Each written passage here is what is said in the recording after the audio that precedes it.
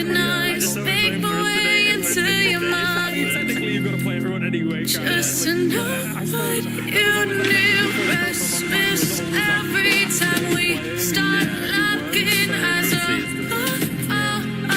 lost control. It's paradise with honesty, but I'm in the dead of the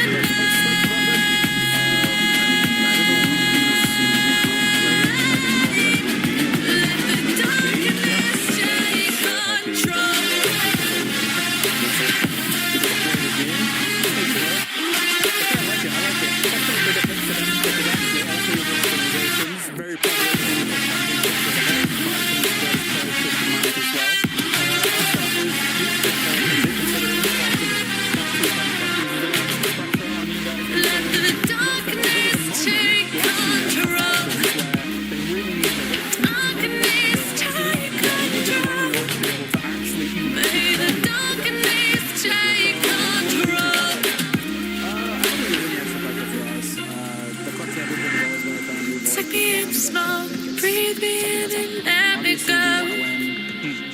Sink to your heart to find you. Open up your eyes till you're blinded by the lights, so you can see what you do. Restless every time we start looking as a lost control. It's paradise with honesty, but I'm in the dead of the night. Teardrops on the floor, the pain is on the field, the darkness take control.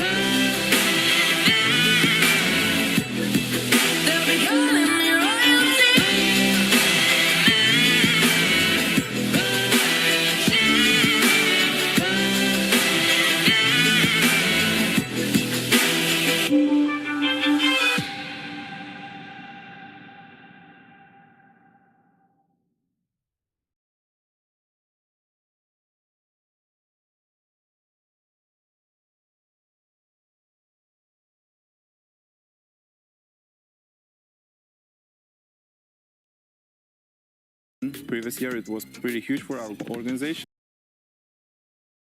Yeah. Try my best, but I mean, you know, we're like big boys. We don't care too much of like all this stuff. We just play the game, enjoy our lives, and if we win one day, maybe we're gonna win PGC exactly in TVP. Who knows? Like, that's just mentality. We just play and try to enjoy the game.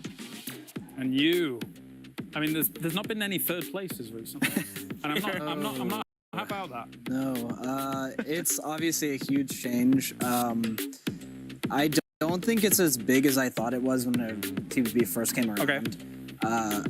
I think that it's obviously a lot, but it's not like game changing. It's not like, you know, we were good then and we can't be good anymore, you know?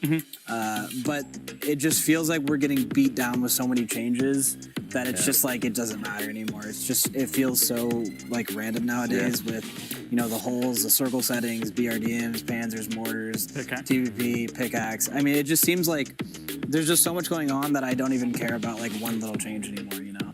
It's like TVP, it's like, whatever, who cares? Like, I think terrain change is like way bigger than TVP. Actually, I agree. I also agree on it, and I also agree that it feels like there is so many changes in such a short time that you can't even understand where you have to focus on. Like, is it actually TPP, or actually it's more about like digging holes, or like whatever stuff, or like now you if you are edge team.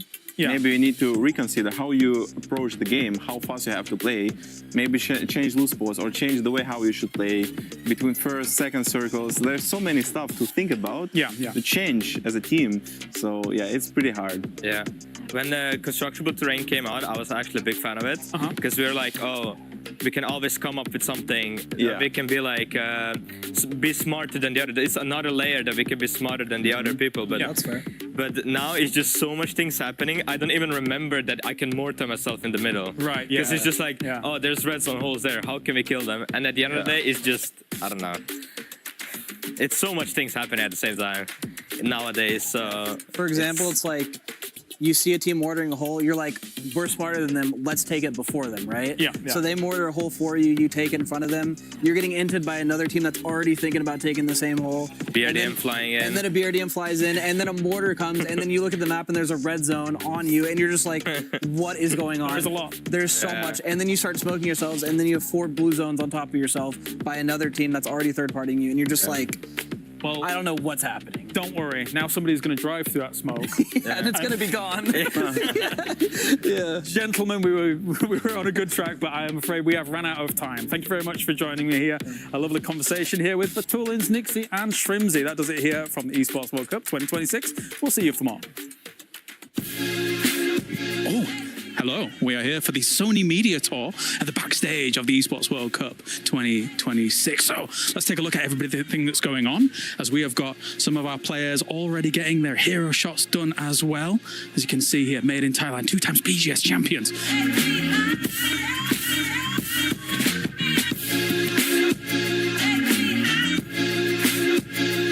Look at the size of that tripod. Whoa! For such a small phone. Size does matter. All right, let's take a look a little bit further on. Kiss, what a legend, what a legend. Maybe we'll chat to him a little later on. Let's move on further down, of course, though, as we've got a lot more other stuff going on. I can see Team Liquid in the distance here, getting all of their media sorted. We're getting a lot of introductions into how all these players are setting up, how their feeling is for the tournament as a whole, of course. And you can see they're getting mic'd up as well. I think they're going to be talking about some stuff. A very different setup here for Esports World Cup 2026, as you can see. Another lovely stage. And over to my right-hand side as well. Actually, I could even sign this myself. This is for all of the players to sign as they do come along. But right next to... don't know who that is. I'll just put myself right there. The real goat of esports. We can now make a little bit of a move on into the quiet zone. Come in. All right. Whoa. Spooky. All right, as you can see, as is signified over here by the quiet zone. pay close attention because we're going to be on a little bit of a trip, an excursion through the quiet zone to see exactly what is going on. A wild Avenger. A wild kiss. Exactly. Right, let's take a look at what's going on in here as well. As you can see, oh, sorry. You can see Parasaurus over there is getting ready to do something. He's about to say something incredibly stupid, but maybe, just maybe, we'll get a glimpse of it later on. All right, let's take a look in what's going on in here as well, in the quiet zone, and peek in. As, hey, we've got Avenger there, and we also have Virtus Pro, Beamy and Lookrooks, being briefed, apparently, on what they need to do here. All right, more here in the media area, as we do have ourselves, hey, the Falcons boys! We got Shrimsy and Kickstart. How are you doing, sir? I'm doing fantastic, and you? Not too bad, not too bad. Feeling great. Awesome. I love the pajamas. They're awesome. All right, let's get these boys in here. We're going to film a little bit of media with these guys as well, as we're going to have them guess some of the plays from previous tournaments. Anyway, that does it here for the media tour as a whole. So I'm going to get on with the Falcons boys, and we'll see you next time.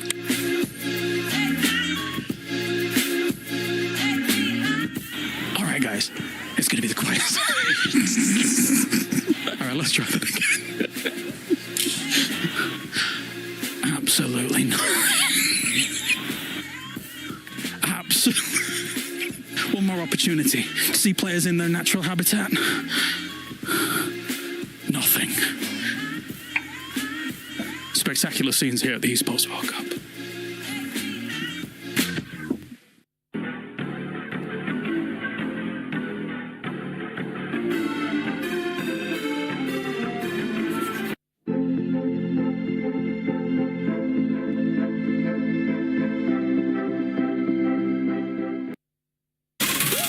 Je suis prêt, c'est parti, voir où m'emmène la vie. Comme sur mon green, tu m'entends quand je respire. Top le veston, jamais fait une gros pas. Big plan, j'ai fait changer toute la piste. Regarde ma plage, je pense pas j'arrive. Je coupe la line, laisse la qui laisse frémir. Nouvel état, new name, toujours fluide dans le move. Main en l'air quand je rentre dans le groove. Garde ce regard, je suis déjà posé. De part je tourne, glace dans mes yeux figés. Vite encore, puis je prends tout ce qui est à moi. Trop vite, trop fort.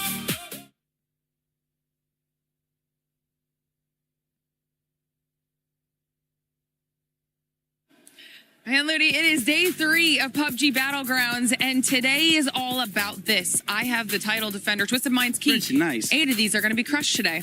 Yeah, today it's definitely do or die. Like, you have only 6 games now, and you can just take your place in the final and have your spot with 1 big games. Nobody is kind of safe, and there is 2 millions at the end. Absolutely. Have you seen this too? Yeah, They're like really, they're pretty heavy, cool. and they're honestly really cool. Oh, look at that. There's someone who's looking for No. you. Ludi, no! Okay. Oh, I think he's coming. Okay. Stay down, Ludi. No. Day 3. Protect the key. Let's get into it. Oh, elle est à moi! Elle est à moi!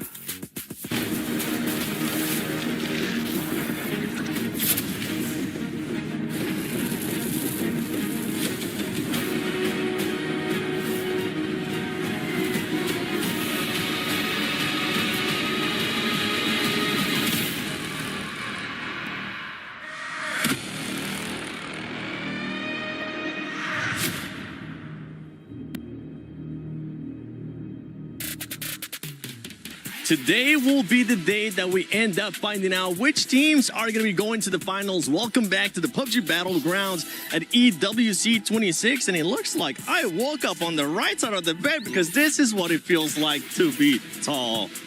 Welcome, my friend. There you go. I'm your studio host, the 7WG, joined by none other than Toppies and Godspeed. Boys, today we'll find out which teams have done enough to go to the finals and which teams will get their keys crushed. Exactly. I mean, this is that moment where rubber meets road, right? It's the drops have been played out. We know where people are going. We know what teams have to do to advance. And honestly, that's where the stress starts to hit. These guys prepared all night and they're ready to jump today. I mean, you want to talk about the drops and all that. Forget about that. We have some big teams coming in with so many points that can absolutely just ruin the dreams of some of these teams that are currently on the chase. We've been enjoying the outside so much that we wanted to go ahead and just switch it up as we're just getting absolutely splashed by the fountain here. And while we're doing this, you know what? While we're getting splashed, why don't you guys take a look at what happened yesterday in this STC Rewind? Yeah. Today is not the day to be lifting the trophy. It's about proving that you belong in the race. Oh my God! That's in a different position. Yesterday, Group A had their final shot at making the finals, and Virtus Pro stepped up to the challenge. An outrageous 17-kill win in the opening match of Day 2 means they are essentially guaranteed a final spot unless something incredible happens. VP with a big win. But for the rest of the teams in Group A, they face a nervous wait to see if they'll be playing this weekend or heading home early. Now, all eyes turn to Groups B and C. They have one chance to make a name for themselves and secure a spot in the finals. Digger, that's 2 down. They know exactly what they have to do, but actually doing it in a lobby this stacked is not going to be easy. Myth, Team Falcons, 17 Gaming, 4AM, Team Liquid, and defending champions Twisted Minds are just some of the names in action today. A good day puts those in the catch-up in contention for the championship. A bad one will see their dreams crushed. The stakes have been raised. Let's find out who is up for the challenge. Ladies and gentlemen, the unique aspect of the Esports World Cup is, of course, the keys that our teams receive and clutch onto for dear life in the hopes that they will place that key into the center of the trophy and forever seal it as champions. The brutal reality is that 23 of our 24 teams will have their keys crushed this week by this stunning contraption. This is, of course, our Crusher. Hundreds of razor-sharp teeth, motors spinning fast enough to chop through those keys, forever crushing the hopes and dreams of our teams and acting as a reminder, that's better, isn't it? Acting as a reminder that they failed to secure the ultimate prize.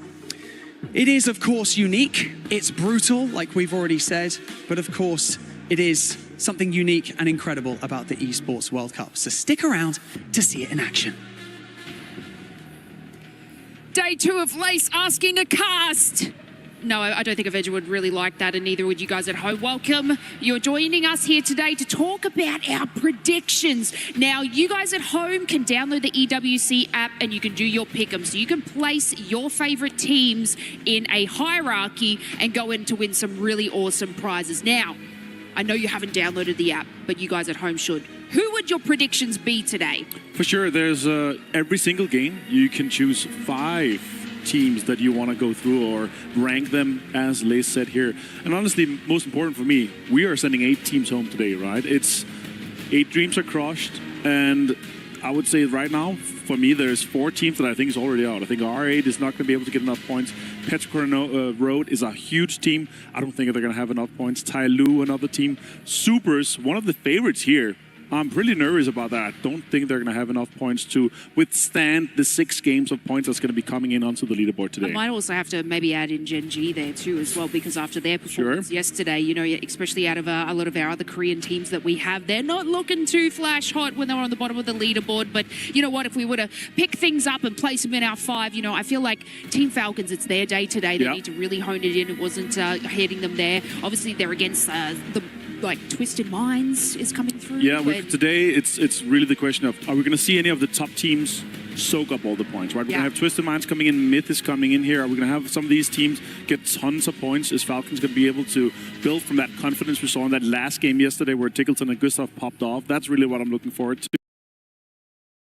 Because if they soak too much points, our cutoff drops, and then you need just one good game to basically get into the finals, right? So that's going to be exciting. And it's the last day today, but of course, you guys download the app at home, make your pick'ems happen, and we're going to give it back over to 7. Thank you so much, Lace and Avenger. Good predictions here and there. And for everybody currently watching at home, if you do put those pick'ems, make sure you share them with us. Use that hashtag EWC and hashtag EWC26. Check out the website for EWC and the app as well. But today, honestly, there's so many amazing storylines. And as we just got to hear from Lace and Avenger, there is some teams that are going to be stressing out because today is Group B versus Group C. Has the teams from Group A done enough, or is it Tyloo too late? I mean, it's Tyloo too late for sure. I mean, not only that, Petrichor is Petra done. Shadow is a shadow of their former selves, and Soup is boiled, right? So all of those, I think, we don't have to worry about, which is great news for teams like AGAL. Because there's so many teams below them. They've essentially got 5, because I'm going to throw R8 in there, right? R8's playing today. It's hard to say that R8 would have like they're coming in with 10 points. So that's 6 games, 10 points. I'm sorry. So that's only 2 teams you have to worry about, you know, in terms of getting past you in that race today. And for a lot of those teams, just a heads up, you can see right now in the overall that Myth is in first place with 79 points. They were absolutely stunning. So as you guys start talking about for that 16 cutoff, if those teams, we'll get a chance to talk this a little bit more later, but if they end up performing well too, it's gonna sponge up so many more points, Scottsby. And here's the thing. So talking and bouncing off what Toffees was saying is Full Sense is just 1 point under AGL, right? Which 61 and 60. Last year's cutoff was 63 points. So with these big heavy hitters, specifically, I'm actually looking at T1 and 4AM. Now, the reason why I mentioned it yesterday, T1 has been kind of bullying 4AM when it comes to PGS, right? Everyone, in the PGS circuit. And the problem is they're going to be in this very same lobby. Now, T1...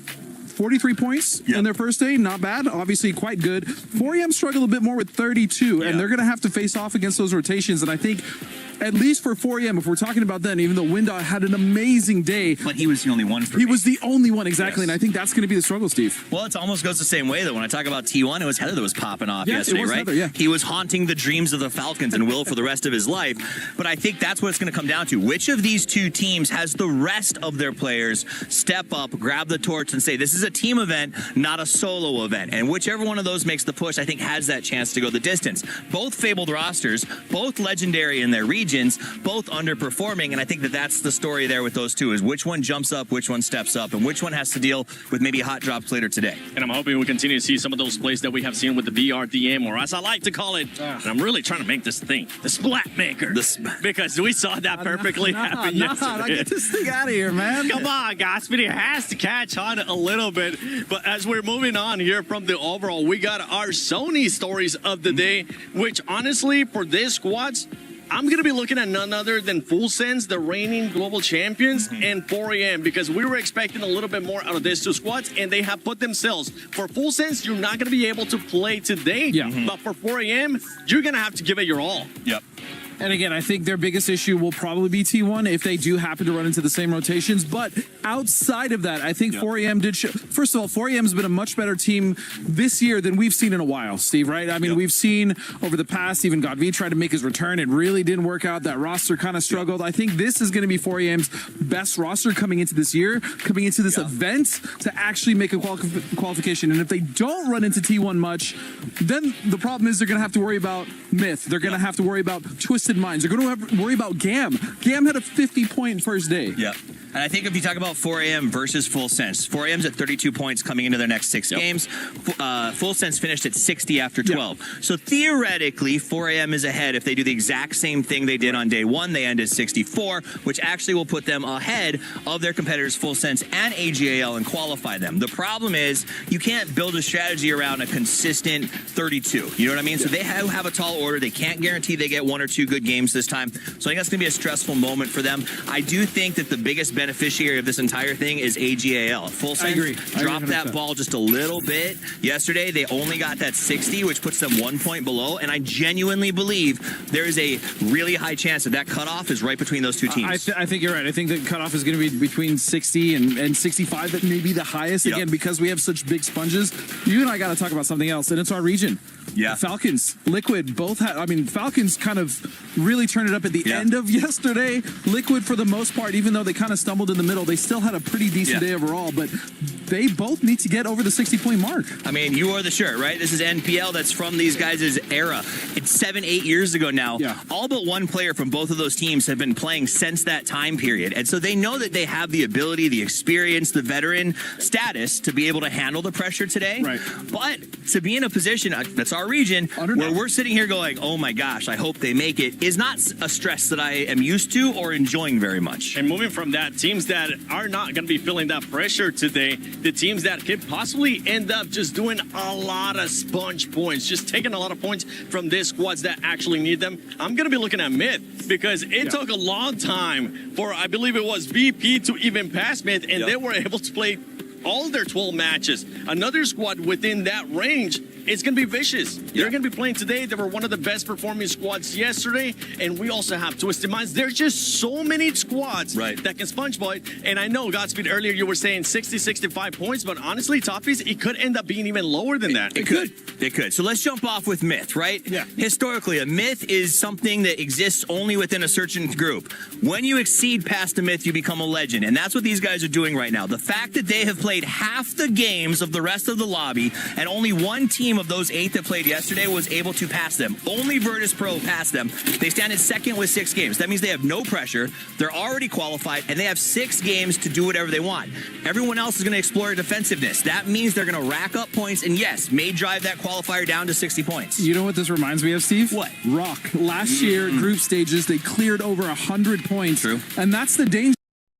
That's the danger here. Myth, when you have a team that's so confident coming out of the group stages, going into the last day, knowing that they're already qualified, that is a nightmare for every other team involved. And again, it's that confidence that we're talking about. It's going to be the lack of confidence as we go on through the games that you're going to see in every other team that is not Myth or already qualified in that top spot. That's a beautiful bird, by the way. Now, if we're talking about violence, right? If we're talking about a team coming out to cause problems, Myth will do that. They want to break 100. It applies to their legend status, they will break right? 100, yeah. Another team, you brought up the Vicious. The Vicious is a team that came out yesterday and was like, hey, you guys forgot about us? Not anymore. And they played out of their minds. They took some endgame fights. They played aggressive. They weren't afraid of pushing 1-2s. Not at all. And so I really respect the points they put up yesterday. And at 45, if they have a day the same, easy qualification. But because they know that, they're going to be more aggressive out of the gate and probably get even higher. Remember, they have Tycon, right? That roster is really disgusting. Tycon burst onto the scene.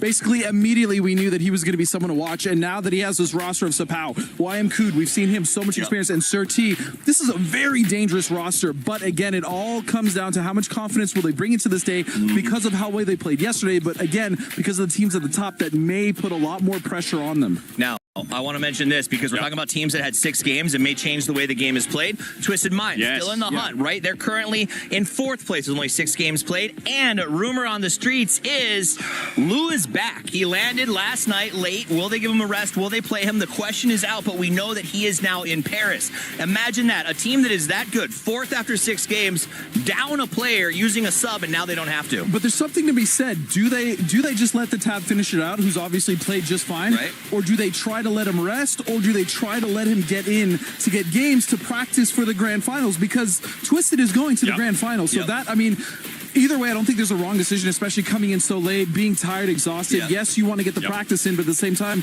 you want to make sure that you're ready for the finals. You can't have a masterclass without the professor. Lou's in town. The professor's ready to play. I think they're going to put him in.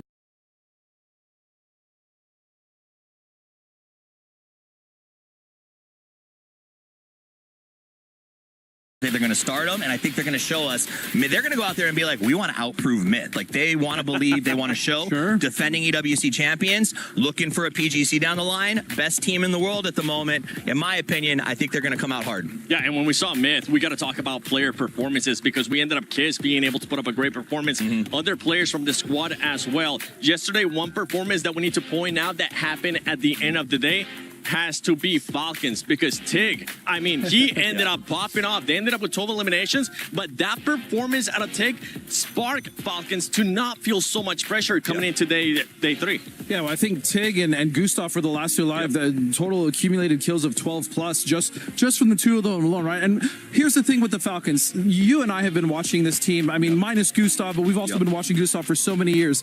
This is kind of what happens if they don't start hot. It takes them a few games just to figure things out. But by the end of it, that's why when you asked me yesterday, hey, are you worried about the Falcons? Steve and I both kind of echoed, not really. They'll kind of figure it out by the end. But now it's crunch time. We have seen, even though they kind of right the ship midway through a qualifier, that they're not always guaranteed to finish strong. And I hope, and I feel like they will, but you never know. I feel good about it. I talked to Gunnar this morning because there was sort of a rumor about a change of calling yesterday, the IGL situation.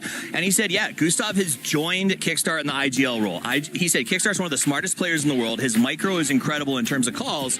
We wanted to add Gustav's macro knowledge so they can kind of share the early stage of the game and give Kickstart the support to just kind of cut loose when he needs to. Having that secondary IGL to make sure that everything runs smoothly is, I think, a really good decision. So yesterday, I think they were getting those feet under them a little bit. They've been doing this for a couple of weeks now. And it's hard to do dual IGL, by the way. Especially when you have, yesterday they got some bad luck. They got PUBG'd, if you know what I mean. That happens. They bounced back. The last game. The head of BRDM comes to mind, yes. PUBG happens. It does. And so they bounced back. They kept the right mentality. I actually am not worried about them today. I'm not either. They should advance with no issues. I'm not going to be worried about them anymore. I was trying to wave a red flag. That's not going to happen. One team that is sitting comfortably with 45 points is none other than Navi, and I believe Kalaris has an interview with them. Hey, Kalaris here at the Esports World Cup for PUBG Battlegrounds, and of course I've got Alrain here with me for their second day of games in the group stage. So thank you very much for joining me here, Alrain. Let's get with our first question. Obviously, you guys started things off on your day one with 44 points so far. Do you feel like that was enough of a performance here so far? What was your kind of outlook on those games as a whole? And do you think you're going to be able to carry that through into your second day? Yeah, we had a rough day yesterday. We played 5 hard games, but the last one was our own. The circles were in our favor, so we just secured the win, and the situation, the leaderboard just got better. And today we need some kind of 20 points. We still are not there yet, so we need to be focused. We need to perform to the best we can. So I don't want our boys to be like on the edge. Absolutely. Nobody wants to be on the edge. It is tough here for some of these teams, of course, that haven't had the best of day number ones. Let's talk about kind of bigger picture things, because I think like a lot of players and fans look at Boostic and Hakatori as the guys that kind of really shine on the roster, and obviously they're amazing fraggers. But when I look at kind of how Ferris is able to do in some recent tournaments, as well as obviously kind of taking charge for the team, it's always great to see him kind of developing as a player as well. So where do you think Ferris is at right now here and for EWC? Yeah, definitely. We have some roles changes after PGSs, so Ferris is adapting. We have hard times right now with figuring out how to make everything work, but he's doing good. He's adapting, and I think the more we play, he can get better and better until the finals. Can you elaborate on those role changes, or do you want to keep that secret for now? No, like IGL is a Spyro right now. He's taking the charge of the game, and Ferris is taking the second caller role. Yeah, something like this, yeah. Okay, that's good information, thank you. And just as a kind of final question here as a whole, what's the skill ceiling? What's the level that this Na'Vi roster can get to? Because you guys won a PGS, but from my mind, I feel like an EWC or a PGC is on the way for a roster like this. So what's your perspective on it? Yeah, I agree with you, because I think this is the best roster I've worked so far. Individually especially, we lack a little bit of experience, but with Spyro coming to this roster, it like fills the gap, I can say. So definitely sooner or later we will get it, and I hope this one is ours. Amazing. Thank you very much, Alrain. I'll let you go back to your team for now here. That is me, Kalaris, signing out with Alrain here for day number 3 of the group stage.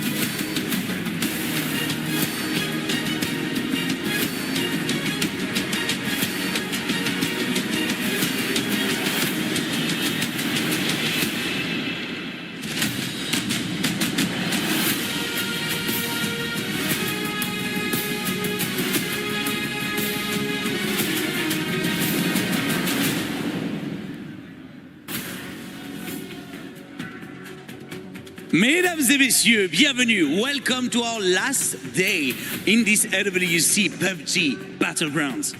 You know what? Today, it is do or die, guys.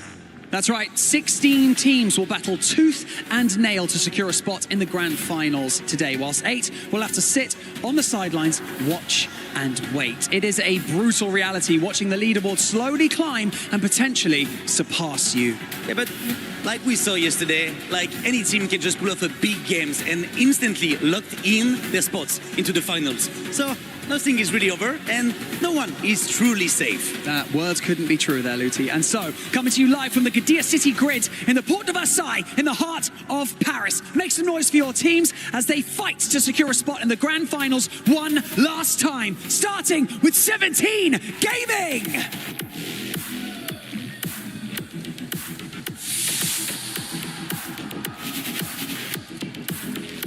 Navy!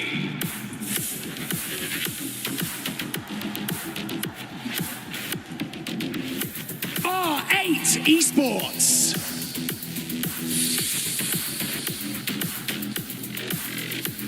T1!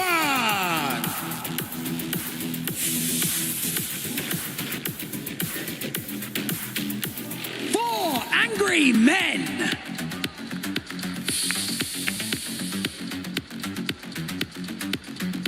Cam Esports.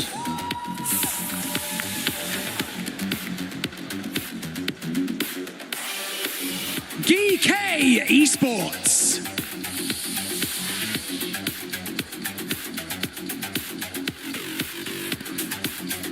Genji Esports.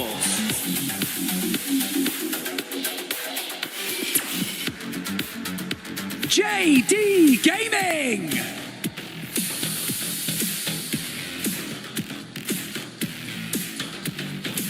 The Vicious Esports.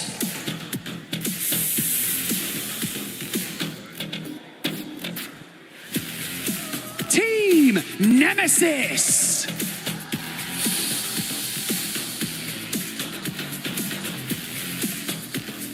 Sharper Esports.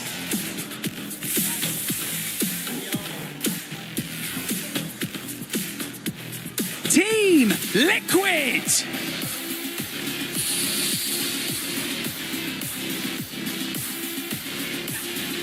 Myth.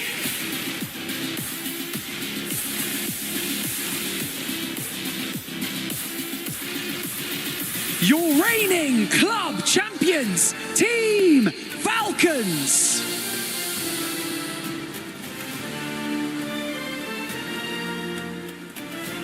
And finally, your defending champions of EWC, Twisted Mind!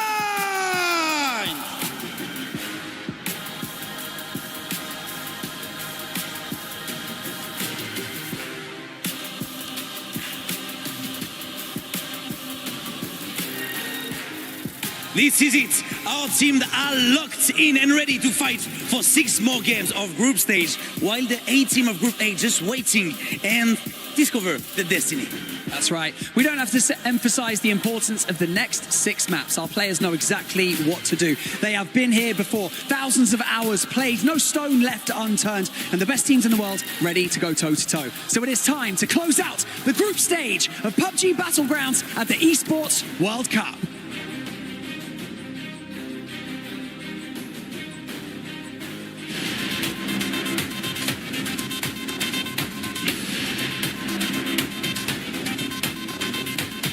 In Group B, I'm going to go with Twisted Minds as our biggest rival. Probably say 17. They've been the most consistent team. Navi's also been very good. 워낙 좋은 퍼포먼스를 많이 보여주는 좀 슈퍼스타 선수들이 많아서 이스가 가장 라이벌이라고 생각합니다.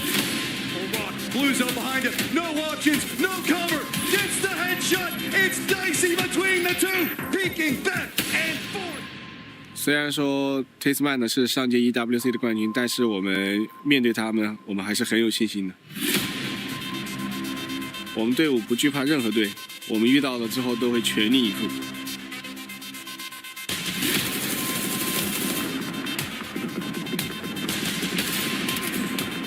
I don't want to fight Navi because they got Hackatory. That guy's built different. He's very scary, very good at the game. There's no one that I'm scared of or like don't want to fight, you know? We're them. We're gonna win. We're the best. 这个小组也没有我们想打队伍，因为这个小组比较均衡。Honestly, it doesn't matter for us. We're just ready to fight everyone.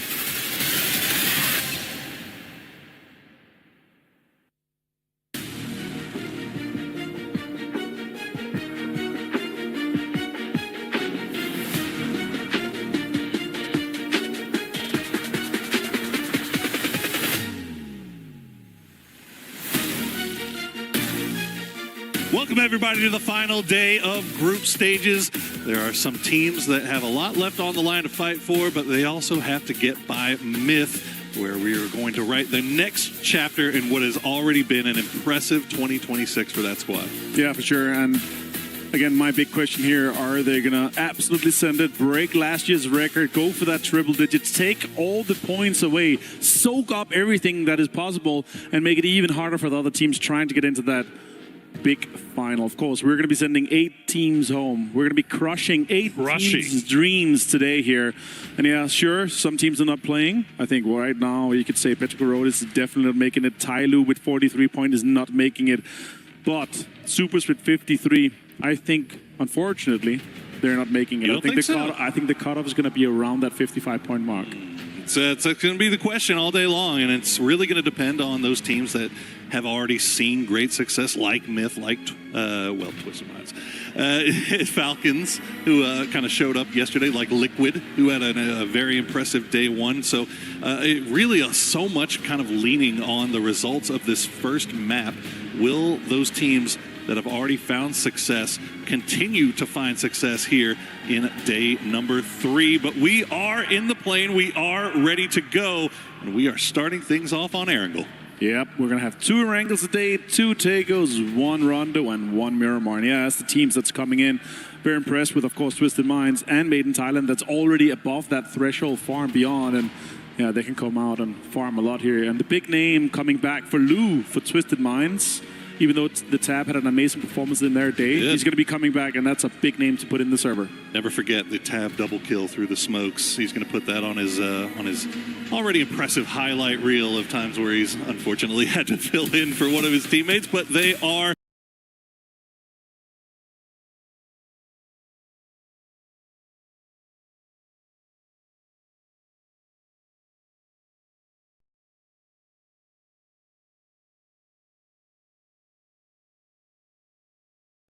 banging on all cylinders to start things off here today, and that is terrifying news for everybody left in the lobby. You see all the faces of all the players. A lot of stress on some of those players, but some of those faces look a little bit more calm.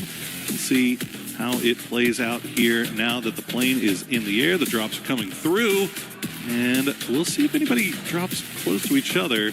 They've managed to avoid it for the most part these first 2 days, any early game shenanigans. Yeah, Severny and Novo here, playing path from the north to the southeast. A little bit difficult for some of the teams to get to the western side. Fair Pierce long stretch. Some teams are going to be having to go close for that, so let's see what ends up happening here. There might be some contests for cars and so forth, so it's going to be definitely interesting. And also with the circle, like the plane path with like this here, we could end up getting some crazy circles, either all the way up north or southeast with like a 50-50 circle. At least that's what the tendencies has been with these plane paths here, Poro. Feels like we managed to duck Military Island for the most part. You say so. So far, but I don't know. We'll see what happens. But oh, there you go. Hard north. As you said, another hard shift coming in once again. Well, Gen G right there on the south side playing around Razak. And we did get a chance to sit down and speak with Soul about his tournament so far. 저희는 에란겔에서 그룹마다 좀 다르게 떨어지는데 뭐 그 이유는 일단 파이널에 올라가기 위해서고 저희가 하는 모든 행동 하나하나는 우승을 위해서라고 말씀드리고 싶습니다.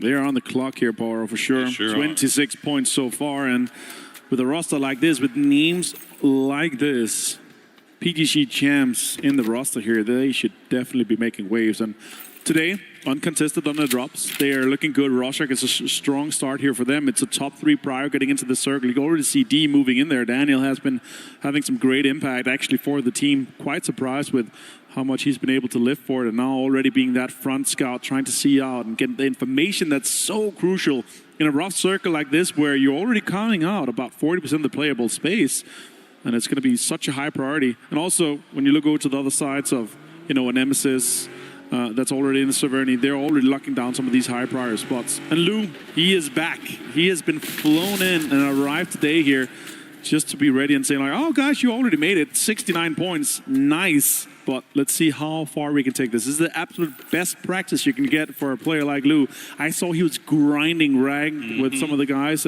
across all the hubs in the community, so that's been amazing. And I'm sure he's going to be absolutely ready for this.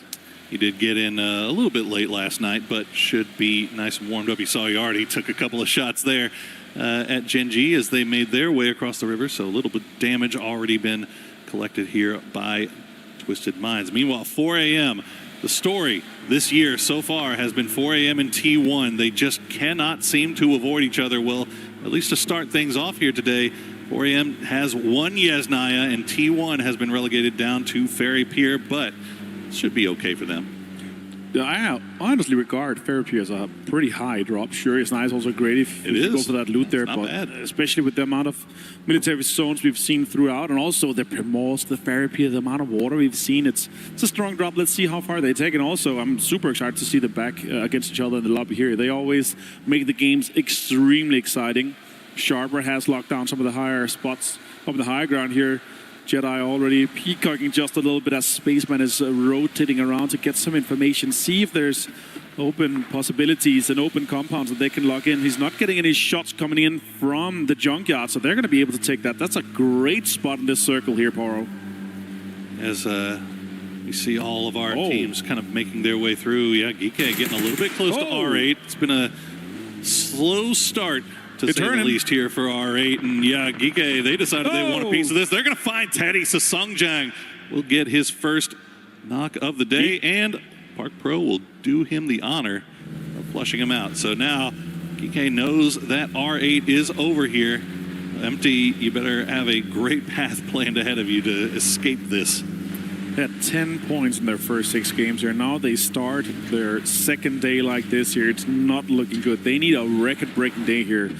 And as I talked to Lace about here, it's in my book, man. I already count them out. Like, it's going to be too difficult. There's too many good teams in this lobby here. And now with 4 a.m. having locked down multiple spots, Lou has the information already. Nemesis is also aware of some of the locations coming in here. You can see Lou already with the comms. Speaking shots coming in multiple sides here. Damage done to Spaceman. Hits the Meme also. Ooh, but it's returned immediately. So the headshot. That's what you always got to be worried about, right? These guys can actually shoot very well. So you don't have a whole lot of time to just sit around and ADS taking shots. So Lou will heal up and escape back to the rest of the boys. It looks like Twisted Minds just currently hovering around on the south side of this zone. We saw them running into a couple of teams over by that Razak Bridge, but now they've got it pretty much clear to themselves as we check in with JDG. And JDG right now 34 points, as you see on the leaderboard here, and that's currently just outside that cutoff. And with Falcons in 15th and them in 16th. Petrograd is that 16th team. And I would say maybe even now, already in this game, they're going to be out here. It's such a low threshold to having be playing 12 games. And with former PGC winners on that roster, that's just so unfortunate. I don't know if it's the demise of missing out on having a player like Ix left on the team, or them not being prepared. You saw in the interview with him, they were absolutely not worried about fighting anyone. Not had the chance to do much of that so far. And now Myth coming in, and that's a team you want to avoid. Thunders finds Parkro here as Sharpers gets involved with Geek.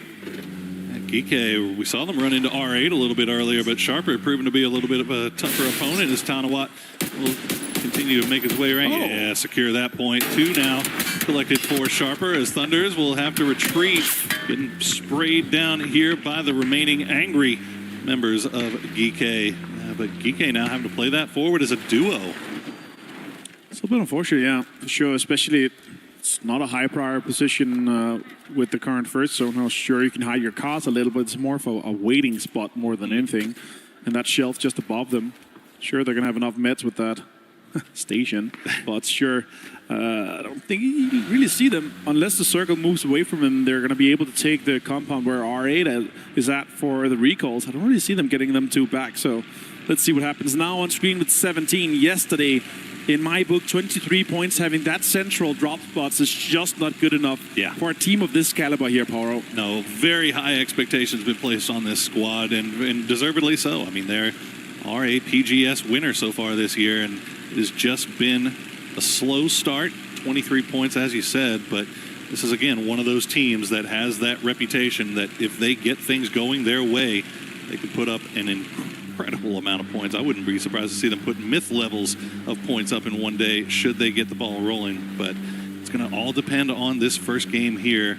See if they can start finding their way. Check in with GAM on that northern coast, pulling in on that western side of a very wide split Team Liquid right now. We'll see what Party Cardi decides to do as he sees this approaching squad. With the red zone here, it actually drops drop dead center onto Elo's location here. They're going to lock down that compound just above that ridge west of Servernary. It's actually a really strong spot. It's very breachable when the team's coming in on either side of the ridges, but as a phase 2 spot for a location here, that is massive for them. I wonder if they're going to stay with the 2-2 split or if they're going to try to link back up as a 4-man. And also a very another just hard, well, it's not a hard shift per se, but it is hugging that coastline. There's still about 30% of the circle is water and unplayable, and GAM taking over that cliffside now means that entryways will be limited, as we see still 61 left alive, 6 teams up. It's going to get pretty crowded in there pretty quickly. And the scary thing is, alongside that, you have like 2, 3, 4 teams that's basically already qualified or close enough to doing so. Yes, sir. And then they can start playing around it and be extremely greedy. GAM is one of those. 50 points is looking great. They just need one more decent game here. They know just by the merit of being in the next 6 games here, they're going to have, 1, 2, 3 kills. Shrimsy finds Ajar from R8. And R8 is losing players here. That's unfortunate, but they did get the res off, and GK did backfill that position, as I was talking about before, and might be able to res as well. So that's huge for GK, as Falcons continue the slaughter fest that they had yesterday from that last game on Erangel. Yeah, this is nice here for Falcons, just kind of playing in from the edges. Managed to catch that 1 point off of R8. As you said, GK able to get those blue chips. They're going to get their players back, but man, even when you get them back, where do you go? There's just everything is occupied right now, so they'll maybe at least be able to throw them a gun here or there to play around, but it's going to be dicey for sure, as we see Sharper now pulling up into that bunker location. We'll be able to retreat, get that res off. But Nemesis has eyes on. This is really just trading shots on the northern side of shooting range here. Sharper finding some success, but they do have to stop down and get that res onto Zapalui. The delays just a little bit. Jedi being out already. 2 kills. It's looking good to stack that up from the beginning here. You just need a high average. You just need to avoid those, 0 and 1 point games. It feels really early to be right here, doesn't it? But I mean, I guess when you have the pickaxe, and you can the terrain is important here, for sure. I'll say this though. Again, we're eliminating so much base as you talked about. Now though, we have to talk about this. Falcons pulling up onto GK. They saw that they were having a rest here, so a count going out, and that might be massive. I don't think they're even going to get the guys back from that recall. Might not. Songjang, the last player left alive, he will at least have time to heal, and he is going to spot out Tiggleton. Won't be able to go for the flush. He will. That's going to be Falcons losing one early. Shrimsy just not getting the angle in time to prevent that flush.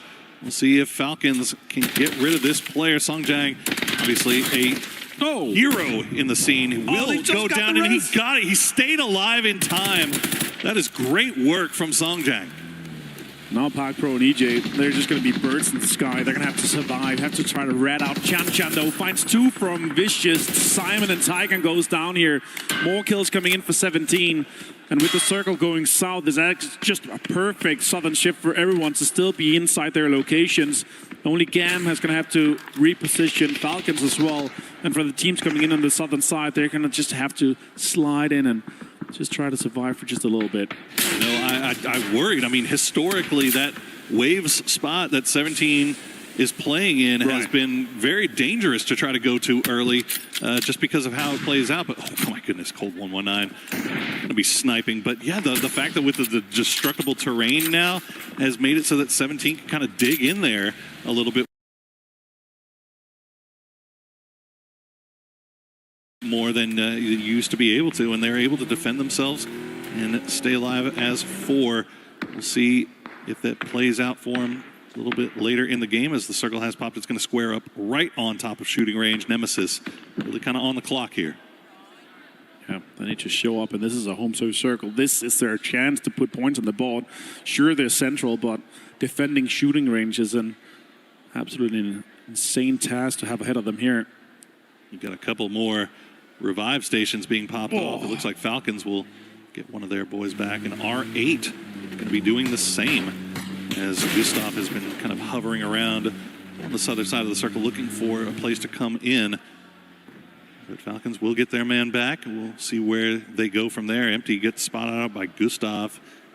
And really, it's just kind of the edges of people playing around this periphery of shooting range, the high ground, the low ground, everybody very, very close to each other. Still 54 left alive. He's on the arena. We also have some of the GAM Expendables fans in there, and there for sure. With this Western ship's going to be easy. No, shots coming in on R8. Empty absolutely pull up from Shrimsy. More points come the way of Falcons. They saw this as an easy target on their way and on their transition on the way into the circle here. Now they're considering how we're going to approach this. Can we take some of the lower ground? Can we take some of the higher ground? We've seen them before be able to play some of these edges quite well with getting kills, and 4 points already. That's a decent average here. If they could just continue that for the rest of the day, they're absolutely fine. Yeah, just do that. It's easy.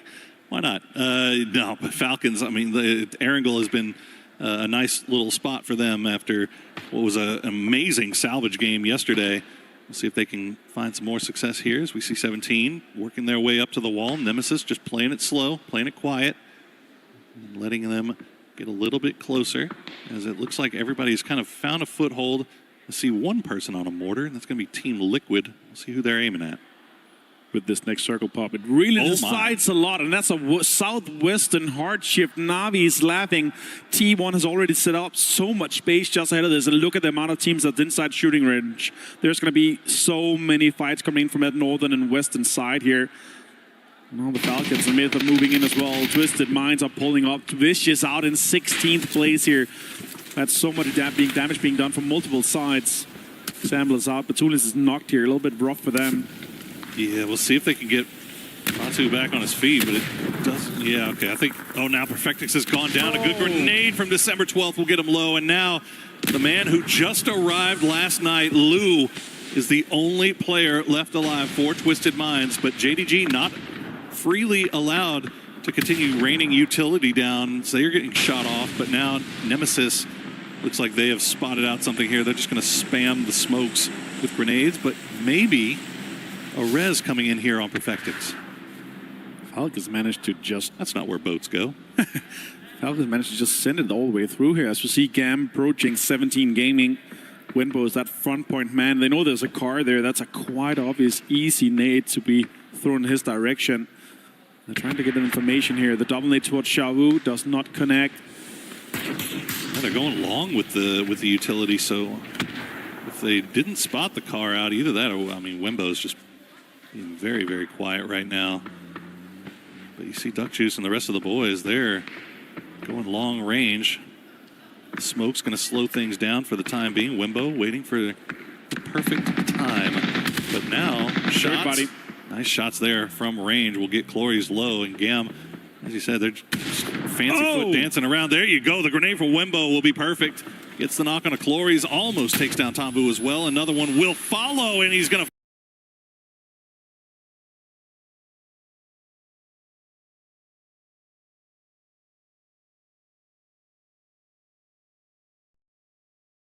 find Tanvu that time. Duck Juice now going to recycle those smokes, see if they're able to reset this fight. But I don't know if Wimbo's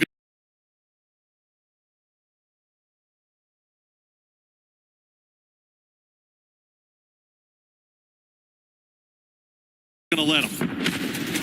Logo's pushing in. Oh my God, it's a huge third-party opportunity for so many teams, but 17 is making all the work here. Chan finds him. Well, that is GAM Esports out.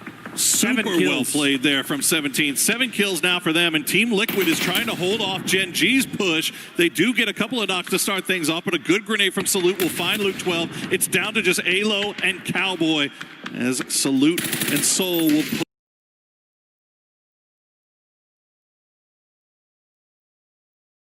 push in, trying to find some heads peeking. You're not going to find them in time. Team Liquid will wipe out Gen G. Extremely well executed here for Team Liquid. And they have said if we have a good game one, we might be making moves here in the next one. It's a pull-up from RA. Teddy's coming in here. Cowboy's active. M249, he jumps in. Teddy gets Cowboy. Huge play here from him. Aimbot finds Halo. Now it's just down to Pretty Curdy. And R8, this is about their third revive at this point. Empty just hit the ground, but he is now knocked once again as Purdy Curdy finds himself the last remaining player for Team Liquid. Hitting all those crates, see if he's got any more utility, but you see the shots coming in from range, but nice. Aimbot will take him down, and R8 just refused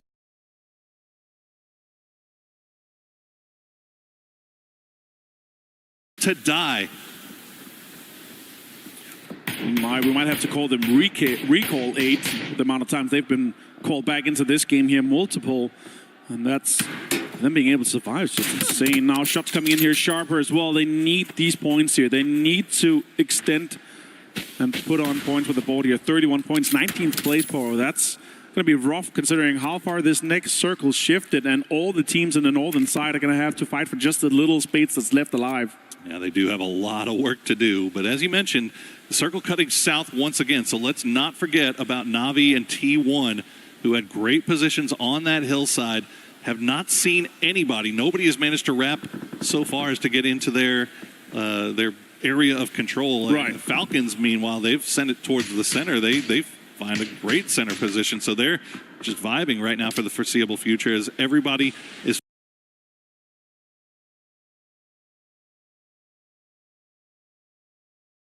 fighting their way out of shooting range. JDG, grenades will be thrown over there, but they're not going to find the mark.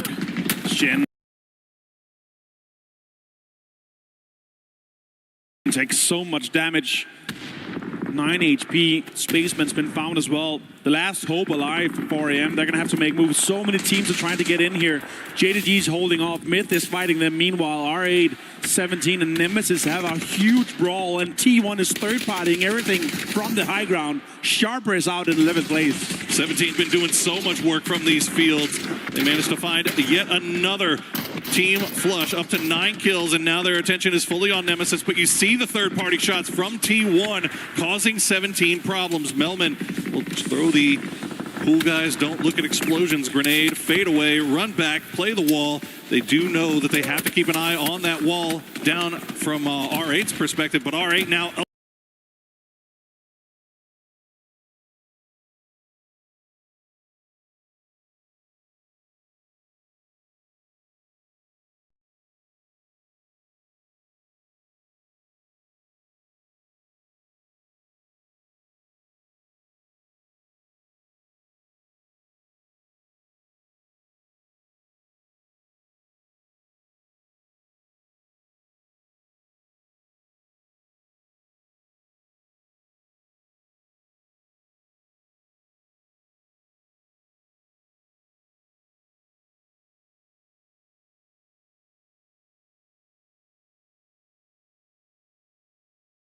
eliminated.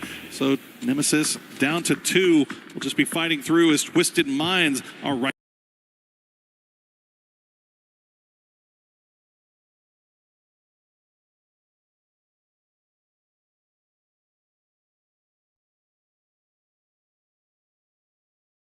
in front of them.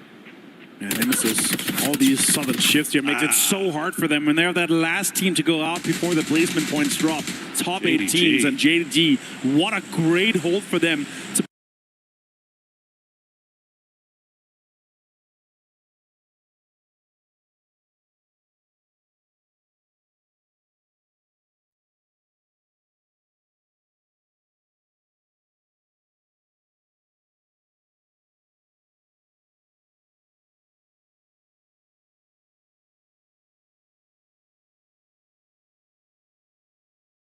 Be on the edges and ridges of this high ground. Now they're pushing up. They have cover to play with as well. They're going to be the last team to come in from the north. But T1 is moving in for the third party. They want.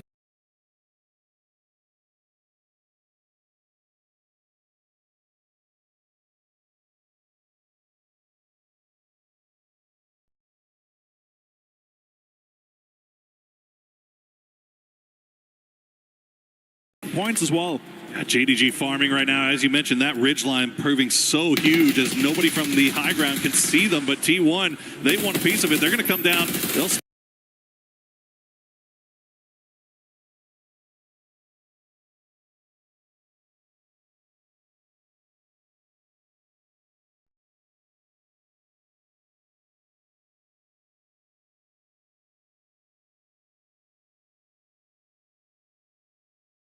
spot out December 12th. Nice shots from Heather will take him down from range. As now T1 will find two, will find three.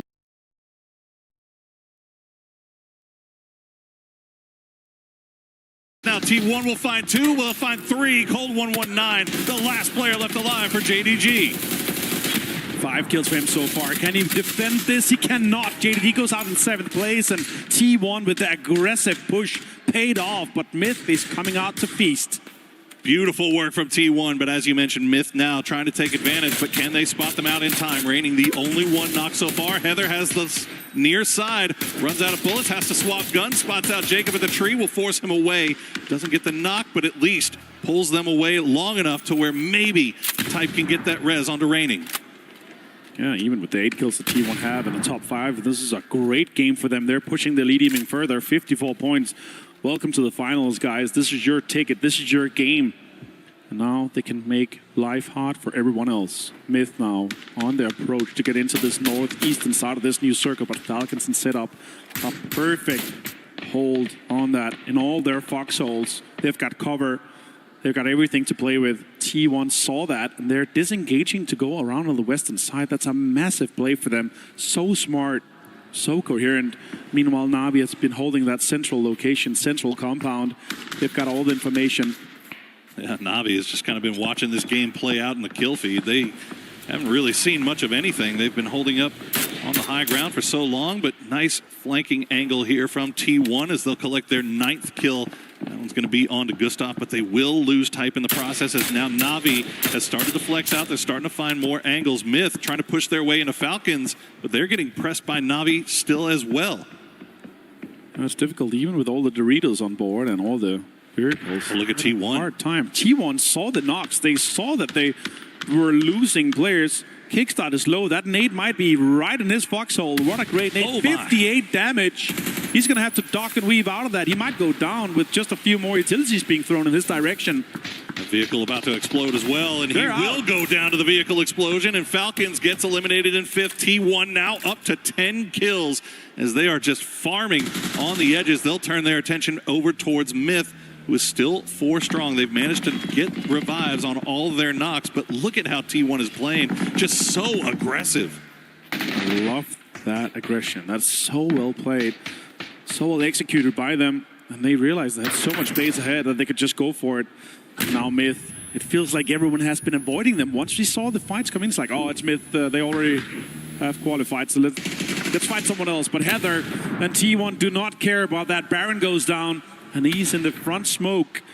And with Ian being so aggressive, there's Panzers alongside this too. But Heather and Ian, 4 kills each. Can they make it even further? Well, at the same time, we see Navi. I mean, we looked at them yesterday where they had a great opportunity to get a lot more kills, but they played it a little bit more cautiously, going for the win. But what a shot from Heather. We'll take down Scappy Kiss, now the last player left alive, playing around the edges, looking on the smokes.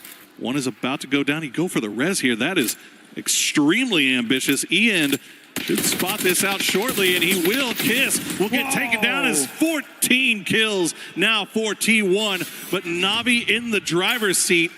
But they have gotten 1 point so far as the game has played out. And somehow EJ from Geeke has been all by himself here on the southern side, not spotted by anyone. I've got to apply the same strategy. If you can see some free placement points, you got to be safe and secure about that. Absolutely. 4 guys alive here with everyone holding so much control. And there's just 3 kills left available. EJ from Geeke Heather and Ian. Ian, what a shot. And 7 kills for Heather so far. It's insane. It's great work. Are they just denying this? Like, they realize that it's just 7 players left alive and couldn't make the most of it here with GK. Almost a guaranteed second place at this point here.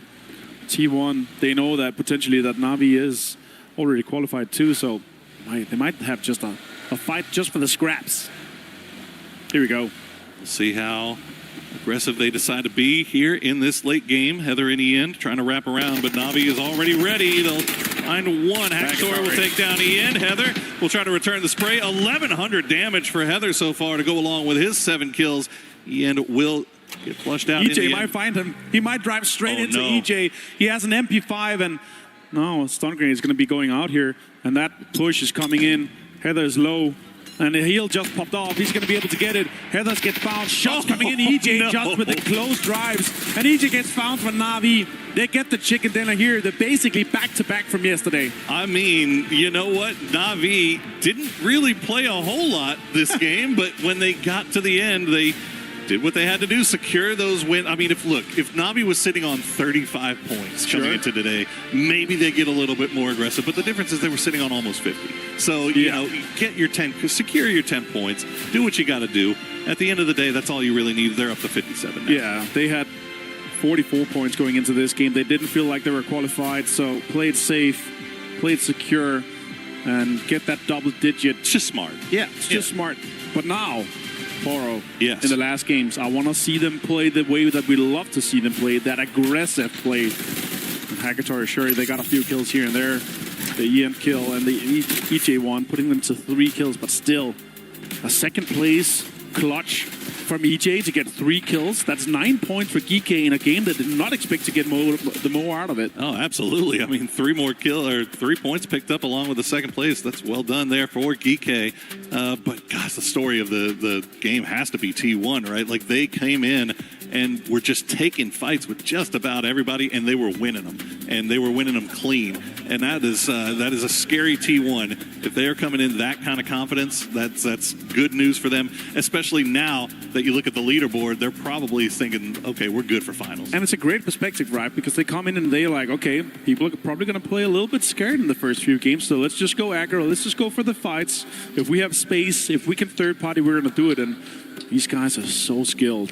They are T1, man. And you've heard it. A lot of the interviews we heard throughout Esports World Cup here at PUBG Battlegrounds, honestly, most of the guys have talked about how T1 has been able to be so aggressive throughout the year, and they continue to do it here at the Qiddiya City Grid. Well, that is game 1 taken down. We've got 5 more left to play, so don't go anywhere. We'll be right back. Play is in our DNA. Whenever we let it out, it becomes our superpower. Now imagine an entire city being built to supercharge it. Qiddiya City, powered by Play. A lot of people are haunted by their past. I'm inspired by it. They're not just playing for themselves, they're really playing for their entire family. They have defeated their demons! They have crushed the curse!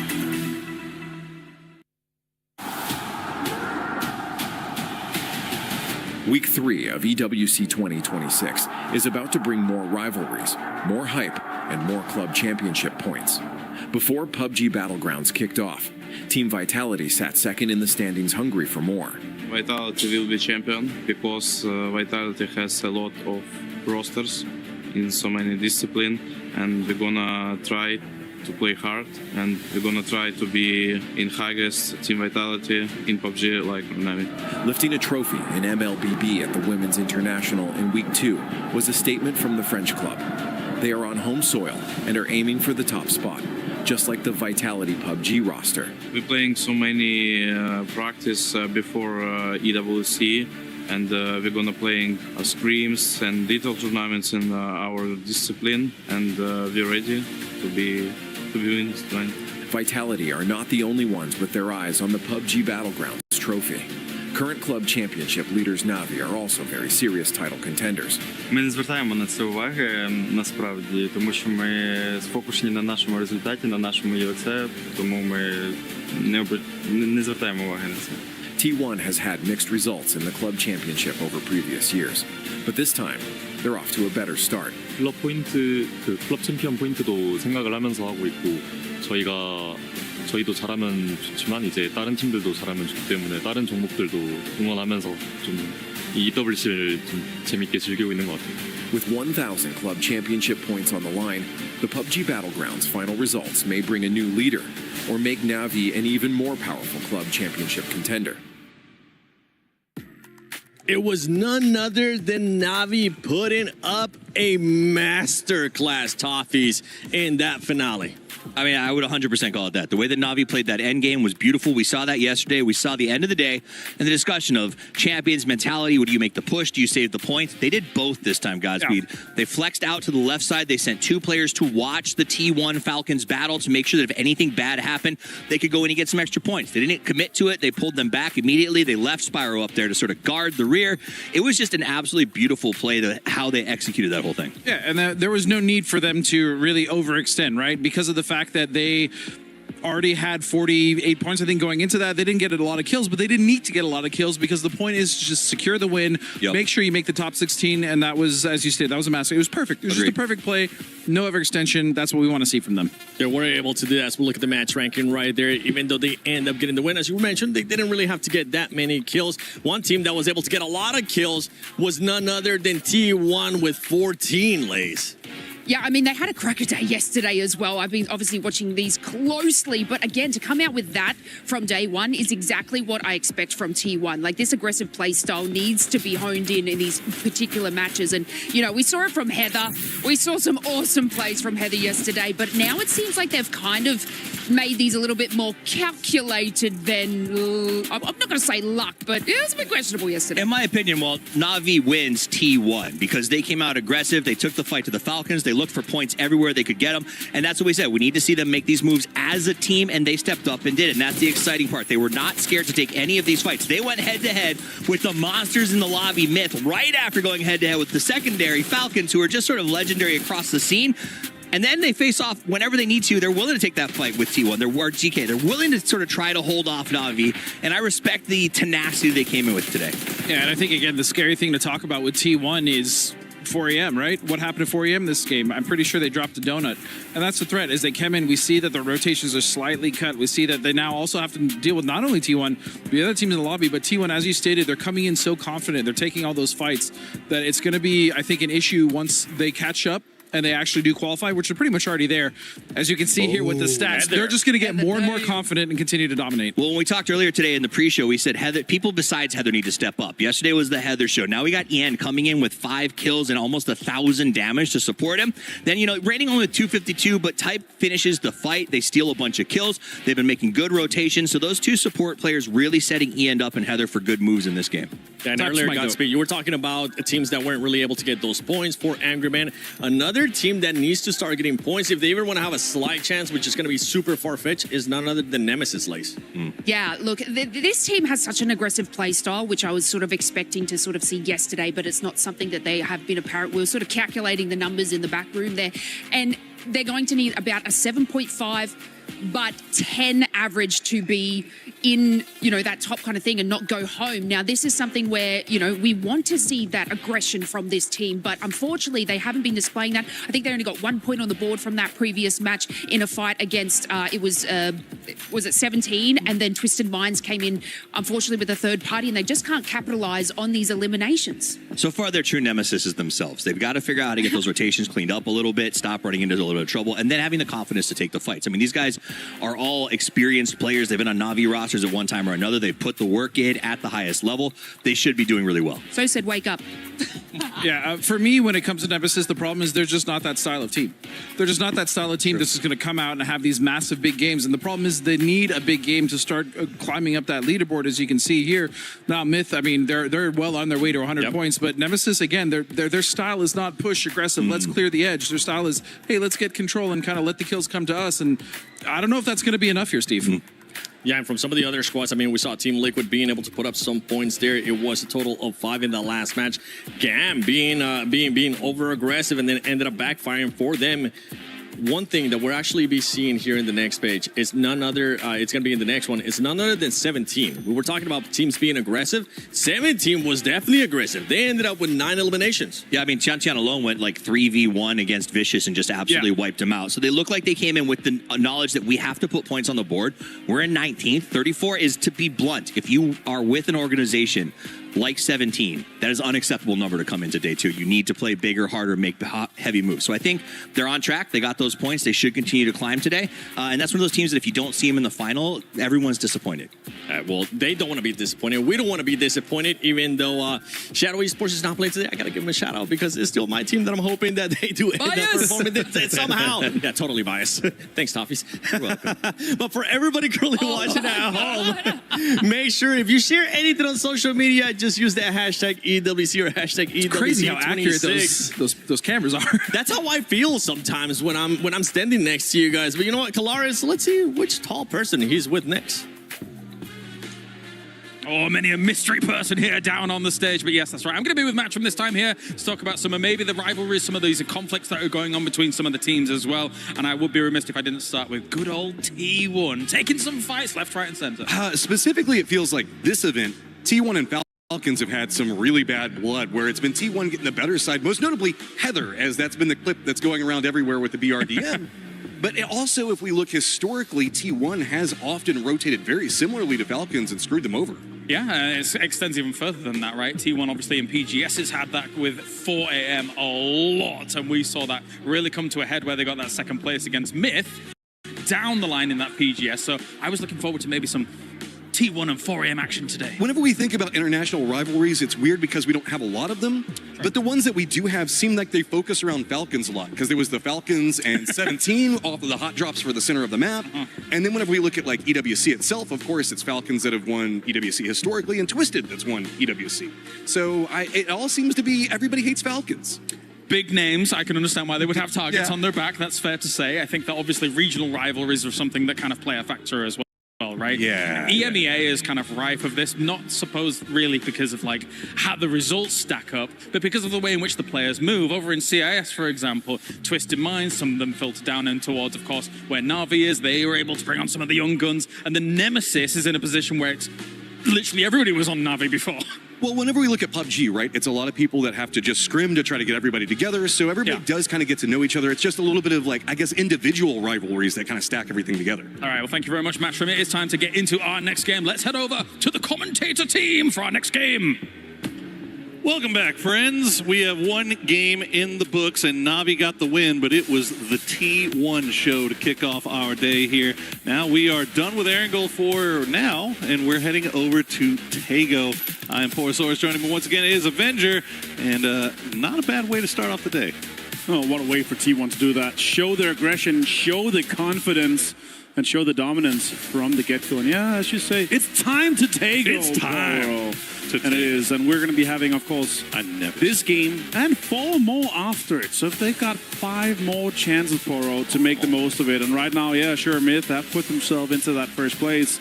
And it did feel like a lot of the teams were a little bit scared to face them because there's just no point to fight these guys. They're going to throw everything they have at you because they're already qualified and already going to that final. As we go from the western side to the east, and you see right now, you said 64 players before. All right now, half of them look nervous, the other one look content. Well, I mean, for good reason that some of them should be nervous and content. As yeah, I mean, look, Myth obviously didn't get a win last game, but you saw them looking dangerous. Right. Like there was 5 kills. They just happened to run into the buzzsaw of T1. They look like they have not dropped a beat since yesterday so far. We'll see how the rest of their day plays out. They are very close. I think that's Myth. That's very close to Team Liquid right off the drop here. Yeah, that is. That's them right on top of each other. So wasn't expecting to see any early hot drops, but we might get to see just that. Team Liquid still have a lot of work left to do here. So they do not want to take the risk here of going out early. It's going to be fun.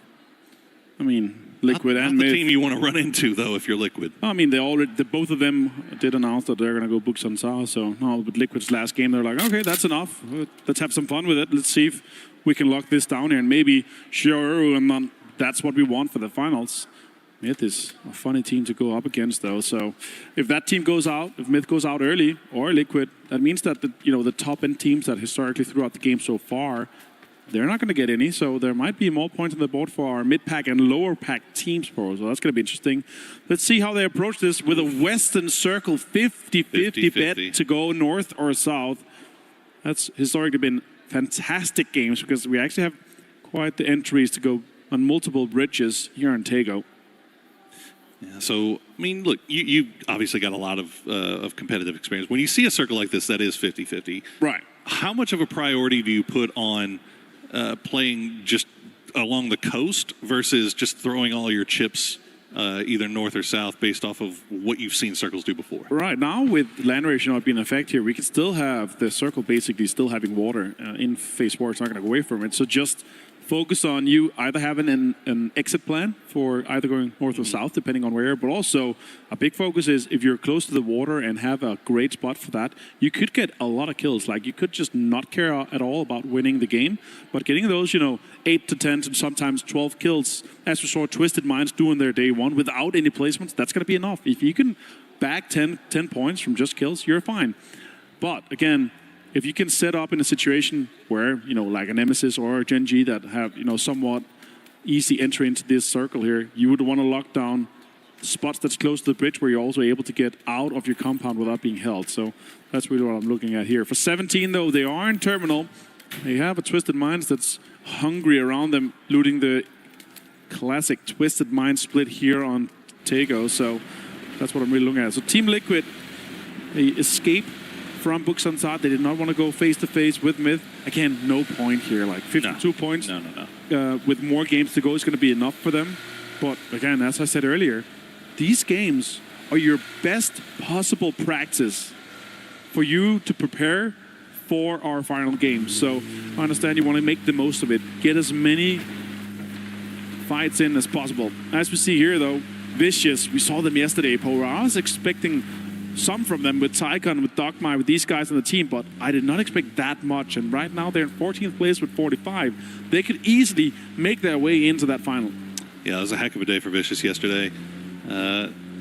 Starting things off, and look, Team Liquid 4 deep in the U.S. right now. I don't think wants to get involved with anybody, but they may end up getting involved with Vicious. Now, this is another question, right? With a circle like this, if you are a team like Liquid or Vicious or Falcons, where you're very, very far away from that initial zone, do you slow play it? I mean, do you just kind of come in with the zone or even eat a little bit of blue just to see what that next circle decides to do? I mean, that's exactly the problem. When you're so far away, you have no information ahead of you. You don't know if any of the compounds in, so you have to get in and you have to try to get space or be prepared for the worst possible, right? So even if the circle goes west or north or even stays on either side of the water, you're going to have a plan. How do you want to approach it? And when you're getting in this late, it's going to be absolutely different. Jedi, though, on the other side here, he's going to be able to get some presence. Full 3 gear. He left the gun behind, so we might be able to check out what that is. But on Teiko here, it's not just, it's like Santa. He crashed, and now all the presents are coming out. And he left an arm. Oh, my. So that's a bit of a surprise, but usually somebody else likes that. It's very designated for 1 or 2 players on the team to be playing those bold actions here. But he left it behind, so let's see who ends up grabbing that. But that's a strong gun, obviously. That feels like a Tanawatt gun, if I'm being honest. That could be it for sure. Tanawatt or maybe Earth. Earth's up Louis could be too, yeah. Now, another absolute fantastic situation here for Liquid. They're going to be able to come in and loot Song Am late. And then be late to the circle coming in here. Now on board with Gustav, the newest edition of Falcons. They're going to be coming in slow from airport. Now shots come in, though, from Twisted Minds at 17. Takes the tire out and causes him to spin out, but not... Actually, I think might have thrown off the seat swap spray, but Perfecting's now all by himself, and he is going to get hunted down. Wenwa will take him out, and that'll be a point secured for 17 as Twisted Minds once again lose a player early. But it looks like the rest of Twisted Minds actually want a piece of this. They're going to continue to collapse. They're all in vehicles. That might just be them positioning, making sure that they can get that chip. Yeah, definitely trying to put some pressure onto them so they don't steal it away and just run for it. Yeah, of course, two teams that's extremely close to each other. That's going to delay both of them, and that might mean that a team that's coming in later than them from the same side, like Falcons, could run into them. Now here with 4AM coming in, a lot of teams actually end up rotating in from the south to the southwest side here, so they could also be running into each other. R8 ahead of 4AM. They're going to be getting inside the circle and somewhat betting on a southern shift here. It looks like they're not looking for more information further ahead inside that circle. Yeah, it feels like a lot of our teams are betting on the south. Now, obviously, off to the east is where it gets confusing because you got Twisted 17 and Falcons. Right. They may commit to going north, but currently on the island, we just have T1, JDG, Genji, and Geek. So everybody else that started on the mainland, that started on the south side, is elected to stay there. But Twisted Mind 17 Falcons all going for this same bridge over by Yongchong. Right now, Lu leading the way, as looks like 17 will spot them off in the distance and pull away. So yeah, now that Twisted has made their way across and put themselves in good camping position, I think maybe 17 is saying like, maybe not. Maybe we just kind of hang around here on the periphery and wait and see what this second circle decides to do. Yeah, exactly. And now with Falcons here, again, looking for information as Vicious is quite literally rotating into the circle and towards the circle, and Paul might to have a little bit of help here. Simon comes back. Now shots come in towards them. It's Sharper. They're putting on some pressure on them. They want them to disengage and get away from this area here as the swamp area is. It's a very, very vile area to drive through, and now they might tangle up with 4AM. And remember, Sharper sitting on all those big boy guns too from the care package drop. So Vicious, smart to just get in the vehicle and get on out. But Tanawat right up at the top, but it is going to force them into 4AM. As you said, Spaceman seed swapping, not going to matter. Powell will land the shots, gets the knock, and now a lot of damage being done on the window, but he'll find Simon T. Spaceman gets flushed out. Powell is down. 4AM fully committed to this fight with Vicious, and Sharper has to see this in their kill feed and think we can get some more points off of this. Let's get involved. That's so unfortunate for 4AM. Getting knocks, but don't get the points. Shen gets found by Jedi. 4AM on a lot of pressure. Winda, it's a meme. Can they make something happen here? Can they move in and get the reses off? I doubt it. Sharper, look at that. Another, and an MK14 in the hands of Thunder. Tons of big damage is being done. A headshot takes Winda out. Oh, just unfortunate timing all the way around for 4AM. Shen.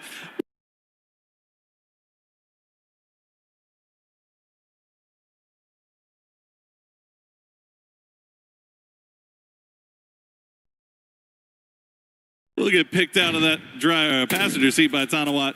As we said, the Alm did go to Tanawat. So there we go. Now we know who has You know what you're Alm talking Prio. about. That's great.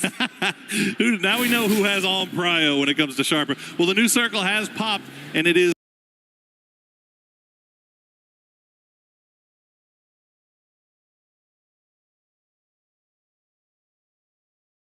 not 50-50, but it is a lion's share on that northern side. So already, while that fight was going on, a number of our teams that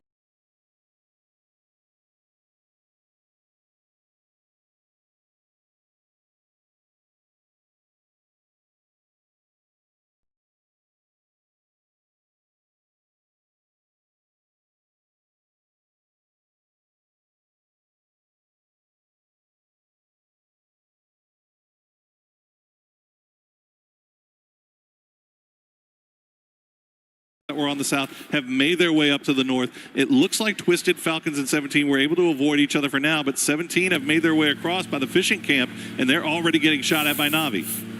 17 sending it quite deep here in a central location. This West Palace kind of area has a lot of areas to play here. There's so many rocks, there's so many high grounds, there's so many compounds where you can accommodate. 17 is trying to find a home. A few shots being sent over their direction by T1, and that's going to force them to get back on the move as they were already kind of shepherded by Na'Vi. They've lost tires. They've taken a lot of damage onto these vehicles. Looks like Xiao Wu is just going to stop down. The rest of 17 will group up just off to the south. Meanwhile, a number of teams getting very close to each other here on the south side. Myth and Liquid, actually Myth and R8 rather, are going to be scrapping right on the coastline. Baron, the point man, he is surrounded currently, and he's going to go down to Ironbot. That's a very unfortunate situation for Myth here, but then again, R8 don't care. They need everything they can get. Ooh. Currently last place, 13 points. Nade straight towards Scabby, 39 damage, and a BRDM pull-up from Empty. The BRDM working huge here for R8. He's going to be able to spot him out, if nothing else, and let him know that he is by himself. But range shots from Jacob will take down Ibot. He's doing his best to defend his teammate, but only one down now for R8 as they continue to kind of hover around here. But Liquid has seen this in the kill feed. They hear it going on just off to their east. They're going to try to get everybody back together, but they do have Gam taking shots at Alo. Alo goes down to Clarice, or PGC 2024 MVP. Clarice might be able to flush that out as well. A little bit unfortunate for Team Liquid. They are disengaging from it as well, so Gam will be picking up that point and putting themselves on 51 points. And now T1 lost the end. They have been playing greedily about it. Our next circle popped, and we're going to have a Palace proper ending. The question is, do we end inside or on the ridges and edges and high ground around it? Right on top of Palace, Na'Vi currently kings of the Palace. Nobody else in there. You see Falcons kind of hovering around on those hillsides just off to the east. The rest of the teams on the west side going to be running into each other. But this is very dangerous terrain to fight in over here on the west, as I mean, they can get right on top of each other before you see them. You see Gen.G already taking shots from Nemesis, and now JDG also paying attention to him. F going down. It might be the pink hair that everyone sees for an easy. Oh my God, the double flip. Are these guys skaters or something like that? Oh, well played. Little THPS3 in favor, and Jacob third parties, Earth Zapalui, Sharper taking a lot of damage, and now utilities being thrown towards Team Liquid. And Cowboy trying to do his best to at least secure the point before they go down, but Thunders will spot him before he's able to do that. Tanawat down to half HP, but he's on multiple knocks now. He's going to have to get revived as Sharper just in the right place at the right time. Once again, Luke 12 all by himself, but he's doing some damage. We'll take down our Zapalui. Tanawat still not res. Jedi will be in the 1v1, and he'll get it. Thunder will get the credit with the grenade, but Sharper, with all of their utility, all of their presence that they picked up from that care package earlier, down to just 2. Sharper on their first day was looking not too good, and now Sharper looking great. 7 kills, yeah. 38 points. Sure, they're still outside that top 16, but if they continue this, this will look great, though. Gam with a pull-up. They're trying to get so much pressure onto R8. I don't think they realize they have a Panzer. Clarice finds 2. Gam saw this coming. They saw the BRDM in the water. Came over here as fast as possible with that Panzerfaust in hand. Get the double knock immediately, but Empty will trade it back. Kiss now getting involved from range. Teddy, the last player left alive, and he is only alive by the grace of that BRDM. Gam still on that high ground. Will keep those smokes alive so they can maybe get the res onto Duck Juice, but Kiss finding damage and getting points for Myth from the south side in the blue. He just stole 3 of what the kills were supposed to be Gam's, and what a way to capitalize on that for Myth. Falcons also sneaking in on the outside, and now we see Nemesis rotating in on the southern side of JDD. They're trying to put pressure onto them. Stayed crashed out. He lost his car now. He's going to have to make a run for it. He's outside the blue as the zone moves in. The other guys are taking damage. Soset down to just 25 HP. Shot comes in as well. Oh my goodness. It just got 1 tick. 4AM is out meanwhile from Tycon, but that's going to be rough. State's going to have to use everything to try to get in. Boy, Soset just getting in just before that blue zone tick came through. Instead, let's keep on running. Should be okay, I think. Yeah, nobody on the south side really looking over in this direction. JDG can't see him, so we should see him be able to arrive once again as Myth on 92 points overall. Last year, our group stage winner was Rock with 105. Myth in a perfect position to smash that record. Absolutely. As we see JDG now repositioning once again. There's a fight going on in the north with Geeke and Twisted, while Sosed is eyes on Sharper. Jedi has taken a boatload of damage off in the blue as they're going for the revive station and fishing camp. So Sharper really like what they've got going on so far and want to continue the party as they've already got 8 kills.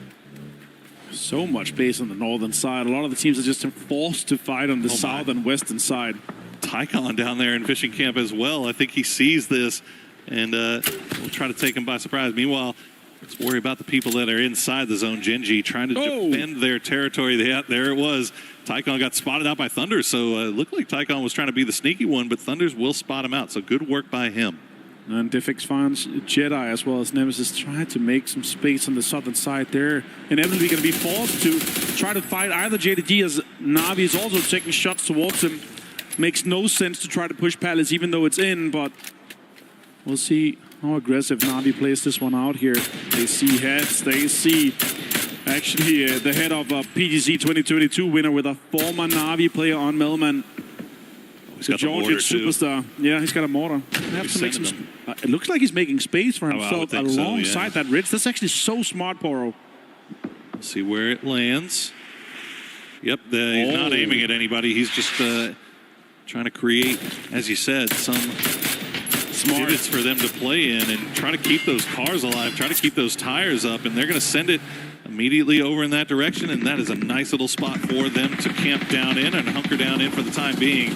And they'll immediately have to retreat as you see Boostic and Hackatori on that northern side. Now, Na'Vi do have friends in Palace. They do have the last couple of duos here from Myth and Gam. Maybe not friends, a little bit more aggressive neighbors. Hopefully they'll remain passive-aggressive neighbors right now, because if Myth and Gam start getting active, that might cause problems for the Yellow. Oh, goodness. The exploding vehicle will be the thing that takes down the duo of Melman and Stade. And you know what? That was actually a great play from Nemesis. The problem is they did it where most of the teams were located. If they did this on the southern side, there's 8 teams looking at them. If they did it on the northern side, there would be 2. So that's so unfortunate. But yeah, 17. They come back from what was a rough day yesterday to just absolutely fracking out today, Poro. So I'm very impressed with how they've been able to play so far today in these 2 games we've been witnessing. Looking good so far, and now they're looking good once again with that circle pop, as they are about as close to dead center as anyone. Gen.G trying to make their way in from that western side. Will run into Lou, last player from Twisted Minds, and Lou will get one. We see JDG trying to see if they can finish off the last bits of Nemesis. Twisted Minds will go down as T1 still has angles onto all of this. They have a compound on the western side. You see them taking shots over towards Cold 119, but that's just hopeful sprays into the smoke. Now JDG, they are fighting for this space here, and Mortar Rain is coming in. Suse with a nade towards Sose. This is going to do some damage, might hit Diffix even more. 40, and then the combination of Spyro's Mortar knocks Diffix. The last player is Sose. Can he do something? Can he withstand this JDD push? That's inevitable.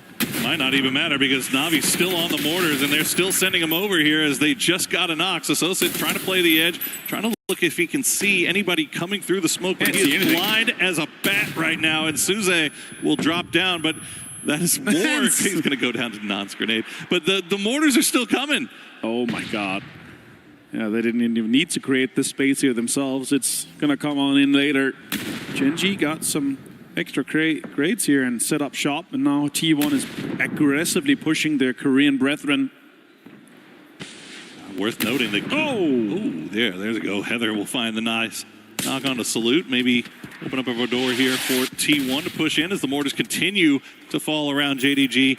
On the north side, though, Geekay has been doing really well. 4 kills for them so far. Falcons also 4 strong, making their way in from the north, where it's a little bit more clear than it has been on the south. Navi eventually are going to have to leave this palace, as JDG's Cold 119 still trying to make that Car 9 sing. Raining finds Salute once again after that rest from D. Now they're trying to put out some defensive grenades. Can D get a quick rest? Salute is bleeding out fast. It looks like a 4th knock to me. Cold, look at that. Still rocking that bolt action. 400 damage. No kills so far. We saw some great knock from him. And JDG needs a southern shift to make anything happen. Otherwise, they're going to have to pass through a aggressive T1, a 17, and a Navi. So let's see how far they can take this one here. 17 just on full area control right now. We're just kind of waiting to see where the circle takes us. T1 is a little bit more exposed to JDG. There you go. I mean, if you're getting 500 damage with the bolties in hand, then why not, Cold 119? You continue to do your thing, my friend. And Let's see where the circle decides to take us. Are we going to get another hard shift? No. We're going to go dead center, and that is fantastic news if you're a 17 fan. Absolutely.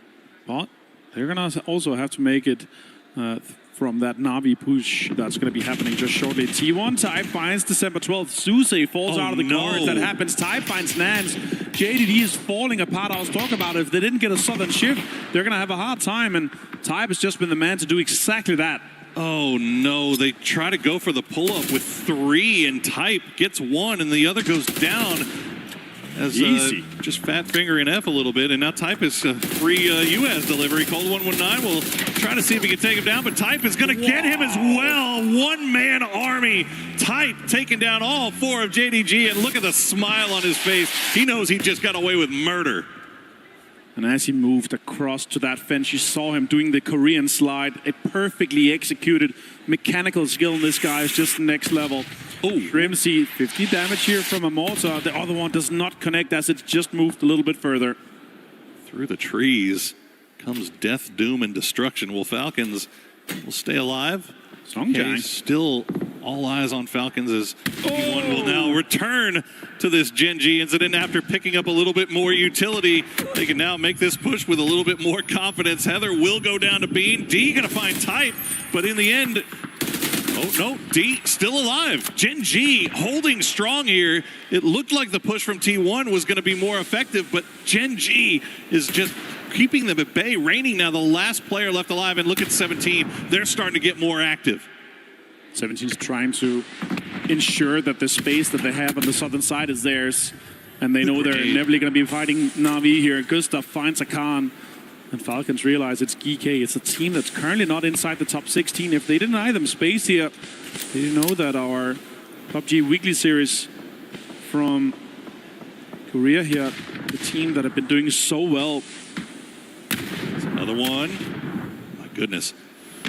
In the land of culinary masters, Gustav is cooking these grenades perfectly, but Shrimsy will find 2. EJ will find 2, though, in return. GK not going down without a fight. It is so hard to push anybody as a 4-man squad in this game. Everybody is doing such a good job of holding on the line, but Park Pro is blind. T1 does get eliminated. Shrimsy, the last player left alive. Peak battle versus Park Pro. He's going to do a lot of damage, but it's not going to matter. GK holds the line. Insane for them to get 8 kills and a top 5 from this. Sure, they're down to 2 people here, and again, Gen G is pushing that, but such a GK play for them to be able to pull that out of the bag here. Park Pro now, stun grenades comes in. They know that there's some pressure here, but they're going to go for the rest. Oh, the drive-by here for Bean. Oh my God, perfect play for Bean. And Gen G gets a top 4. What a play from Bean there, just backing it on in. Why not? Well, Gen G now has control over the entire north side of this zone. We are in zone 7, and all they have to do is really just kind of hold the line, wait, and see if 17 and Na'Vi are ever forced to go into each other, as they are still full 4-man squads. Na'Vi once again playing by the playbook of let's just keep 4 alive. I mean, nobody's really pressed them that much coming out of Palace. 17 kind of in the same boat. Like, they sent it to that good position early. Nobody really came in. If they did, they defended it well. 5 kills for 17 so far. But it looks like Na'Vi might be considering sending it up to the north. So that's going to put Gen G back on the clock. And surely, if Na'Vi wins this, they're going to shift into the power-hungry and fragging superstars we know they are here. But then again, if you just get these circles, why not just take it? Why not play around with it? You do the same in the finals. But I do love myself some of the kind of play style we see from Na'Vi when they're extremely aggressive, just pull up and everything, drive by and everything. But with new leadership within the team, deciding a little bit differently how the game plays out, that has shifted towards being extremely winner-winner, chicken dinner heavy. And I like what I'm seeing. Absolutely. You can guarantee yourself these top 4 positions alongside some of the kills that's going to come along with it. That's going to pay off. I think when you're speaking from a viewer perspective, though, when you've got Hakatori and Boostic on your team, I don't think you want to see them getting their points from placement, right? Sure, like you want to see them going out there and just popping heads, man, clicking heads. Well, they're going to be in a perfect position to do just that for the rest of the day if they can secure this win. As actually, I mean, they might be in perfect position to do it already. 64 points. They're pretty much on.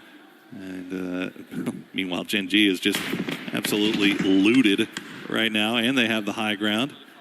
17 starting to make their way in. It looks like they maybe got some vision here on Na'Vi.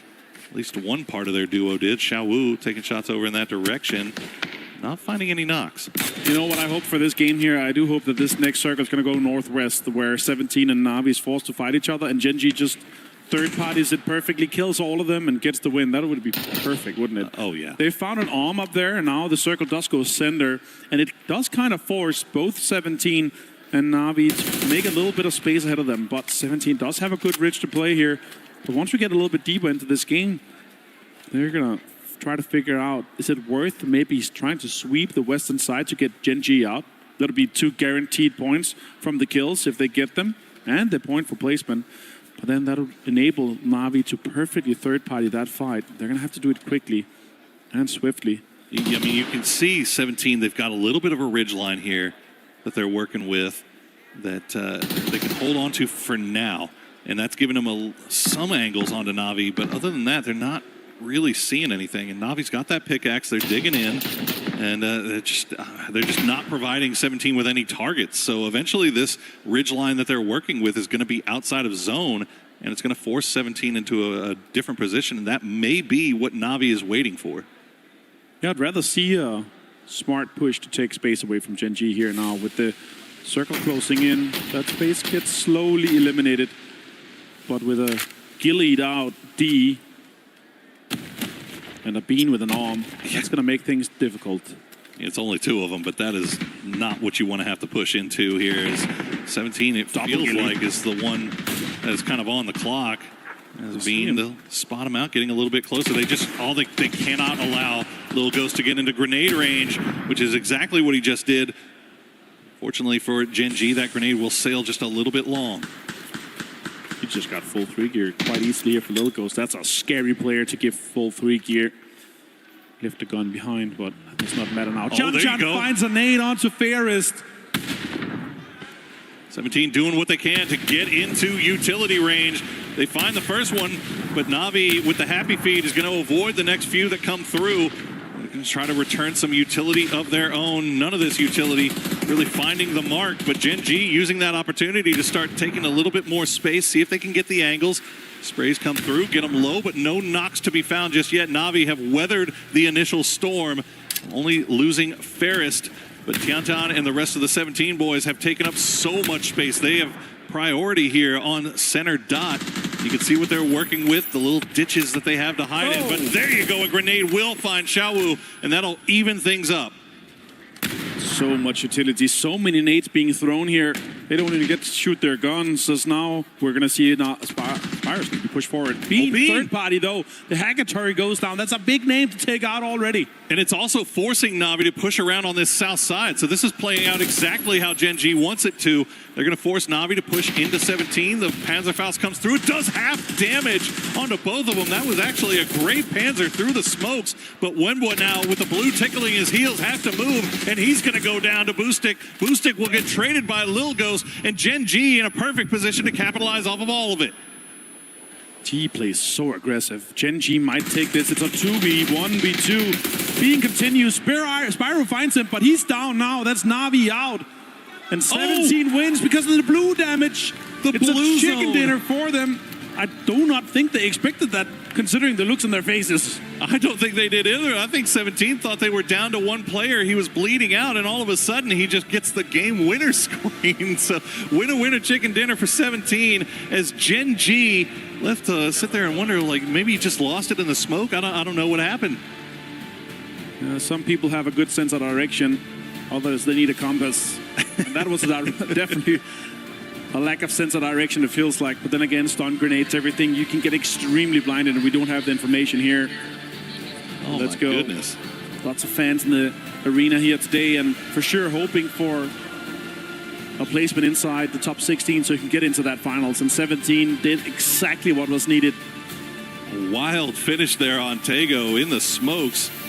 as once again we see how important utility is at that late game and making sure that you have enough of it when it comes to the end, because you can guarantee the team that you're going up against is going to have just a ton of grenades, a ton of Molotovs. And Gen G, I love the confidence that we were seeing from that squad that time around. I mean, from the T1 fight, holding them alive, it felt like T1 almost had them dead to rights. But that duo of D and who was it? Was it Bean? It was Bean, yeah. Yeah, D and Bean just playing so well. Yeah. Them being able to get that much points, that many kills as a two-man, and they're great third party onto the GK action as well. And what a great Tego. Oh, want to see this replay for sure. Yeah, exactly. How close was it at the end there? I mean, you see Bean and D just fighting their way through. He ran out there. Oh, no, he ran out. He was trying to heal, maybe. On the edge of the blue zone as well. Yeah. Oh, rough. But yeah, well played by them, of course. You're trying to avoid giving points over to teams you're fighting up against directly here, so that was important to do. And a second place in the kills to come alongside for Gen G here. That's massive. That's a big game for them. Well, also great news for 17, because they definitely had a slow start by their standards yesterday. Absolutely. And so far, through 2 games here today, they have looked fantastic. 7 kills that time for, I think, 51 points overall. So they're sitting a lot prettier than they were at the start of the day. A lot of work still left to be done as we see Geeke. I feel like Geeke was in a great position to get a lot of work done, but they ended up losing just too many players in their battle against Falcons. Yeah, I actually expected Falcons to kind of approach that just a little bit differently, but they knew that that high ground was so crucial to kind of approach how they're going to be playing. Well, all these teams left to wonder what to do for these last 4 games, but we're going to throw it down to an interview with Barney and 17. Thank you so much, gentlemen. I've got Lil Ghost here from 17 Gaming, an impressive day number 2 so far, especially that last game, managing to secure that winner chicken dinner. Now, Lil Ghost, I want you to talk about kind of the differences between day 1 and now today, because you guys have started really strong. 那么今天呢，我们有一个非常棒的、精彩的这样的比赛。那么我们首先呢，想要恭喜你一下，然后呢，想要问你一下的问题是：今天您的比赛和昨天的比赛相比有什么不同呢？我们今天看上去打得非常好。其实昨天我觉得可能是我们没有完全进入到比赛的状态，然后。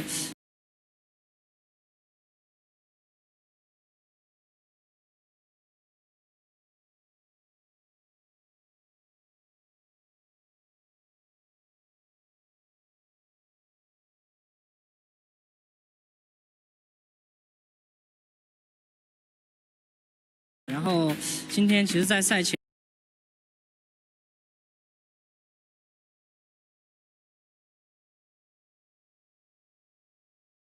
也一直在做准备。 Well, in fact, I think yesterday we were not at our 100%. We were not at our best. So today we prepared a lot, so we did better. It's good to see you guys coming out strong. Now, your name, your name, Lil Ghost, but also your team's name, 17 Gaming, is synonymous with PUBG Esports. I mean, this year alone, placing top 5 3 times at PGS, now coming into the Esports World Cup, looking very, very strong. I want to ask you about your team. I want to ask you about your latest signings this year with Tian Tian and Wenbo. How are they fitting into the team? How are they gelling? And kind of what's their role? 那么我们知道呢，你的这个团队是非常强大的，而且呢是在我们的整个的电竞当中，尤其是在我们这个游戏比赛当中呢，都是非常知名的。但是您最新有一些新的成员，像天天和温波，我们想知道他们2位成员呢进入到这个团队来之后，对于这个团队有什么样的影响，或者说他们是否适应这样的一个环境？让我们团队中的火力更充足了。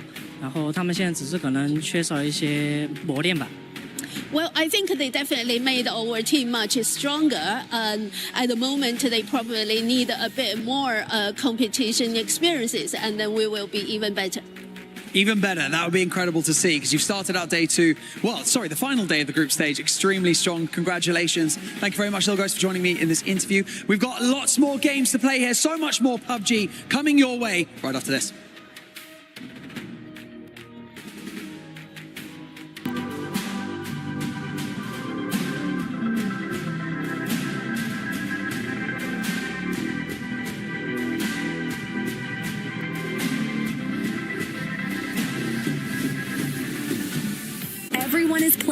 You're not yet. EWC Play is your all-in-one platform to compete in fantasy, pick'em, and quests for a grand total of $300,000 in prize pool.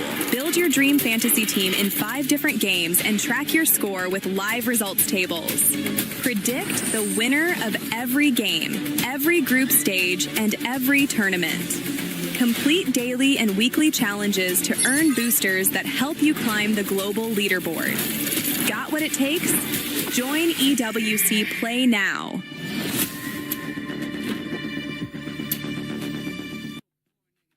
All right, Groups BC, let's see, T1, Team Liquid. Time for my predictions here on the EWC Play app. But stop. What are you doing? Where did you even get this tablet? This is mine. I stole it from Avenger.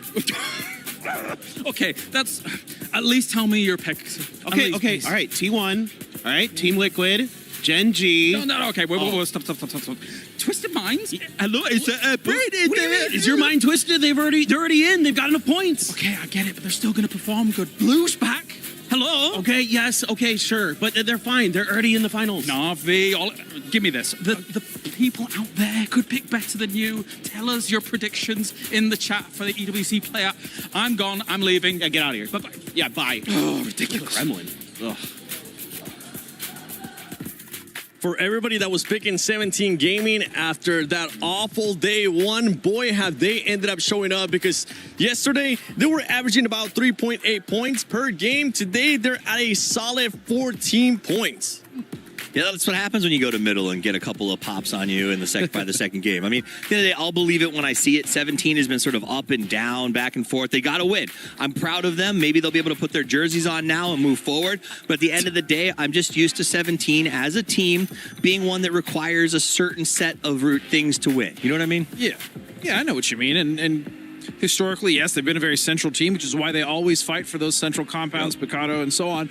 But looking at this leaderboard, I mean, I think as long as they keep up, as the Seven was saying, they keep up this trajectory, there's a very good chance that they actually just end up qualifying off of what was a very bad day one. It really was. A team that was able to also have a bad day one was J&G, and they were able to bounce back in this last match as well. Yeah, I mean, is it because of, these early risers like, Myth and Twisted Minds being removed early from these games that these sort of teams at the bottom of the leaderboard are able to crutch up? But look, no, I have to put it to them. It was a much better performance from Gen G today. I mean, they had 5 eliminations early on, and being able to hold that space on the northwest side, whilst Navi and 17 were having their little scuffle there. But I think they lost a little bit of composure when they had that smoke there from this, D was being able to cover this. But yeah, a little bit of composure lost, but I think all round it was a pretty well played game for Gen G. I mean, I think it seems to me like in a lot of ways Bean is becoming the soul of this team. He's stepped up, he's making big plays, he helps to lead. I'm also liking what D's been bringing, but it feels like they, over the course of the year, have just taken a long time to gel together to sort of figure out how to take that leadership of Soul and run with it. As we look at that head-to-head, 8 kills for Gen G, who struggled in the beginning, and also 17. Like, that's nice to see. I also want to point out to both of you that they were a duo that entire time, Gen G. So the fact that they were able to not only hold 17 back, but also deal with what was coming up on that north side was very, very impressive. And we see here, they almost had as much damage as a full 4-man coming out from the other team. So something that we were expecting today is teams like Mid, teams like Twisted Mind come in and sponge up a lot of points. They have been able to get points, but it hasn't been of the likes of what we're expecting out of them. Yeah, I mean, you saw in the first game, Twisted Minds was in a definite salvage. They had to go up to the north of firing range, which nobody wants to do, and get in a big old kerfuffle, so they had to salvage those points. But they don't have to worry about it. They're in such a good spot. Myth, I think, is doing the same thing, where they're not over-committing, and I respect that. They're saving. They're maybe not revealing their super secret set plays until the grand final, because they know they're going there. Can you reveal it for entertainment, please? Well, I don't know. They haven't told me yet. Oh, for them. I want them to reveal it. I want to see it right now. now. Right? I want to see what we saw day one out of group stages, because they were just running and gunning at everybody. It didn't end up mattering who ended up being in front of them with this here. But the reason why I actually ended up bringing those sponge points not currently happening is because all those teams from Group A, Godspeed, the teams that aren't playing today, right now, they're just feeling the pressure even more, because there is teams towards the bottom, like 17, like Gen G, now starting to perform. Well, I mean, this is their worst case scenario, right? Now that those teams we knew were probably going to sponge up points aren't sponging as many as we thought, on top of the fact that Gen G and both 17 are having really good games. And if you're already sitting, having known that feeling, sitting out on the sidelines, just hoping a team is going to not play well is probably one of the worst things you can go through. So I'll tell you what, though. The Sponge may respond, and maybe it's not Twisted Minds, maybe it's not Myth, maybe it ends up being Na'Vi. 2 games in a row, these That's guys true. make it to the end game. They've hit 61. They've made their cutoff, but they don't seem like they're interested in slowing. This is one of those teams that I said they could win the world this year with this roster, and seeing them play today is feeling really good. And Navi's carrying the momentum, Lays, that we saw out of them yesterday. Something that Myth and the other squads weren't able to do because they had to kind of sit back, relax, watch what everything that was going on that could be end up currently hindering that squad, but we'll have to wait and see. If you guys got any hot takes, let us know on social media. Use that hashtag EWC, that hashtag EWC26, because earlier we got a chance to see Kalaris in his true form. True form. And I want to see what other stuff we can end up being. Bold of Honestly, you. I felt tall today at the beginning of the day when I was towering you guys. so and proud of then, you. Shrink here. Bro, There we and go. then I Everyone had to shrink get off. down a little bit to 7's height. Yeah, I think no, about wait, here. wait. This is what it actually you looks shouldn't like be right one here. to talk. You have heels. Yeah, but True. look at me next to you guys. They're tiny. So if I put the same size heels on as you, Dude, their heels the same as 7's. Okay, that's actually kind of fair. Don't Grow up, expose me like 7. that. Don't expose me like that. she did you dirty, But man. earlier we were talking about T1 as we're going to be bringing up the overall, and we can kind of see where all the other teams are. I actually enjoyed seeing it wasn't some of the other squads like Heather, like the players Heather that we've been talking about. It actually ended up being Type. Type was putting up some nice eliminations for that squad. Type's my goat, man. He's just the most jolly player every time you look at him, and I love him for that. But to be fair, he's kind of the quiet one on the team. He's normally not the one that necessarily pops off hard. He's just dependable. He's consistent. But when he does pop off, it's actually so impressive to watch. I do kind of want to shift our focus, though, if I may, towards a team that are still kind of struggling. We saw a big fight between Falcons and Geeky, and although Geeky came out on top, I mean, they're still well under the 50s. Yeah. I mean, I think that even Falcons, you put it there, 55 after this game is not going to be where they want to be. I think, 56. I guess my math is terrible. And they are going to have a little bit more of a climb ahead of them. The thing that I'm worried about is there are a lot of teams piling into this 50s and 60s after game 2, which is bad news, I think, for some of them who are fighting, but really, really bad news for Full Sense and AGAL. Those are 2 teams that are like, we need sponges, stop getting points, and that is it. Twisted Minds going out early, Myth not getting kills, that's hurting them. We made the prediction earlier. Remember when we were doing that excellent desk outside as the water was hitting us? It was so fresh, by the way, and wonderful. Thanks, we guys. said, hey, Thanks for bringing me, by the way. Yeah, we kind of left her behind. Yeah. AGAL, and we thought was going to be safe, right? Full Sense, hey, 60, 61 points is going to be safe, but you just noted it. Look at that jam, that traffic jam in the middle of the leaderboard now.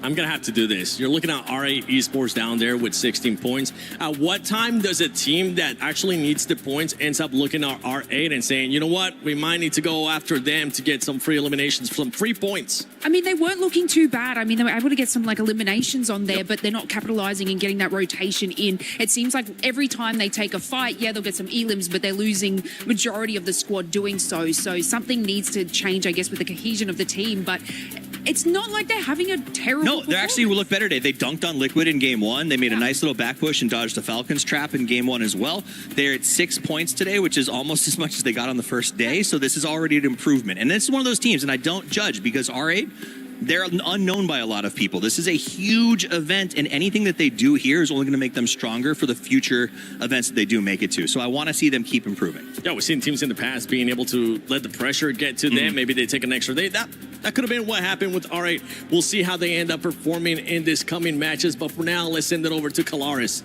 in his true form. Yeah, it's evil Kalaris here. I like evil Kalaris. Bring it more. You like it around knocked Paper Thin on the head? Okay, look, I cast with Paper Thin all the time. Please take his ego down a little bit. I love it. His ego? Yeah, where are you at, Paper Thin? I know you're over there somewhere. He's somewhere. But let's talk about 17 Gaming, of course, here after this fantastic win. Obviously, they had at the beginning of this year a big seismic shift alongside a lot of the other Chinese teams with their roster, right? Well, I mean, 17 Gaming kind of brought in some new faces whenever we look at specifically the capabilities of the squad.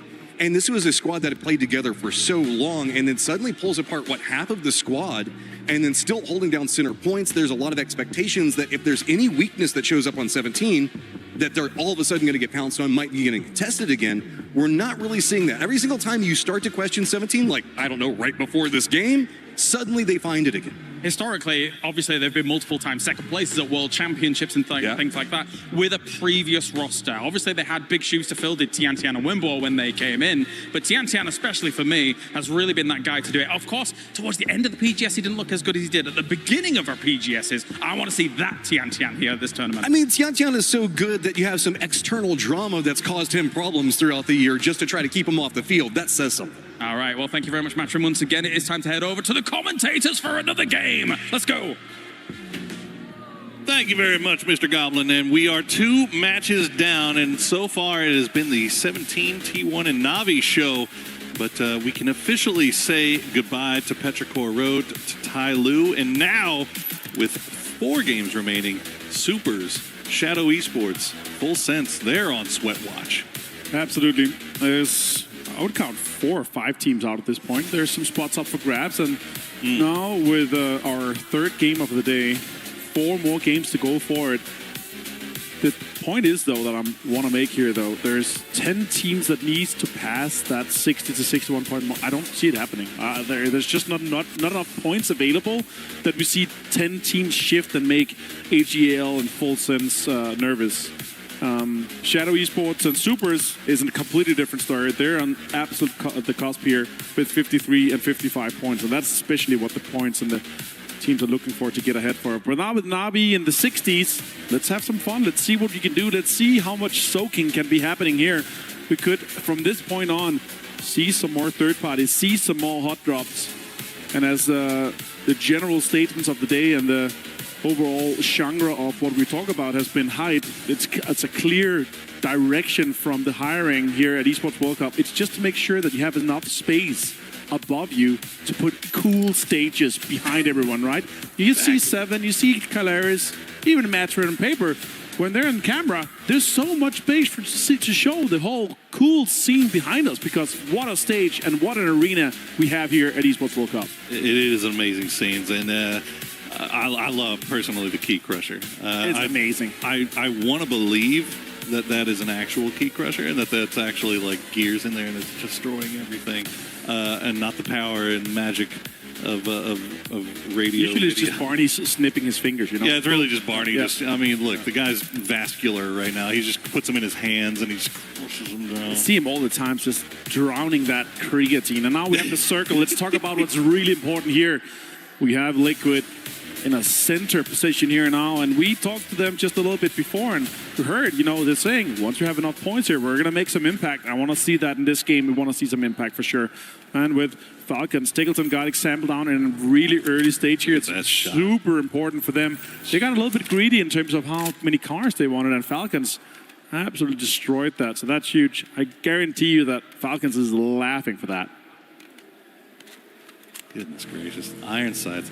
Well, I mean, Falcons already a decent start to the day. I got to say, man, we've been talking about T1, and for good reason. Like, they've had a fantastic day so far. 25 points just today. Sure. But all of our Korean squads have been kind of delivering. Geekay has got 20 points. Gen G, 16 points through 2 games. Like, obviously, Geekay and Gen G, a little bit more necessary that they get the points that they can. Geekay currently now sitting in that 17th spot, just below the cut line. So we'll see if they can continue their good ways, as we see a very kind, generous, fully playable Miramar circle start things off. The vast majority of the team is going to have an easy entry. Already have great spots inside that.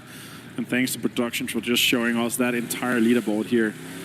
That was great, insightful here. And especially for the teams that's already out, that have already played all their 12 games. We're going to keep you updated throughout today, and especially in the later stages of the day. But most importantly, you can see on the left side of the leaderboard where the teams are at currently. And JDD jumping into that top 16 place, and Geekay being that close. They're just trying to hunt down that 53 on Supers and 55 on Shadow Esports. And honestly, I think it's doomed for them. I think it's going to be higher than, like if you're 60 plus points, I feel like you're safe. I think the cutoff is going to be in between that 55 to 60 points area there. As we see, Shen and Foreign Grimmin as well. Big struggle bus happening currently for them with 32 points and 22nd place. They're going to have big games, and if you're going up against a T1 that's aggressive, it's going to be a little bit scary. Yeah, it's for sure been a slow start for 4 a.m. on a day where they absolutely did not need a slow start. They've left themselves with a lot of work left to do. And, well, we know, we've seen this squad, the fraggers that they've got, the superstars that they've got, and Shen and Spaceman, they are capable of popping off at any moment, but the moment is now. They want to make sure that they secure their spot in our final. Check back in with Geek coming in from the north side, just past El Pozo. Everybody looking like they're playing a little bit more centralized here on Miramar, even though this circle is 100% playable, as we said, and even though we have seen so many hard shifts, I think maybe the fact that we have been seeing so many hard shifts, maybe forcing these teams to prioritize a central spot in C1 even more. Especially getting the spots that give you a lot of information. Well, Falcons, they are driving close, and they know that it potentially could be Twisted Minds. They are getting closer to it, sniffing a little bit.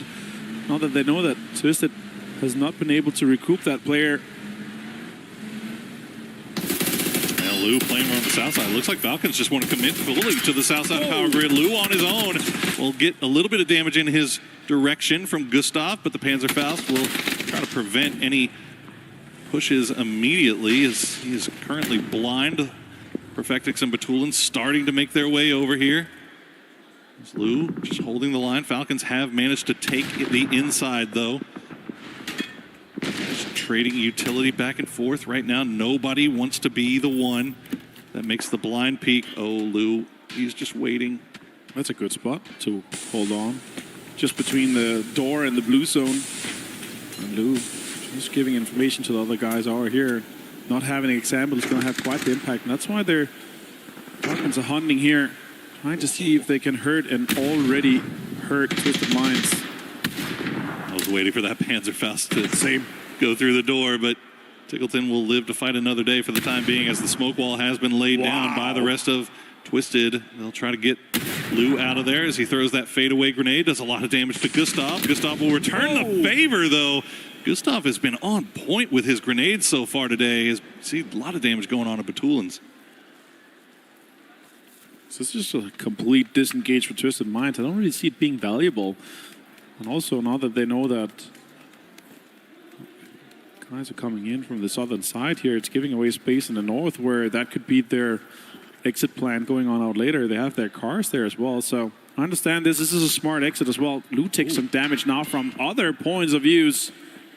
It's a little bit rough for them now with 1:30 before the next circle pops here. I understand this decision making here from Twisted Minds. It's the right way to play, even though I really get it. You want to defend your own area. Oh, for sure. But yeah, I mean, look, this is a dead center compound. They know to expect company, and they weren't able to hold the Falcons off initially, but they were able to retrieve Lou safely and, most importantly, quickly, because you saw Geek starting to hover around on that northern side. Vicious also creeping out on the south side. I think that might have been who was taking shots at Lou in retreat. So Twisted Minds able to reset. Very nicely done by them as we check in with Nemesis. Coming in just north of Chumacera, getting a little bit close to Sharper, but you can see the terrain. It's keeping them pretty well separated here. Yep, absolutely. Yes. Most of the teams has already made their way into an area where they feel like they can either get information from or where they think the circle is going to end up close to them. We're going to have another 25 seconds before we see that circle pop. And again, that central location along the ridge line, south side of the power grid, is extremely valuable. That high ground where you're able to gather information and see where you're potentially going to have to go. Now the R8 coming in from that western side. It's one of the more open areas where not that many teams are in from. Let's see where we do end up going here, Poro. Hard shifts have been a story. Let's see if we get one here. And we will, all the way back down to the south. So JDG, Suze in good position, Gen G also in, like see immediately in vehicles, trying to reclaim, kind of go for center as quickly as they can. Nemesis will try to regroup, knowing that they've got Sharper on their west side. They just heard the shots. Melman actually forced to pull away from that spot by peacocking shots from Jedi, as R8 has found themselves a BRDM. They'll be coming in from the north. Again, backfilling Geek, but the shot's already coming through. Akan taken down to half HP by Aimbot. BK is going to turn on this. They're going to know that, well, they're going to have to pass us. So let's try to hurt them a little bit, put them in an area where we might be able to drive by or even take some shots at them. They don't want to be dashing ahead of them. That's smart play. You saw how they were just going along the ridges there and then now dashing towards the center to have some of that pride, to try to get in and get some information in. The drive scouting is extremely crucial. It's so strong here, especially with TPP being in effect. T1 coming in from Picado. We're checking the southern side here. A lot of teams have actually hedged their bets against it. It's a little bit further southwest, but could be a stopping point for T1 before they decide to go further into this next circle here. Or, you know, just get all four close together so that they can do a pull-up or a drive-by on a team that they feel like it. The timing working out pretty well for him as they get in just before Myth arrives. GK will spot out December 12th. Unfortunately, JDB losing one there. So he is a little bit in no man's land. Songjang just making that desperate run to try to get back to the gas station. Won't get there, though. Luke 12 will take him down. But did he get close enough? It looks like he did to get to the... They can't flush him out. He'll most likely get rezzed back up as we see Liquid keeping eyes on R8. Remember, R8 does have that BRDM. They've left Teddy behind. I think he might be the one that's driving it. The rest of the boys have gotten a little bit closer in towards Liquid as Songjang will get back on his feet. But yeah, a lot of teams opting for 4 deep in one building as that is just kind of what the circle has provided. And especially with how much compounds is able to be played out here. Atkinson said, okay, let's go. See if we can get some potential kills on the teams that are rotating around here. Ships is just straight running for 4 AM. They see the cars driving away from them. The 6x scope on the Mini here. You see exactly what directions is. And especially from an area like here, you're going to see cars, you're going to see people moving. Now over to GAM where Vicious is just right next to them. I'm curious as to what 4 AM scouted out that they saw that they felt like they could push down onto, because as you saw that warehouse is already occupied by 17. So 4 AM, they're just making a full-on send, try to get a little bit closer to center as this circle is closing. New one is popped and it is going hard west. So yet another hard shift here as everybody will be back on the move. Gam gets a little bit too close to Vicious with that high ground. Duckmai will find the knock. Can he secure the flush as well? Those are shots coming in from Falcons. So it looks like he will get stolen away. Shrimsy will get credit for that one.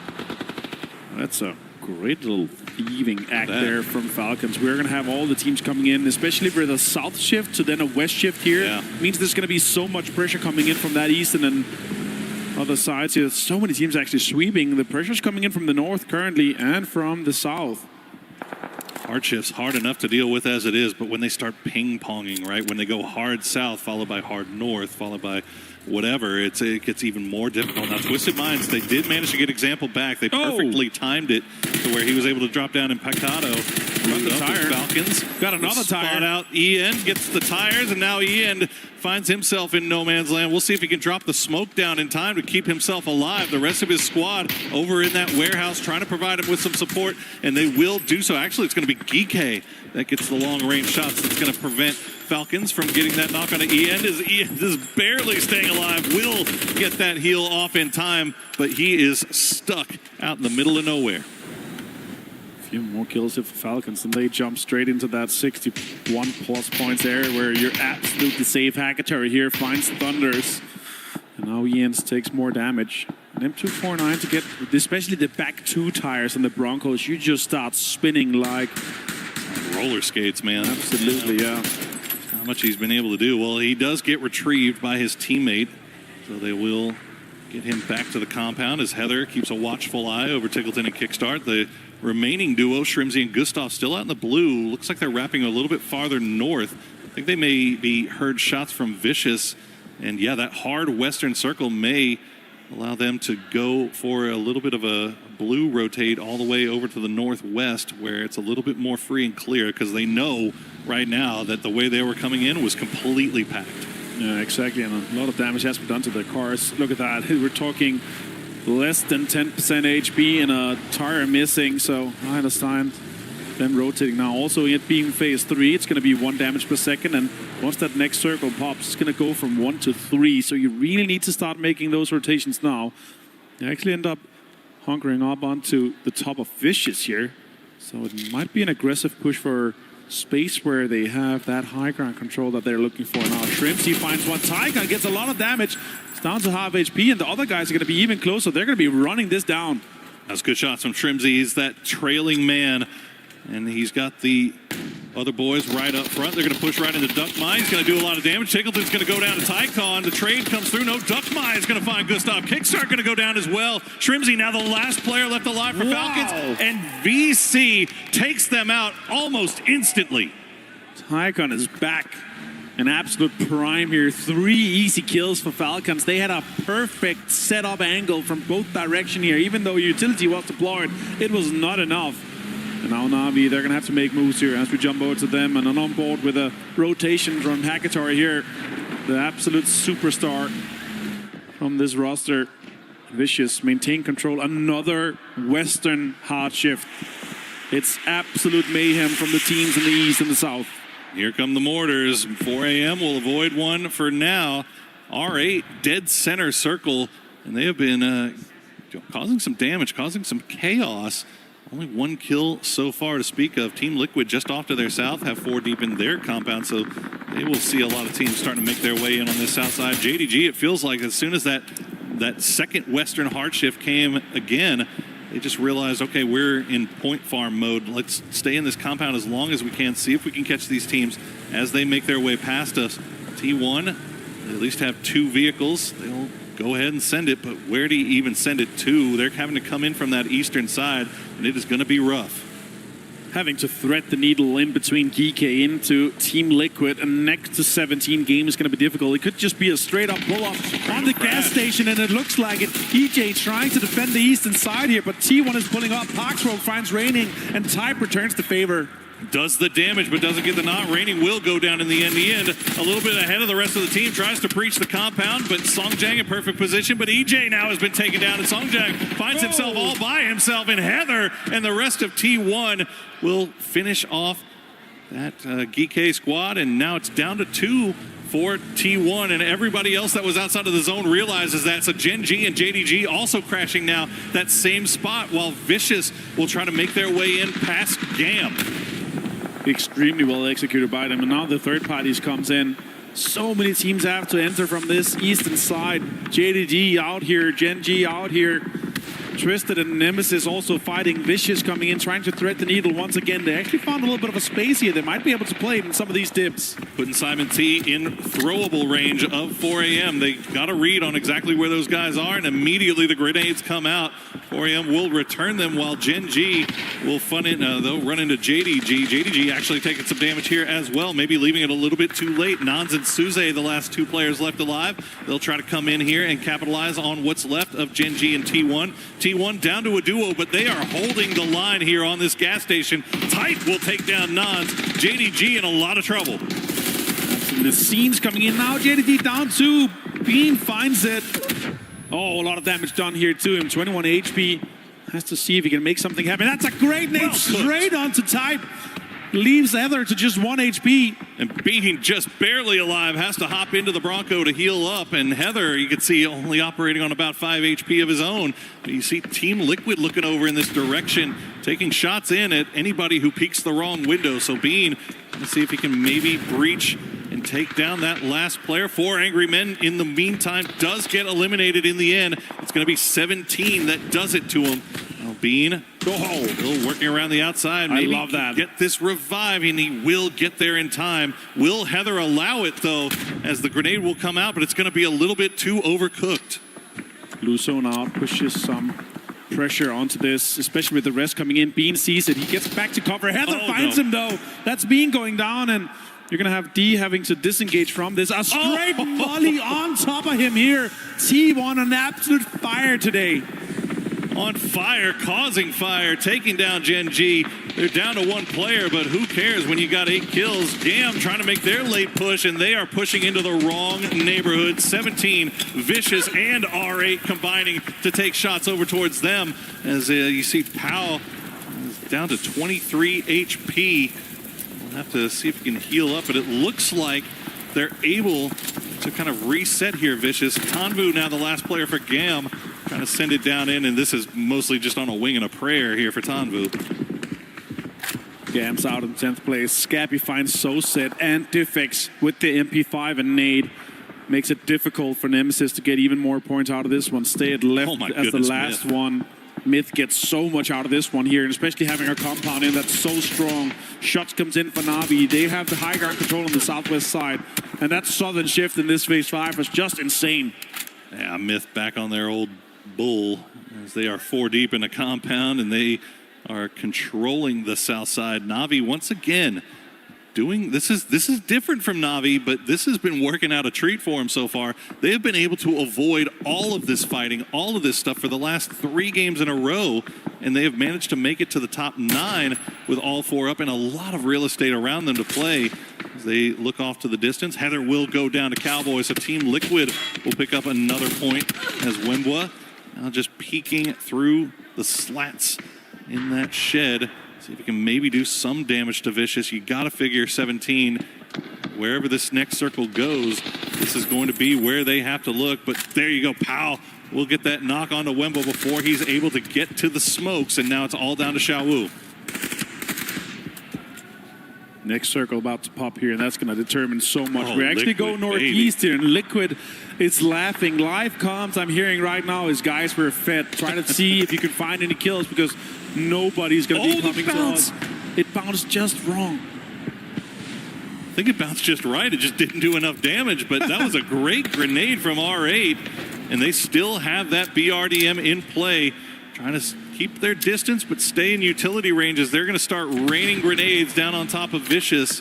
The smoke's keeping them alive for the time being. And 17 actually able to get Wembo back on his feet, so back up to 2 as they bide their time. Try to come in here at the perfect time. Grenade from Empty will take down Powell. Aimbot going to go down, or I'm not going to go down though. Nice trade from Duckmine as now the BRDM is coming in and he's going to run him over, and that's going to do it for Vicious Gaming as now R8 will turn their attention towards 17. Yeah, get that BRDM out of play right now. 17's going to have to do it. They put pressure onto it. You got plenty of bullets. 300 plus 556 bullets here. Wembo just start shooting. Get that BRDM out of here. They need to, and they need to do it as quickly as possible. No utility left in the bag for Wembo as Na'Vi is going to hop 3 into the bus. Make the push right on top of Sharper. They left Spiro behind to keep eyes on. He's going to find the knock on a Tanawat as soon as he walked out of the door.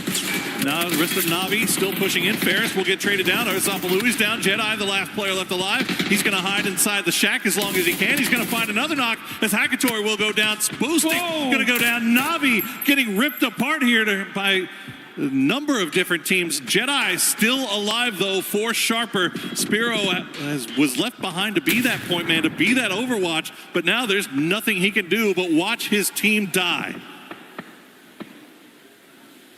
Spiro trying to survive just a little bit longer. 5 more first aids. Trying to outlive maybe Sharper. Jedi though has plenty of bodies to now loot, and Sharper is trying to make the most of it. 3 kills so far, and a top 7 is not going to make enough for them. They're in 19th place right now. They're going to have to get 10, 15, maybe 20 more points today to get into that final. I mean, you can't blame Na'Vi. I mean, they had the full-on pull-up against Sharper. Yep. They take out 1 to start off things. It was really just a great solo play from Jedi there to hold the line. So he will go down to blue in the end. Spiro, most likely not too far behind him. There he goes. Na'Vi will at least secure another placement point for themselves by out-healing the blue. But now we are down to Myth, Team Liquid, R8, 17, and Little Old Stead from Nemesis, the last player left alive for his squad over on the southeast. Yeah, just hoping to get a little bit more out of it. And with those 2 teams going out that quickly, he secures 2 more placement points for his team. This circle goes on the other side of the road already. R8 and 17 is going to have to fight and then cross the road.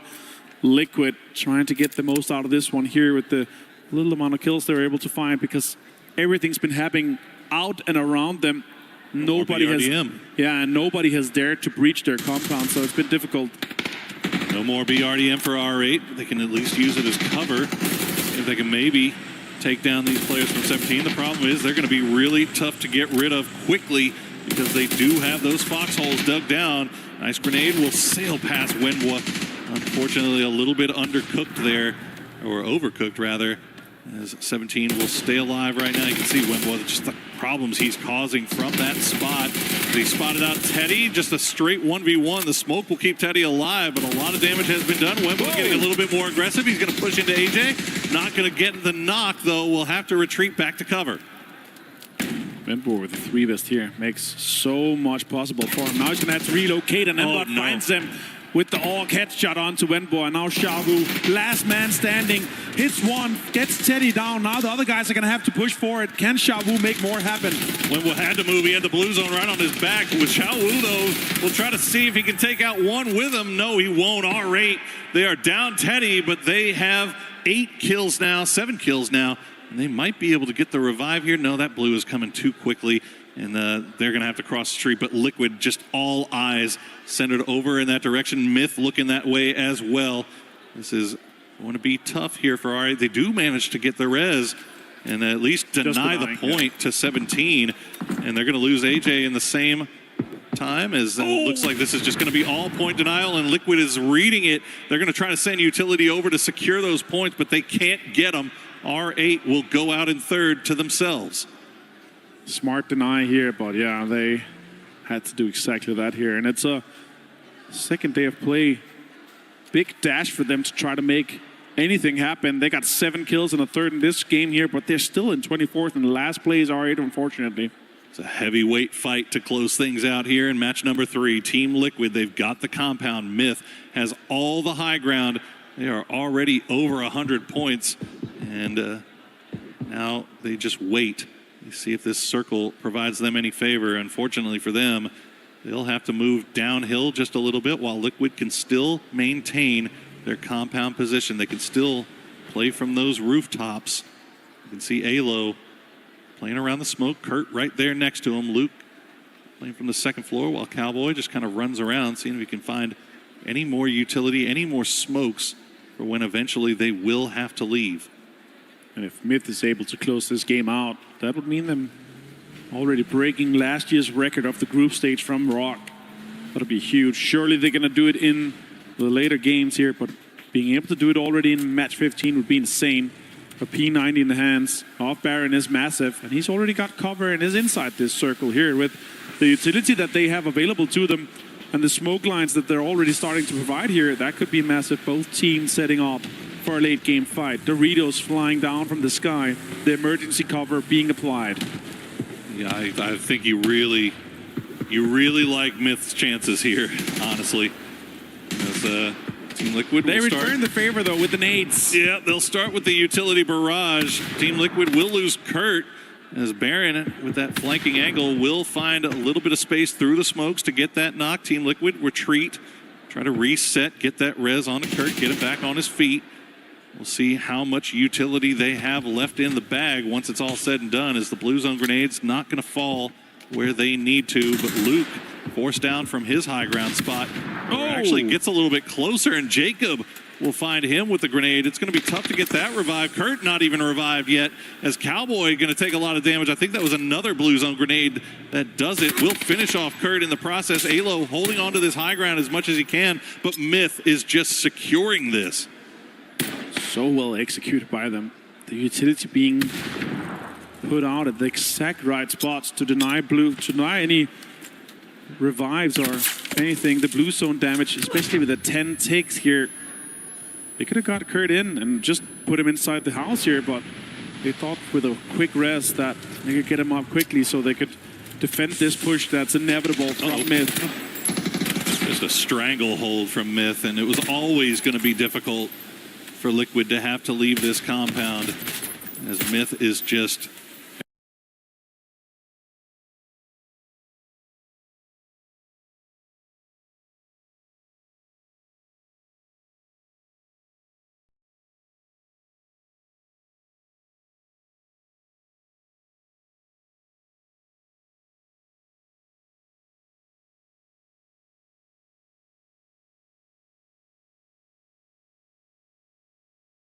everywhere. There's not much Liquid can do. They at least managed to survive the initial onslaught of utility, but Baron with that P90 will find Halo. It's down to Cowboy. He's going to lay down the smokes, try to escape, try to see if he can maybe get one more point. Panzerfaust in hand for Myth as they make the push, and they will secure another win for Made in Thailand.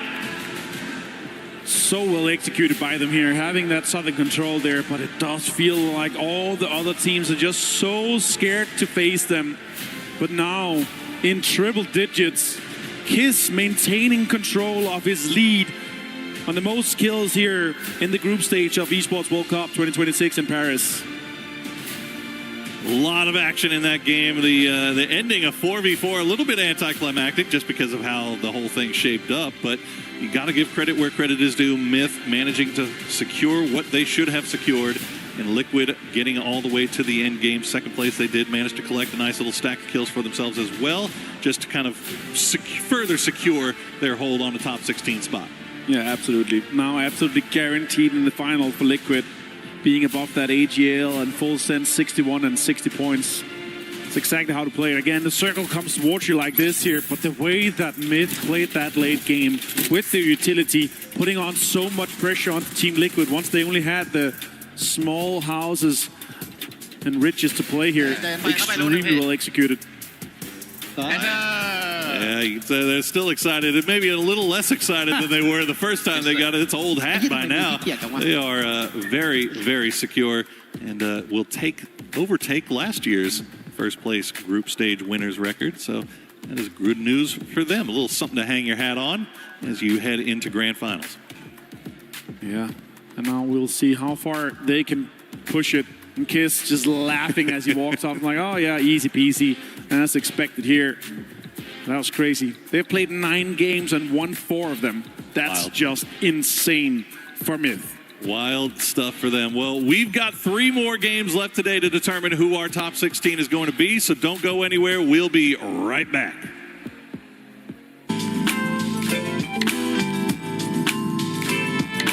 Hello, it's Avenger here, the PUBG Unk, and I'm here with in-game settings with Shrimsy from Falcons. How do we get a setup for an Esports World Cup past champion? I like to have my chair as high as I possibly can without my legs dangling so that I get like this 90-degree angle, you know? Right. Yeah, I like to be taller than my desk as well. So about 72, 73. I like to have like my belly button hitting my desk, you know, at the same height. And then with my keyboard and mouse, I like to have my mouse pretty far right and then my keyboard pretty far left. Right, Shrimsy, talk to me the screen settings here, saturation, digital vibrance. What's important to you when you get into a setup? For monitors, I like to have my brightness really high, so I usually do 100. Okay. My contrast is lower, like 60 usually. Those are really the only settings I mess with. Sometimes I mess with the color settings, but not a lot. And Shrimsy, of course, the headset's also important here. Like sometimes you just use those, you get in-ears. What's your preference here? So I use in-ears personally. I think if I didn't play professionally, I would use a headset. It's a lot more comfortable. It doesn't hurt your ears at all. It's very comfy, so. All right, walk me through your mouse here. DPI, what's your sense, what's your hertz, what's your use? Because that's also something that's super important. You go in, you got to get used to it. You got to get comfortable what you're used to at home as well. So I use 800 DPI. It's one of the defaults. It's 1,000 pulling hertz, and then in-game, I use 35 general sense, so I'm pretty high. And last one here, the shortcuts in the game. A lot of people use a lot of difference, but tell me, smokes, grenades, first aids, and energies. What's your shortcuts? How close it's to you? Is it something you use the menu for, or is it within reach? I have every single thing bounded to my keyboard. I don't like to use any wheels. Nice. So for my first aid, I have it on in, because I can use it with my thumb. I don't have to go into tab and click it. It's just a fast key. My med kit now, which is super important because new buff. They've buffed it. I use caps lock. So pretty much everything I can use while I'm, you know, peeking or crouching, jumping. All right, thank you so much, Shrimsy. This was in-game settings with Falcons and with Shrimsy from here. And I'm really happy that you showed us how to be one of the best. Personally, you're on my Mount Rushmore. Maybe not the GOAT yet. Maybe that will show if you win here. Thank you. We were there. For every click, every clutch, every respawn. We were there for the years of grind. And we're here.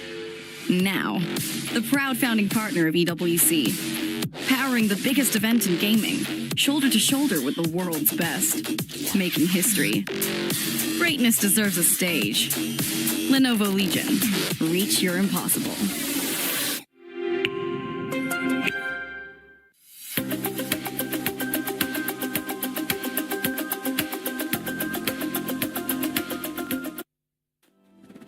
All it took was for me to start talking about some of the squads that we were expecting to show up today to show up. Like Myth being able to get that chicken dinner, and then we had R8. R8, you're talking about R8, the team that made a 4-man sacrifice, which may be the greatest, most strategic. Yeah, let me just take that away from you, All right, sir. dude has like 2 Advils and he just can't handle it apparently. It's all right. Okay, that's not real. Why would you do that to me? I didn't want you to talk about R8. Hey. So I was talking about, we finally saw them use the BRDM. That was just about it. Oh, the BRDM is what you're excited about. They did use it, but then they lost it, and they couldn't cross the street, which is why I think they laid on a grenade. But honestly, come on. Would you have done that? Would you? Mom, can you come pick me up? I'm scared. You know what? Lace, you want to just get out of here? Fair enough. All right, I guess we'll do the next segment by ourselves. I guess so. But as I was saying, Myth did end up showing up. We're finally starting to see a little bit of sponge points there towards the top. But even then, I mean, when we went into Zone 5, only 2 teams were alive of the top 6, allowing some of the other squads to be able to come up. Yeah, I mean, I just want to, let's just stay on the Myth trade. First team to hit triple digits, and I mean, that's insanity.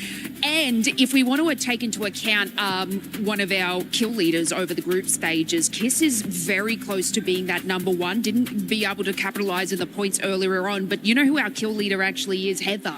Not surprised. Disgusting. Yeah, so Heather is actually in our kill leaders over the group stages. So I was watching very closely for Kiss to, you know, capitalize on some more eliminations for Team Myth, but wasn't able to get there. So Heather still's holding that title, but I mean, what a great display from them. Yeah. So, go ahead. No, please. I insist. I just want to point out how Team Liquid's got to be furious. 1,800 damage and only 3 kills to show for it. That's rough. I think one of Poro's favorite stats is to see who stole kills and who kills were stolen from, which is actually, it tells a lot when you actually look at that. I mean, looking at the damage that Liquid did. Speaking of Liquid, got into a game, getting some points. Yes, Falcons now just have to make that little push, but they've had a decent day as well. But yeah, 17. I have never seen so many rounds fly towards a person without hitting, and then the Panther was quite unfortunate, but... Oh, you haven't seen my gameplay then? To be fair, I haven't. But overall, this was a crazy circle. Paper Thin and I were talking about how difficult this is to play, especially coming down off that ridge, and man, Myth just continued to play it well, and yeah, T1 and Heather just skyrocketed their points today. I mean, they used so much utility here against Team Liquid as well, and like, obviously, you know, having the building position was, you know, great from Team Liquid, but Myth were just able to capitalize with the car, bring it through. I was waiting for that big explosion though. You know, Myth walks away with 7 kills, 17 points. They fought their way over to meet Liquid, which actually let them refresh that utility and go in pretty strong. And then because R8 sort of sacrificed themselves to the gods of PUBG, they didn't even have to use that utility on aggression. Liquid was actually able to turn around and just face Myth, but they were like, oh, that's kind of cool for us. But really, I think what would have happened is if the cross was forced, R8 would have gone up and around that top side and maybe had to choose which team do I fight. So I think both teams are probably ecstatic to see R8 just disappear in a vapor cloud. Yeah, well, that baguette obviously has been a prop for many people because it tasted like 35 hands. That was it was in my back. You did not wash that before you gave it to me. It was in my back pocket. Okay, Toffees, I'm sorry. As was. But in regards to some of the other squads, we got to now start talking about just obviously T1, Heather continuing to perform, but I actually want to shift the focus. I want to shift the focus to the top 16 that will be moving on to the finals, because we are currently getting closer and closer to more squads from Group A to get eliminated. Yeah, I mean, if we have a look, Tai Lu is at 43 points in Group A, and Patriot Road is at 40, so it's...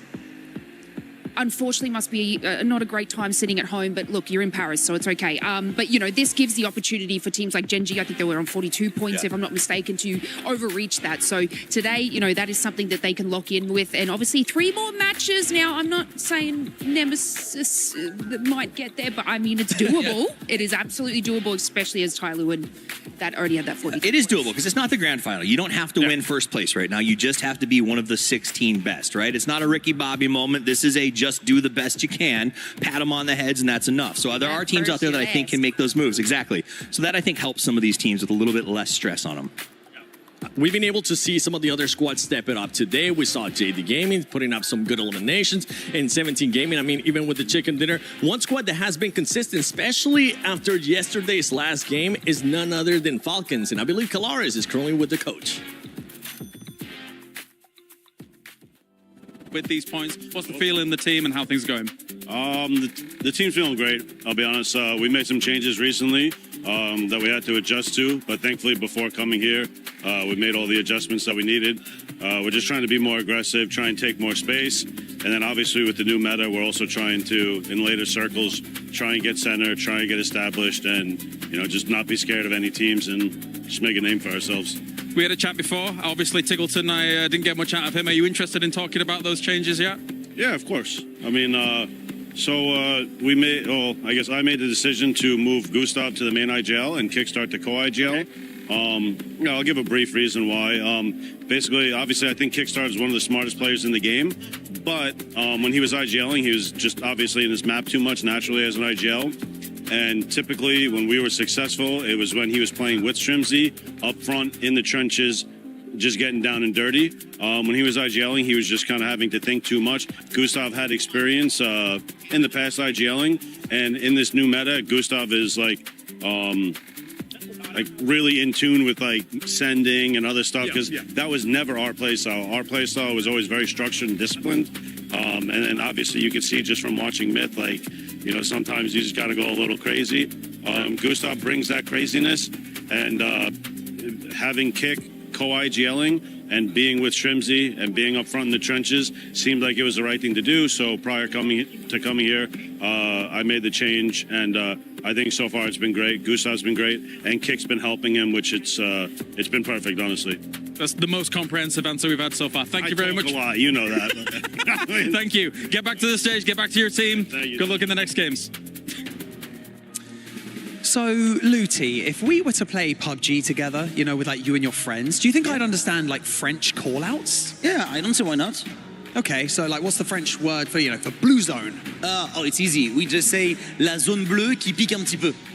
Okay. It's been like the tickling blue zone who's making a little bit of damage, I mean, would it not just be easier to say something like bleu? No. Okay, fine. What about third party, like TP is what we say? Oh yeah. This is easy as well. You must say something like il y a une autre équipe qui est en train d'essayer de nous faire les fesses.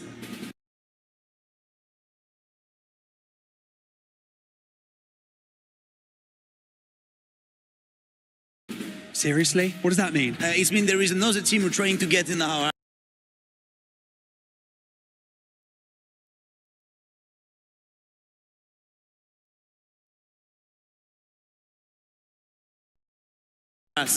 Oh, okay, sure. Surely TP is just quicker. No, this is the way. Okay.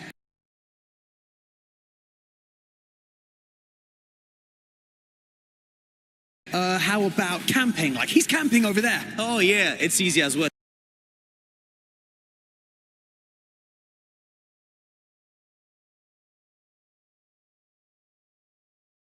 It's like, il y a un mec qui a posé sa tente et qui est en train de se préparer pour l'apéro et le barbecue. What? Buddy, you don't want to play with me, my friend? Oh, I guess he's gone now, but we are not gone anywhere because now...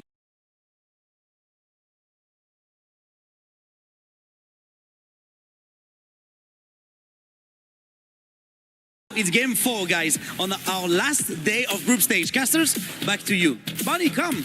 We can...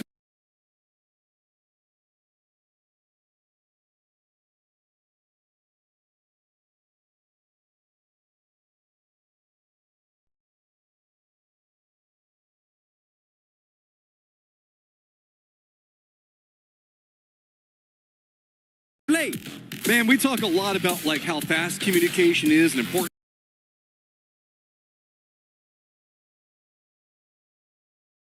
And like sometimes languages and how fast you can speak on them, like benefits for Korea and China. Sure. I now understand why like the French teams could have a problem every once in a while. Yeah, it could be. It seems to be a bit of a communication issue there. Yeah, I think poor Barney just had to learn that the hard way firsthand.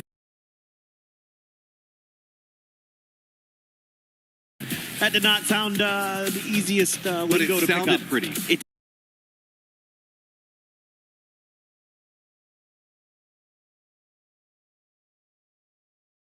did sound good. It did sound pretty.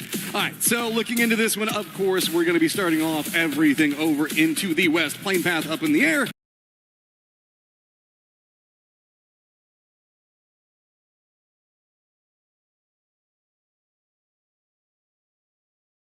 And then we're going to end up over into the northeast. Plenty of space for the teams to play around. Gen.G and T1 with some stretching room.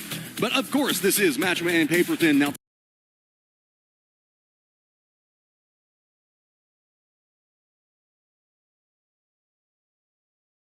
taking you through the last 3 games of the day. Yeah, so we're going to be on Rondo now and just kind of seeing if some of these teams in the middle of the pack can make their run. Gen.G starting to scale up a little bit. Kind of curious about them in DK. Interested in the glider, road. So we are going, straight west to Jiaotin. So this is a pretty hard shifted early western circle. JDG going to be licking their chops off of that. T1 has been having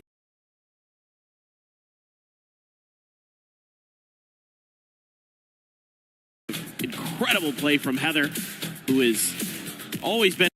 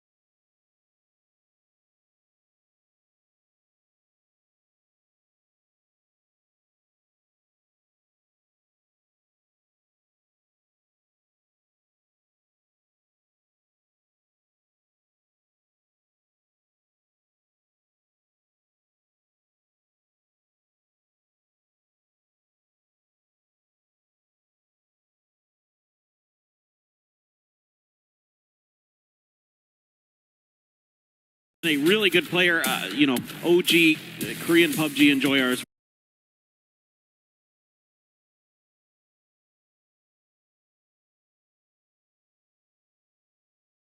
Will remember his 13 kill rampage that he had by himself. Well, we've got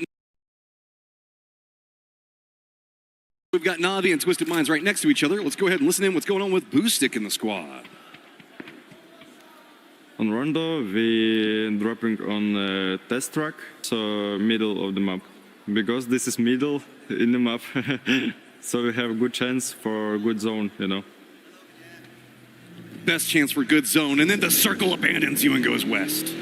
Yeah, exactly. I mean, the funny thing is, I kind of wonder now, with the circle changes to Rondo, like the circles don't have to just sit around the middle of the map anymore because of the land ratio terrain. They could go anywhere. So kind of curious if that might be something that is changed in the future where you don't feel like, you have to go test track and Neox Factory every time, or those are like some of the, that in Stadium are like the really prioritized positions, because the amount of land on Rondo is absolutely massive. Like the map is huge. It is just full landmass everywhere. Lord only knows where the circle can go a couple of times. And I mean, I'm fine with getting some Jiaotin in there. We've been seeing a lot of Eastern Lay circles throughout the year. So we look at this. This is going to be great for JDG, trying to get on a climb right now. Presently in that 16th place position at exactly 50 points. And whenever I came into today, off of what we saw with Myth on their first day, I was assuming that they were going to be feasting. They're still having a good day, but I mean, when they had 79 points in just one day, and so far it's still being pretty competitive. Sure. I thought maybe the cut lines would come down a little bit, but doesn't seem to be the case. Ooh, Team Liquid looks like they're going to be rolling right up next to Cold. Okay, this is a big fight early for some really valuable real estate. Alo knows there's a player around the corner here as he's got the pre-fire. He's got Cold down. Ooh, JDG, do you want to keep in on this one? No, Nons instantly turns away December 12th as well. So Team Liquid going for a great position early, trying to make sure that they can secure it. But they've got to be careful. They do have 17 and Little Ghost that's back behind them. That's a really nice early win here for Team Liquid, keeping themselves in a really good spot. I mean, basically after that last game, they're good to go to the grand finals most likely, but you know, I think some confidence here would be really nice for Liquid, who has had those moments in the past where they bomb out at the end of a group stage and then they just kind of falter if they even make it to the finals. They show some hesitation going for an easy fight or an easy kill because they don't want to risk it and they want to play for the later stages. That's always been a Team Liquid MO that would sometimes drive me insane. But remember, we do have eyes in the sky, so we can see everything. We know whenever they can do stuff. They don't always know it. So Team Liquid coming in with that style of play, that's a well-read strategy to understand where to go and assume somebody's going to be in a point. Very well played right now, as it's going to be containment on the rest of JDG, while a whole bunch of friends are now approaching. 17 in vehicles trying to run on the other side of Team Liquid. They better be careful, as we also do have T1 and Geeky on the other side of all of them. This is exactly what I was just worrying about on the map, Matt, with 17 coming in behind Team Liquid. They're going to have this hill position to put some fire down into Liquid, so they need to make a move, and they need to make it fast. You know, they do have Purdy Curdy trying to find a bit of an off angle here, might be able to put a little bit of pressure in response. Yeah, there it goes, but it looks like it's enough to thwart 17 from full committing to this backside of Team Liquid, and they are going to be okay for now, but I think Liquid needs to find a safer spot. I was a little bit worried about 17 coming into the day. I'll be honest, you know, we were talking about the center meta and trying to get control over positionings. 17 day one, whenever we saw the interviews, they even admitted it. Yeah, it just wasn't good. And now they've managed to finally figure out a little bit more. They've been having a phenomenal day so far, presently in 10th place overall on the climb, tied up with Falcons. Is that rivalry just seems to never stop. I love it. I don't know what it is about 17 and Falcons always just kind of being next to each other. Yeah. I was thinking that maybe T1 was the new hotness that Falcons were flirting with, but nah. Today, the old X and 17 is always around. The last couple of days, it's been T1. But yeah, it's still, you know. Well, specifically Heather, it feels like. Yeah. Heather is just playing out his mind, right? He is incredible. Like I said, he's a stellar player when he's at his best. You're a proud papa right now, right? Very, very proud. He is one of my favorite players. Very much keen on him from the first couple times I saw him playing back in the long ago of the Korean PUBG scene. As we're looking at 17, who has another 1-3 split, been favoring those mightily. Leave Lil Ghost back, put the other three forward. Gonna see R8 just driving on ahead. Twisted Minds is going to be coming in, of course, from Test Track.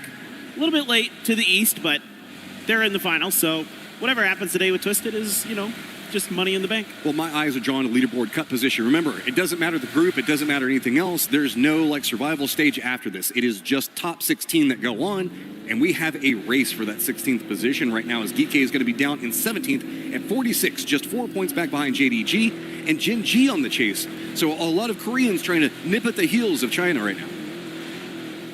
Yeah, you can see Sharper going to be really close. Gustav did. Oh, Kick hits one. Gustav hits another. The double Panthers are shredding Sharper, and they're gone. That's a little bit of vengeance back as Falcons find some good, clean kills. Hey, that's okay. Now you just get kind of double cars, right? There's a joke that's historic that we'll leave alone there. Yeah, we'll leave that for Pansy. She's allowed to make those jokes. We are not. So not a lot of people making the commitment into Jiao 10. It's really just JDG and Team Liquid on the outskirts. Geeky down to the south. A lot of wraps up to the north, as we've seen Gam that went for that early drop very far up to the north.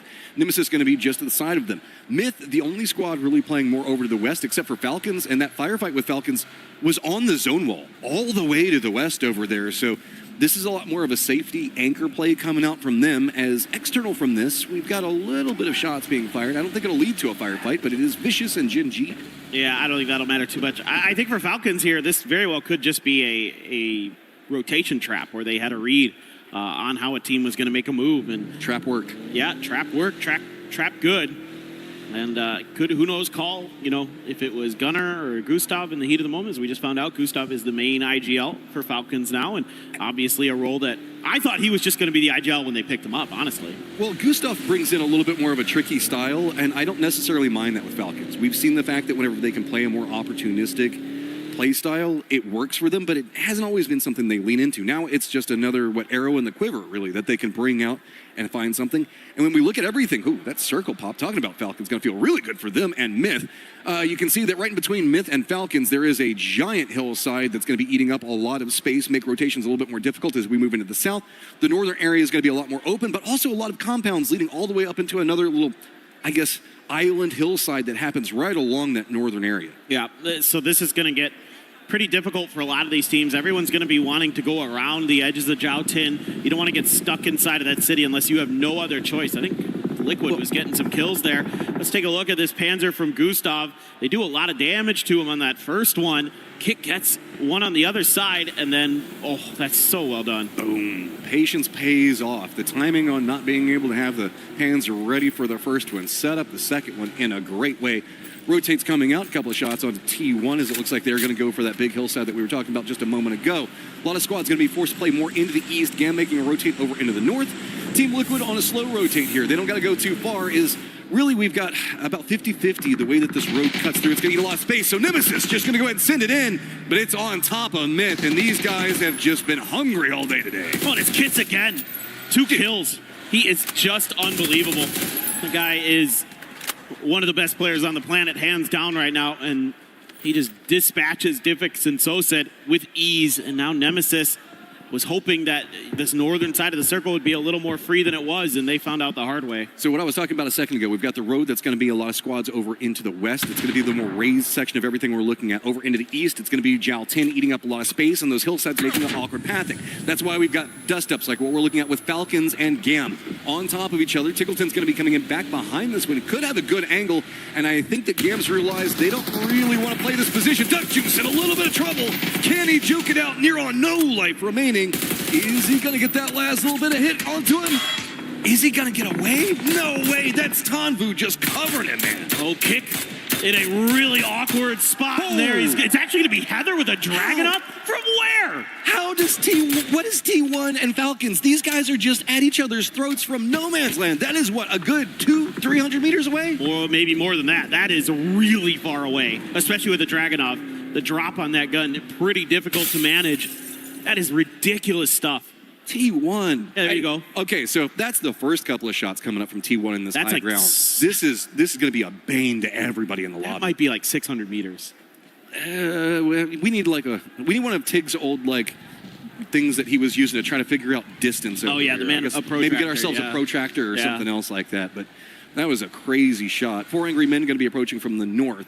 Jiao Tin does have a lot of teams that made commitment in just because of the lack of territory everywhere else, what we were alluding to a moment ago. So that's going to be VC, Team Liquid, remnants of JDG, Twisted, and 17 just the north of it. Circle pops, and ooh, T1 in a great spot. And everybody in Jiao Tin not necessarily too sad about it. I really want to see Geekay try to find a way to get this 2-2 split to kind of be a conjoined thing, and they are doing that. They are going to send 2 players down. That's really, really nice, because this is going to get really contested in that northern side. There isn't a ton in terms of compounds to play with. But you're moving right into the T1 firing line while you have Twisted on the other side. That's a brutal gauntlet to deal with. You have to make it in the hillside just a little bit further away to at least get away from Twisted. They've got there. Now at least have some moment of safety here in this one spot. It is pretty centered up, but the rest of your squad has to make a rotate, and it looks like Winbo just can't really find the way to get over there. Yeah, for 17, this has gotten pretty dicey because of what you were talking about. That road that they have to run down is very hotly contested. Meanwhile, 4 AM has found their way into the circle, has the hill with the tower on it, and they have Myth kind of circling around them a little bit, just looking for a positioning mistake from 4 AM that they could potentially capitalize on. But 4 AM also has the safety of a BRDM here.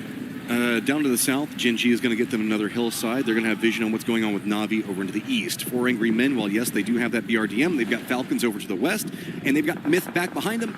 Twisted Minds to the east. That's a terrible position to be in, as R8 had the same idea that 17 did, but Winbo just defending it right now. All 3 players still alive, and R8 nowhere to go. They're going to drop real early. Yeah, that didn't go good. That did not go good there for R8. I mean, again, like I mentioned earlier, the reason I wanted to see Geekay kind of form up into a 4-man was because of stuff like this, where teams are going to have to crash because they don't have a lot of better options. You know, a couple teams get jammed up in Zhao Tin, which is not ideal. And there's that kill I was talking about that you're looking for. That's even the BRDM. Nobody else from 4AM is there right now. And this just could be stolen. Myth is moving aggressive for it. They want it. This is like, nope, mine. Thanks so much. Baron just going to steal it. Run away from it. 4 Angry Men now has to retreat the angle. Window at least trying to get something back, but no.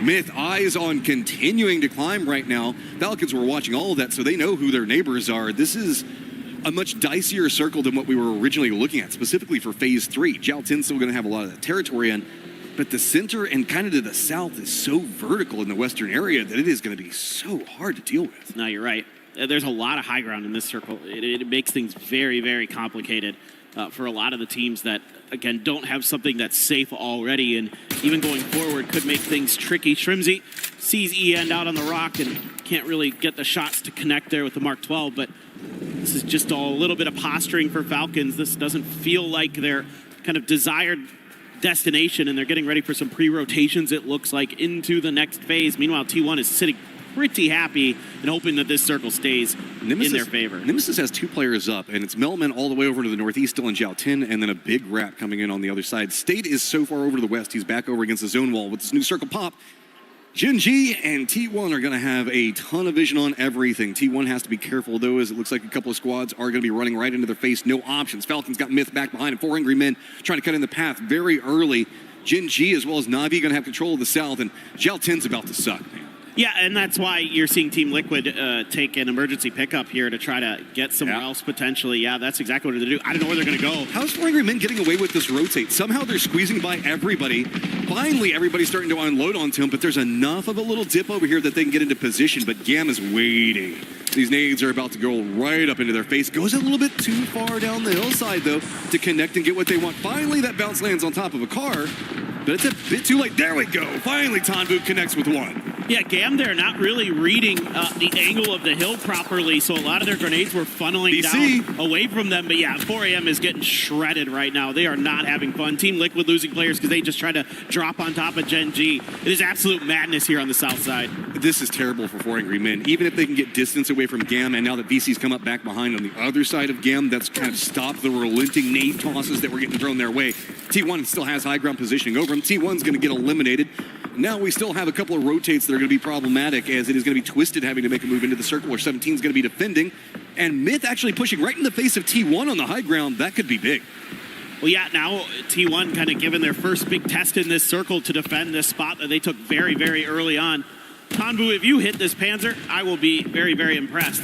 He's got a good angle at it. Ooh, just came up short, hit in front of Wenda. And we'll see. Myth is actually making their attack work here. Well, they have the BRDM that they just sold, so they're just kind of brute forcing their way up the hillside. Falcon's going to be wrapping now onto the other side of 4 Angry Men.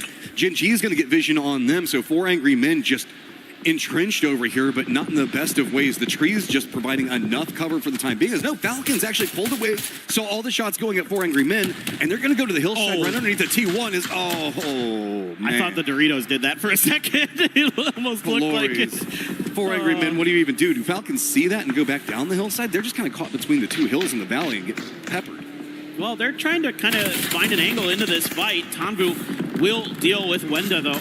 And now over into this tree to scoop up their spoils are Gam. 17 in the meanwhile still defending this pagoda up on the hill. Batulin's going to be a little bit more disciplined with his approach. Twisted better be careful. There's a couple of solos back behind them nipping at their heels. If there's an opportunity, somebody's going to go for it. Little Ghost gets a knock onto Example.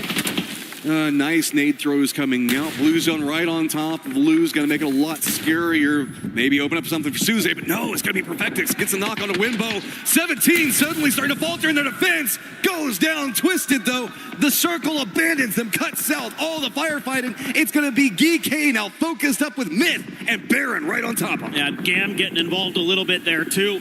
So a bunch of teams all of a sudden know that Twisted has to leave the safety of this cover. Grenades even starting to make their way in from Baron of Myth, but Twisted succumbing to the blue mostly here. Heather with that Dragunov again, looking to replicate some of those sick shots he was hitting earlier. There it is, the headshot for Heather. Look, he was beaten in at like 300 meters from those last shots, right? Taking second there. Gustav, nade bounce going to go a bit too far to flush him, but could stall out. Really, the longer that Gustav can stay alive over here, it's going to slow down the T1 rotate. Shrimsy's right underneath of him. So T1 not feeling too good about this, but they can't go to the east. Myth's already waiting there. Gam, who we saw, has got control of that trench line for so long. T1's going to have to either deal with Falcons or do a wrap around, maybe down to the south, but then they have to deal with Gen G, who they already know are on that hillside. Yeah, so T1, it's nice that you're going to essentially eliminate Gustav. Actually, Gen G steals that point, so you don't even get the point, not that it matters too much for them. But you've got tough sledding ahead for the reasons you mentioned. Batulins, Wild send it. He's all by himself, nowhere else to go, so it's just time to be bold and see if he can steal it. And he's somehow squeaking by all these squads. They were caught shooting at everybody else right now, so Batulin's going to sneak right up next to the Falcons. I wouldn't go too much further. He sees the cars and you hear the brake slam on like, nope, this is it. This is as far as I want to go. And he's got to deal with Gam just on the other side of that road. Not going to be easy for Batulins. Yeah. T1 sending it up towards Gen G. Salute, prepping a nade. He's got the rest of Gen G circling in towards him. T1 doesn't want to give them the angles. They're not going for the top of that hill.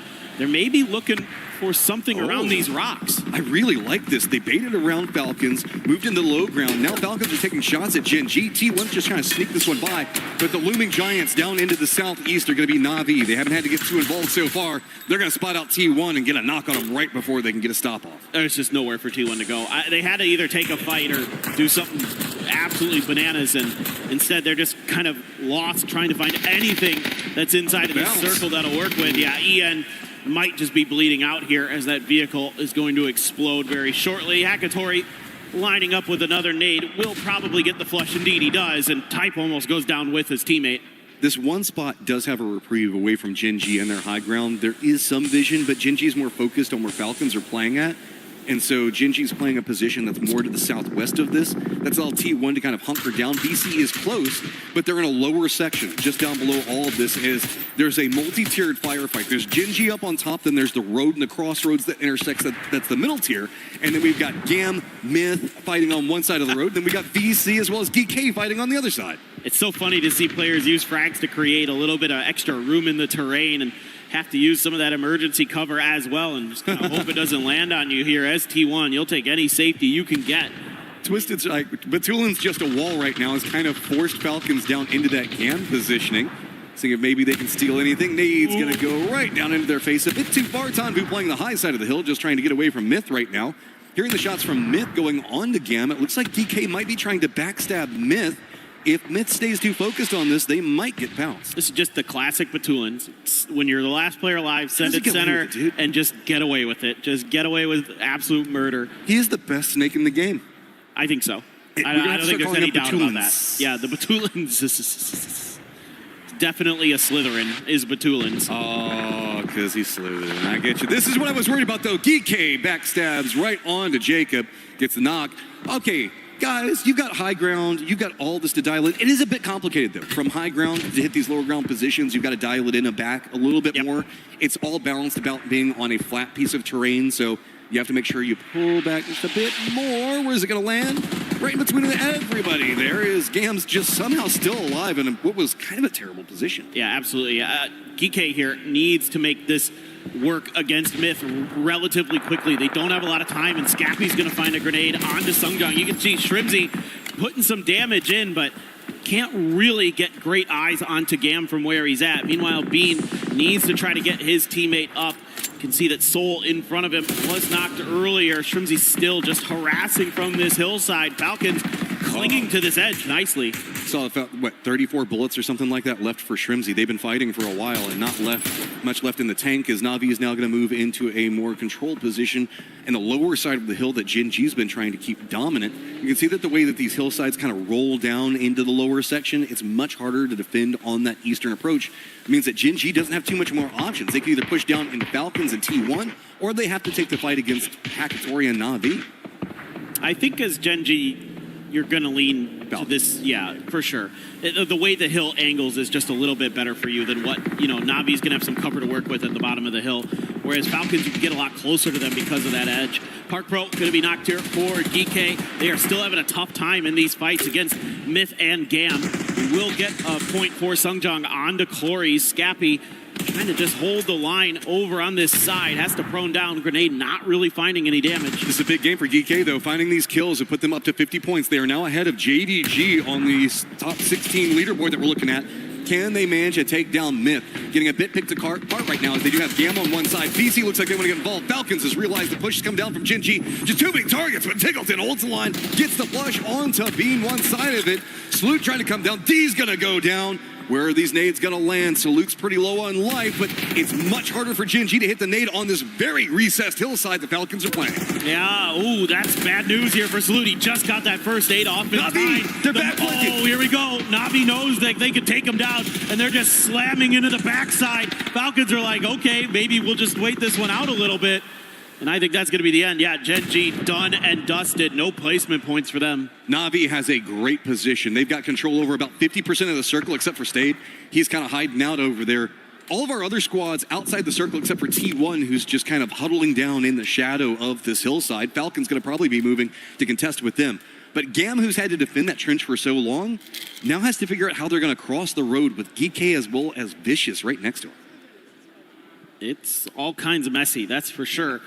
I mean, I think VC Vicious needs to make the wrap that Na'Vi just kind of did, but they're missing their timing, missing their window where they could potentially get into Navi's backline. It seems like they didn't have the confidence. Now, Stade is You want to push a hillside across an open road where Hackatory and Boostic are holding high ground on you? They just moved back there, though. They had a moment when Gen.G was up on, when they're fighting Gen.G on the other side of the hill is what I mean. And so they could have come in through there, but they just maybe were pinned down by Geek or something. VC, you're making the right call. It's really all VC can do, but it's going to feel real bad. Oh, it's not easy. But it might open up an opportunity if Stay backstabs on it. But I think that VC might just go on the hunt for more kills. Tycon keeps looking over at Geek and thinking there might be a couple of tasty treats over there for him. This is the cut line firefights as it is VC at 56 points, Gam at 59, of course Geek at 52. All just trying to see how many more points they can get away from that 16th place position and get some breathing room, but it is just everybody stacked up outside the circle and on top of each other. Yeah, the circle's going to make things even more different. Ow! Oh, his car gets in there, does take down EJ. Duck Juice going absolutely crazy. Him and Tanbu going to combine to take out VC. Park Pro, can he do anything else in response? Nope. Tanbu going to deal with him. Go signal for one side of it. It looked like Falcons want to get involved, but Type is still just holding the line right next to him, entrenched down into a little hole. Boostic also getting some vision on what's going on T1, so they can't really defend this. Gam's going to have to burn a lot of smoke off of those bodies, get something after everything they picked up. Do they even still have a car over there? It looks like they might. And are they going to wrap it to where Falcons is at? Oh, man. This is going to get crazy real quick. Good shots come out from Hackatory and Boostic. Get the knock on 2 already. Yeah, things pretty much over for Gam at this point. Indeed, they do go down to your top 4. Navi, Falcons, T1, and Nemesis Tiggleton right up and over. Actually, that was going to be Hackatory who got that knock, helping Tiggleton out a little bit there. Tiggleton does claim the point. Boostic on the other side will end T1's run in 4th. Okay, so Navi's got control over the circle. They know where Falcons is, but Stade is still alive on the other side of this. If Boostic peeks the wrong side of this, he could be punished fast. Falcons having a great game. 9 kills, make it in the later stages. Navi, though, in the high ground, going to be in that 4th place position, feeling comfortable to qualify. Can they close out this game, or is the solo back behind him going to backstab him at the worst moment? I mean, Stade, he just needs to hope that the Falcons can do a little bit of damage into Navi, and it will open up that opportunity for him to strike. It's just a matter of the timing. I mean, you can use the edge of these hills to get a peek, make it really, really challenging for Falcons who might just, I don't know if they're going to give up. I don't know how much utility they have left. They could just go down to the blue, but Stade, if he can find that one player, he's going to see some. Oh, dude, he has the LMG as well. Oh, that's like so great at this stage to try to backstab with. You maybe get 2 knocks off of it. Boostic is going to get vision. Hackatory going to get the knock, so Tickleton's going to go down.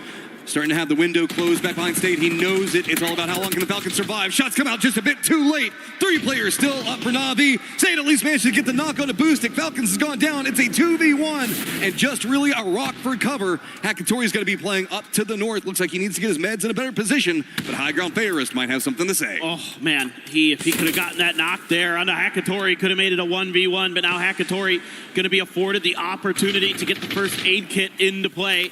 And he's going to keep pushing forward, has that barrel, wants to put it to good use. playing the smoke, knows where State is. Faris is feeding that information over. Faris is going to go ahead and try to regroup. Looks like he might try to use the car to go for a res onto Boostic just to make sure that they keep this nice and clean. Akatori, though, doesn't even matter. He's just going to finish it off.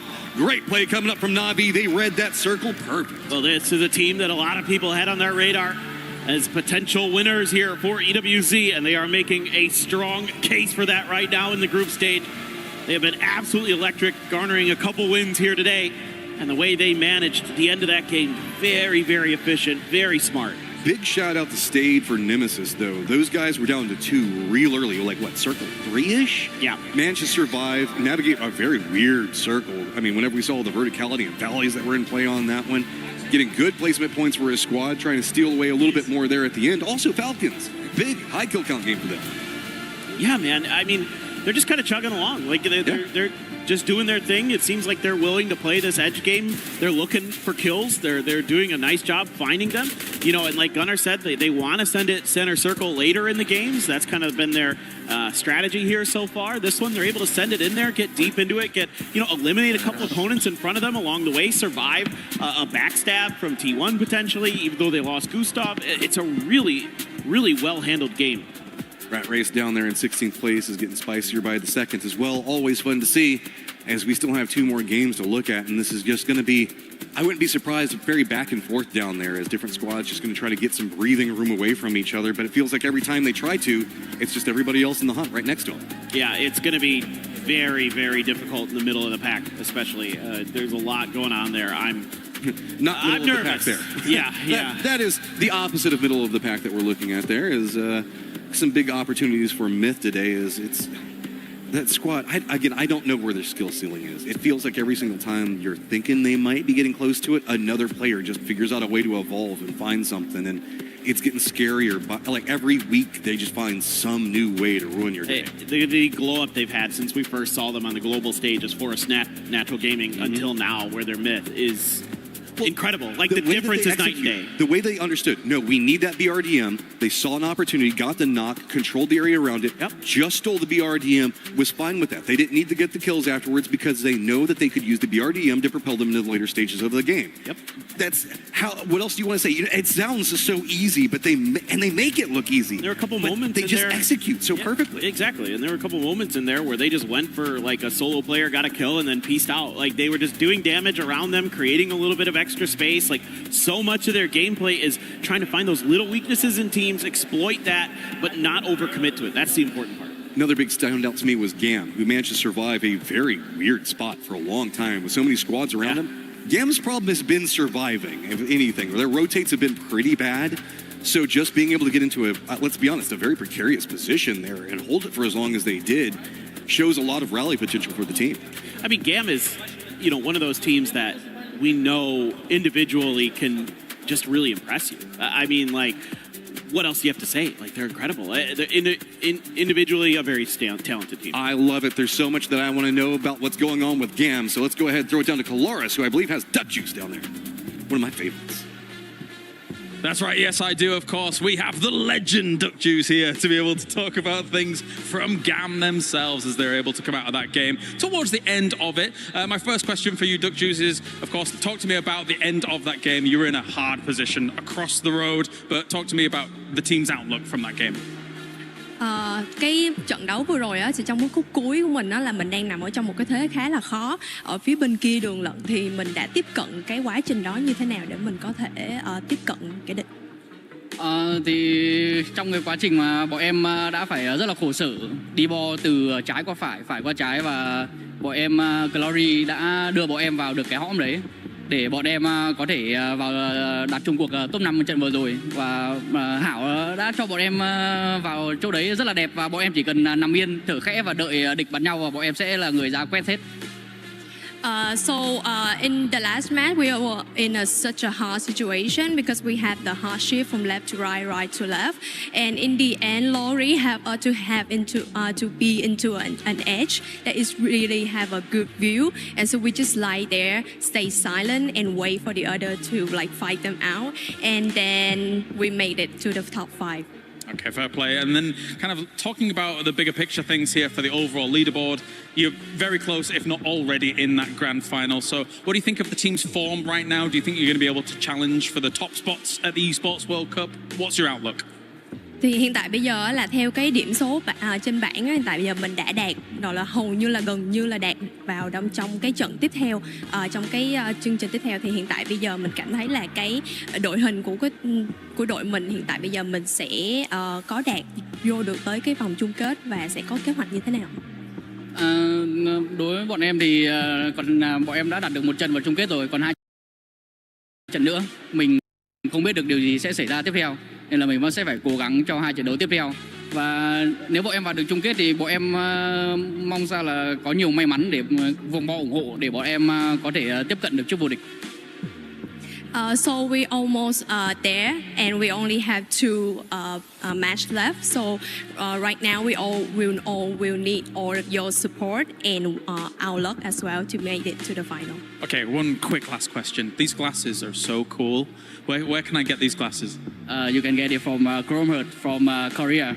Oh, okay, all right. Okay, thank you very much, Dutch Shoes, for joining us here. That's them done here for now. Let's head on back to more games for EWC.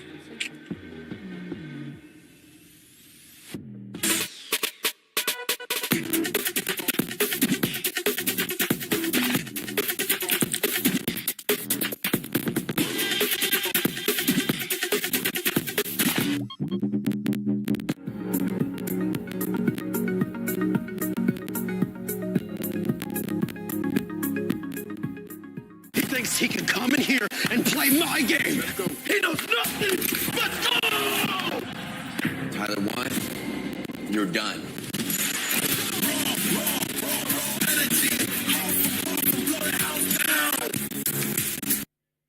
Okay, I don't know where 7 was. He told me he was going to join me in doing this. Glitter. All right, well, that was weird, but at least he's here now. Now, we're hanging out because we're checking out some of the stuff we can do on the floor, right? And 7 and I decided that we might need to set up a little bit of a challenge. Yeah, I think I want to try this out. I think I'm going to absolutely suck, but I still want to give it a chance. And then maybe at the end, we'll get to challenge some other people. Yeah. Want to go first? You want to go first? Oh. Okay, you go first. Let's see what you're going to be able to do here. Oh my gosh. This is so scary. Come on, you got to get at least 1. Oh, it gives you a countdown too. Okay. Oh, there goes 1. Okay. You got this. There goes 2. You got to at least catch 2, right? So about that. Yeah. Oh, I was trying to. It's okay. You keep trying. I know you got. Yes! You got 1. Wait. 2? Okay. You still at 2. You still at 2. 3? Anytime? 4! That's not bad, honestly. Now we gotta set this up, and I have to go next. Now that it's set up, it's my turn. Let's see if I can actually achieve better than 4. If I don't, I'm just gonna run away. I would give you strategy tips, but I was interrupted in the middle of my opportunity. So I think I'm just going to let you figure it out for yourself. Because you never know which one's going to fall down first, 7. Exactly. And you missed one. It's already on the ground. 2 down. You just gotta beat 4. There's 1. He's already doing better than me. There's 2. On a roll. Where's the next one? Is it the far right? It was the far right. It's gone. It's gone. You've only got 4 left. You're already doing well. You're setting yourself up for success here, though. Okay. You know, that's what happens. You got 3. That was your 3rd one. That was? Yeah, that was your 3rd one. Gosh. But I had 4. Dang it. Okay, well, you know what? I think it's time we challenge somebody else. Polaris, Matt Rim, let's see what you got.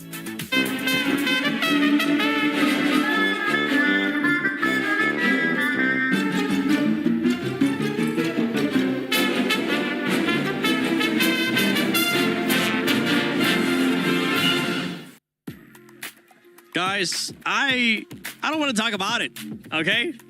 That's what I want to do next time. I want to have a pen and just chase somebody with it because I was so bad at that. My reflexes are not there. I don't really want to say. I don't know. Say how you really feel, Godspeed. Were your eyes closed? I didn't have my actually I did have my glasses. A team that was able to perform in that last game was Navi. Navi getting their second chicken dinner today. Dude, I don't know what it is, Steve, but Navi has just been on fire all day, right? And they've just been calm, cool, and collected. It's also not lost on me that every time the Falcons seems to get to the end game, so too doth Navi. These two teams. It started yesterday, right? And we get to that game 6. Both of them had sort of a slow start, and then they came up big on the last game. And it seems to consistently be doing that, where the games they think maybe the same way, that they're moving to those good spots. But Navi with the win looking really good. One thing I want to point out, boys, and it's kind of a downer, if you will. I hope it's not my 4 a.m. has not gotten a single point in 4 games. That is 4 donuts. We're almost at half a dozen. You never go full Dunkin'. Yeah, they're currently sitting in, they're currently sitting in 23rd place too. That was one team that we were talking about at the beginning of the day. That was one of the teams of Sony's story of the day that we were expecting to maybe just do enough to be able to edge it out. But right now, sitting at 32 points going into this last 2 games, they're going to need some miracles. Yeah, it's a tale of 2 teams, right? We started the day by saying 4 a.m., T1, same boat, who goes, right?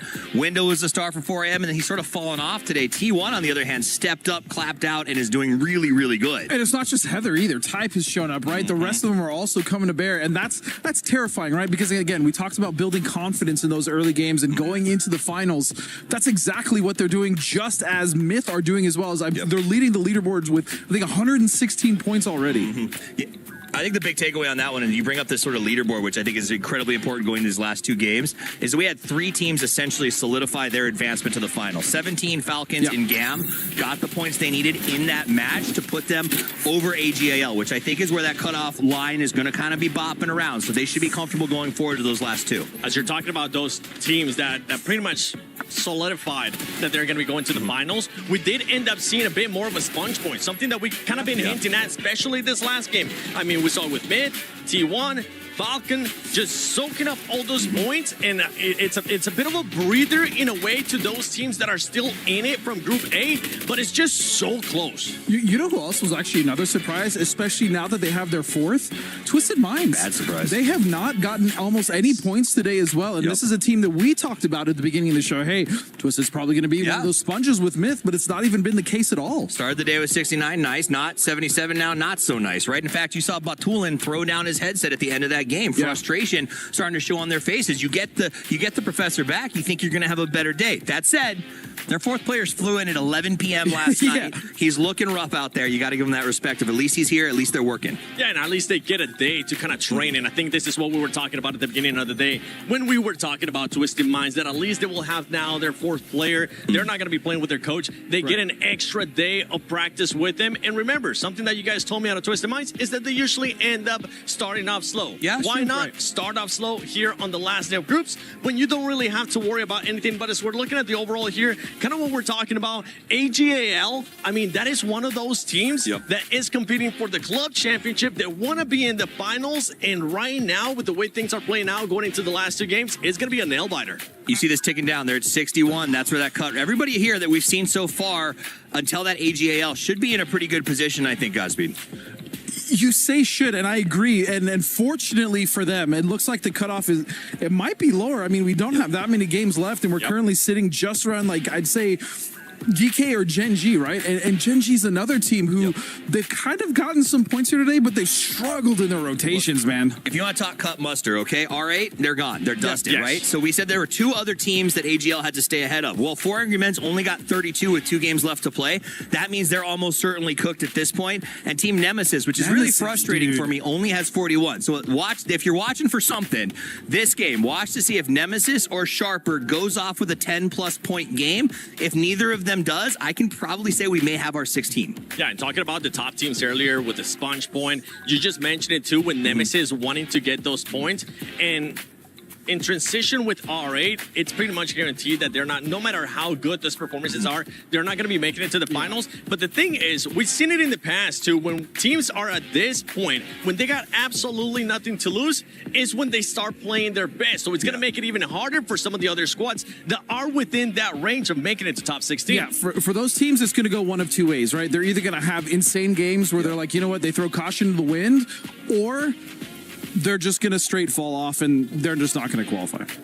right. Well, hey, you know what? We did get away from the Canadian City grid, so why not? Let me use my bodyguards. Let's go, Godspeed. Canadian City grid, out of here. Weirdos. Managed to grab take here between matches, and we're going to catch up real quick because you guys just solidified your spot into finals after that last match. So tell me how the team's feeling right now. Obviously really happy.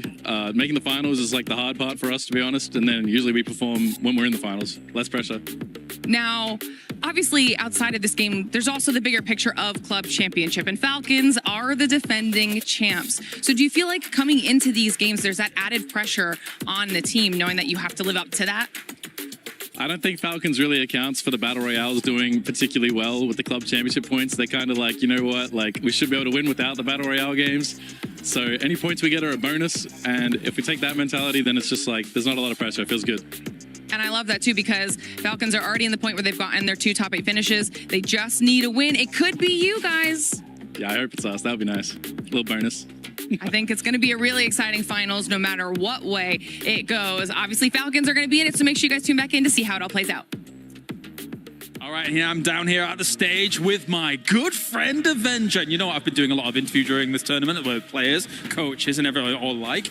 But what about interviewing my good old friend? It's your first time casting a LAN in, what, 6 years or something like that? Yeah, it feels like it's been forever, but doing it with the Porosaur is fantastic. We've been having a lot of fun, and also the first 3 games were absolute bangers today here to finish up the group stages. Yeah, I mean, what's your outlook on the games as a whole? Like, who have you particularly been impressed by? So, obviously impressed with Myth this year, how far they've been able to take it. T1 today has been an absolute tear. Heather Type is starting compared to what he was able to do yesterday, right? So that's amazing. But again, it's so different in groups compared to what we're going to see in the finals, because when teams are secure, they start focusing on other things. They start focusing on third party on teams they potentially don't want in the finals. So that's really what I'm looking for in the next couple of games here. How's the atmosphere as a whole for EWC been so far? Have you got to look around all the other things that are going on around the halls? Did you get any merch? Yeah, I got some merch. I had it on yesterday. It looked great. And honestly, the whole expo, the whole arena, everything, it's just such a great atmosphere. You see so many colleagues you've been working with or around for so many years, right?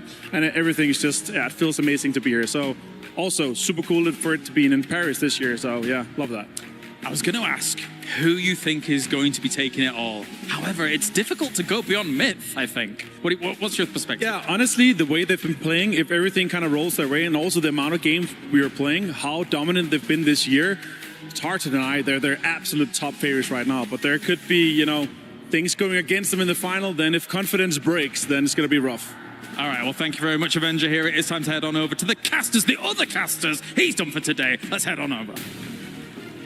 The 2 of them together doing an interview talking about who they think's going to win. Myth doing great. I thought for certain Na'Vi was going to slip into the conversation there. They can't let the EMEA bias go. Yeah. I mean, I was expecting the Colaris EMEA dance to happen, right? So whenever we're looking at this, remember, guys, I know we're talking a lot. Top 16 go on. The big things to note is there are 2 teams that is going to be Shadow as well as Supers that are not playing today that are still in our top 16, and that is going to be 14th and 15th respectively. Then on the chase back behind it, it is going to be Gike, Genji, JDG, and then like Toffees was talking about, drops down into Sharper, Nemesis, and then maybe if there is a big game here, we could put 4 Angry Men in it. So we've got 2 spots dropping out and a lot on the chase back behind it, and it feels like this is just going to come down to trying to avoid the giants in the lobby of squads like Myth.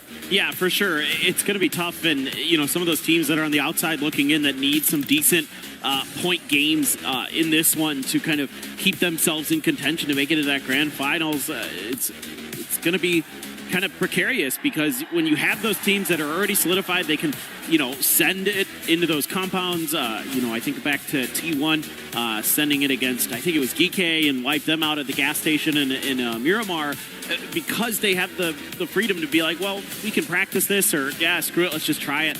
We're already in, who cares? That's like the concern when you're one of those teams, because you're trying to play your game, you're trying to play tight, you're trying to play, you know, your good macro, all these things. And then you never know when there's that wild card team that's just going to send it, you know, in a clown car behind you, and all of a sudden you're losing players when you don't normally in those situations. December 12th, Team Liquid pretty stacked on top of each other. It looks like they might all have the ideas of going for Palace. Maybe December 12th pulling away. They could just be securing a car, as JDG has a lot to fight for. Team Liquid already feeling comfy, so I don't know if I would make too much of a commitment out of this. Circle pops up this direction, so they might just try to split the location. That can happen in location. Yeah, they're all actually going to drop there. December 12th is going to get the vehicle. That's going to make this worrisome for JDG, in my opinion. Cowboy knows all about this fight. He had to deal with this often against JDG last year. So definitely going to be something that he's kind of understanding what the JD Gaming modus operandi is in this spot. And they like to get up on this hill early, absolutely. But I mean, both teams would. This is one of the few places where you can get up in these rocks and get some vision. But it's going to be obviously identified there with the vehicle, making it super, you know, not questionable, but they might just be leaving. I like this from JDG. They have too much to play for, presently in that 18th place position. Team Liquid maybe trying to pick some opponents that they want to not have to deal with later, as a couple of rotates could be a problem for Team Liquid based off of this. So JDG going to cut a path a bit more to the north. That's a known problem, though, because it's all the Koreans up to the north. As we've got Heather, it's going to be hanging out at the crossroads, and Salute on the other side. So you're going to have to cut a pretty far path into this to find some safety to loot. JDG, you've got a way, but at what cost? It's tough in this part of the map, actually. There isn't a ton of kind of trash loot compounds littered up in this part of the map. You're going to have to just kind of keep driving and go a distance to find anything, not to mention, like you're talking about, Genji, T1, not only are they in their default spots of Godok and Yongchun, they're also spread out in some of the trash compounds around them. What trash is available over here, trash buildings I should say, is Genji has one set of the compounds.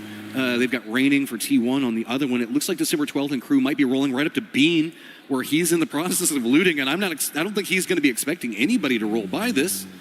JDG, it looks like there's nowhere else to go. They're just going to hit the tree, jump out. They've got a little bit to work with, but Bean's going to have himself a ton of friends all of a sudden. But JDG, I think they saw this rotate. They're already in vehicles. They're cutting a path up here fast. Yeah, Soul going to be right behind and trying to help out Bean. Let's see if Genji is just going to fully commit to this fight. They need points. If they can win this one pretty cleanly in a 4-0, they're going to have a good chance. This is two squads presently tied, fighting for the top 16 positions. This could turn everything around for either one of these squads really quickly. A couple of shots coming out, nothing cemented in just quite yet. Soul going to go for the upper section of this building. Might make him vulnerable to nades coming out. December 12th not having too much to work with. Cold's going to go down. It's going to be D that spots him out. And now Genji knows who they're fighting. Oh, but the shotgun just rang out and took Bean down, so all of a sudden problems. Soul will claim Cold's point as well, so it's a 1-for-1 so far between these two teams who absolutely need these points so desperately. Grenade from Soul, not going to make it inside of the building window, going to bounce around, and he's going to also make another move around the outside. There's a potential storm brewing as Nemesis is rotating. If they hear a couple of shots, and Team Liquid is actually following. They saw the pathing coming out for this. Were they chasing the whole time? They're going to move into a third-party point to play around this, and oh my god, if they get the shots onto D, that could absolutely ruin Genji's position. It's going to be Heather, though, that they spot at range, because everybody's getting involved. Nemesis still moving into the north. Now T1, whoever wins this, they could instantly get dropped out by one of these third, fourth, or fifth parties. This is absolute madness in worst case scenario for Genji and JDG. Gonna throw some blue zones there, try to keep that door pinned down, and then they're gonna try to use that grenade on the other side. They do get a lot of damage into December the 12th. So he's going to have to tuck in, but he's got a Saiga behind this. Meanwhile, Cowboy finds an angle with the M16, but Heather does 95 damage to him, backs him right down. So that has bought Genji a little bit of time. Nemesis now involved in the north. T1 realizing this has gotten pretty hot, trying to figure out how much of a commitment they want. D runs into the building. December 12th, it's going to be on their side. Shotty pops off. Salute gets a counter knock on December 12th, though, trying to keep D up and alive as it is full damage control for everybody, trying to fight just to stay alive on the leaderboard. Salute now going to realize there's other teams out there. Oh, what a shot with the Panzer. That's Suze down. And Salute clinging to life. Just nons left for JDG, but all these teams. Team Liquid, they're going to send it in. They're going to play spoiler to it all. They roll right in. Soul's going to have to defend one side of it. Alo knows where the positioning is at, and this is just ruining everybody's day. Soul does get the knock and the flush on the Cowboy, though. Okay, we've got a chance here for the side of Genji. Soul trying to make some big plays. Purdy Curdy going to go down as well. He did take out Salute with his grenades. Now they're trying to deal with Nons, keep him pinned down so they can isolate this fight with Soul. There was a long-distance skirmish that happened with the back duo of T1 in Twisted Minds, so that's kind of repositioned the focus for T1. That's allowed Nemesis to move into another position with Diffex to get a little bit more vulnerable, try to attack this, but Gam's also over here, one side of it. Gen G is now going to be the first squad out. Couple of points in the bag, but not too much. Diffex manages to get the drop on a soul. Well, I guess the good news is if you're Gen G, is you might have outdone JDG if they're able to be taken down without claiming too many more points here from Nons. Still has that shotgun, and the mortars will not affect him inside of that building, but definitely make things a little bit more scary when you're having to try to deal with the lack of sound cues because of those explosions. With all of this, now Geek has managed to get the city just to the west. They have EJ that's up to seeing if maybe he can supervise. This just turned into a massive pop-off. Nons is just trapped in position, and now Team Liquid really is as well, because Gam's not going to let him go anywhere. You can't even cut to the west anymore with Geek's positioning. And, I mean, what do? Poor old Nons is just playing for survival, and Team Liquid, they're just roaming around. They're at 67 points and fine with all of this. And Nons also has that S12. He's got the auto shot behind, so he's a very, very tough nut to crack. That is for sure.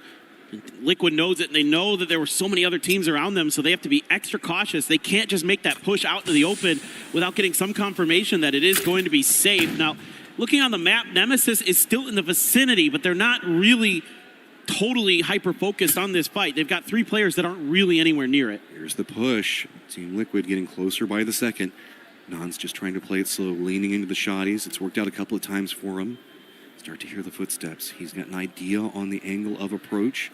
Red zone on top of him might make a little bit more noise, make it hard to find. Diffex doesn't have vision due to the way that the trees are kind of lining into Team Liquid's reposition on this. Sosed's not going to have much either. So Team Liquid has an easy pass to get over next to Nons, but they don't want to overstep. They don't want to feed more points into JDG. The point is to stop them, not let them get anything else out of it. Oh, and a red zone on top of this fight to boot, just to make matters worse.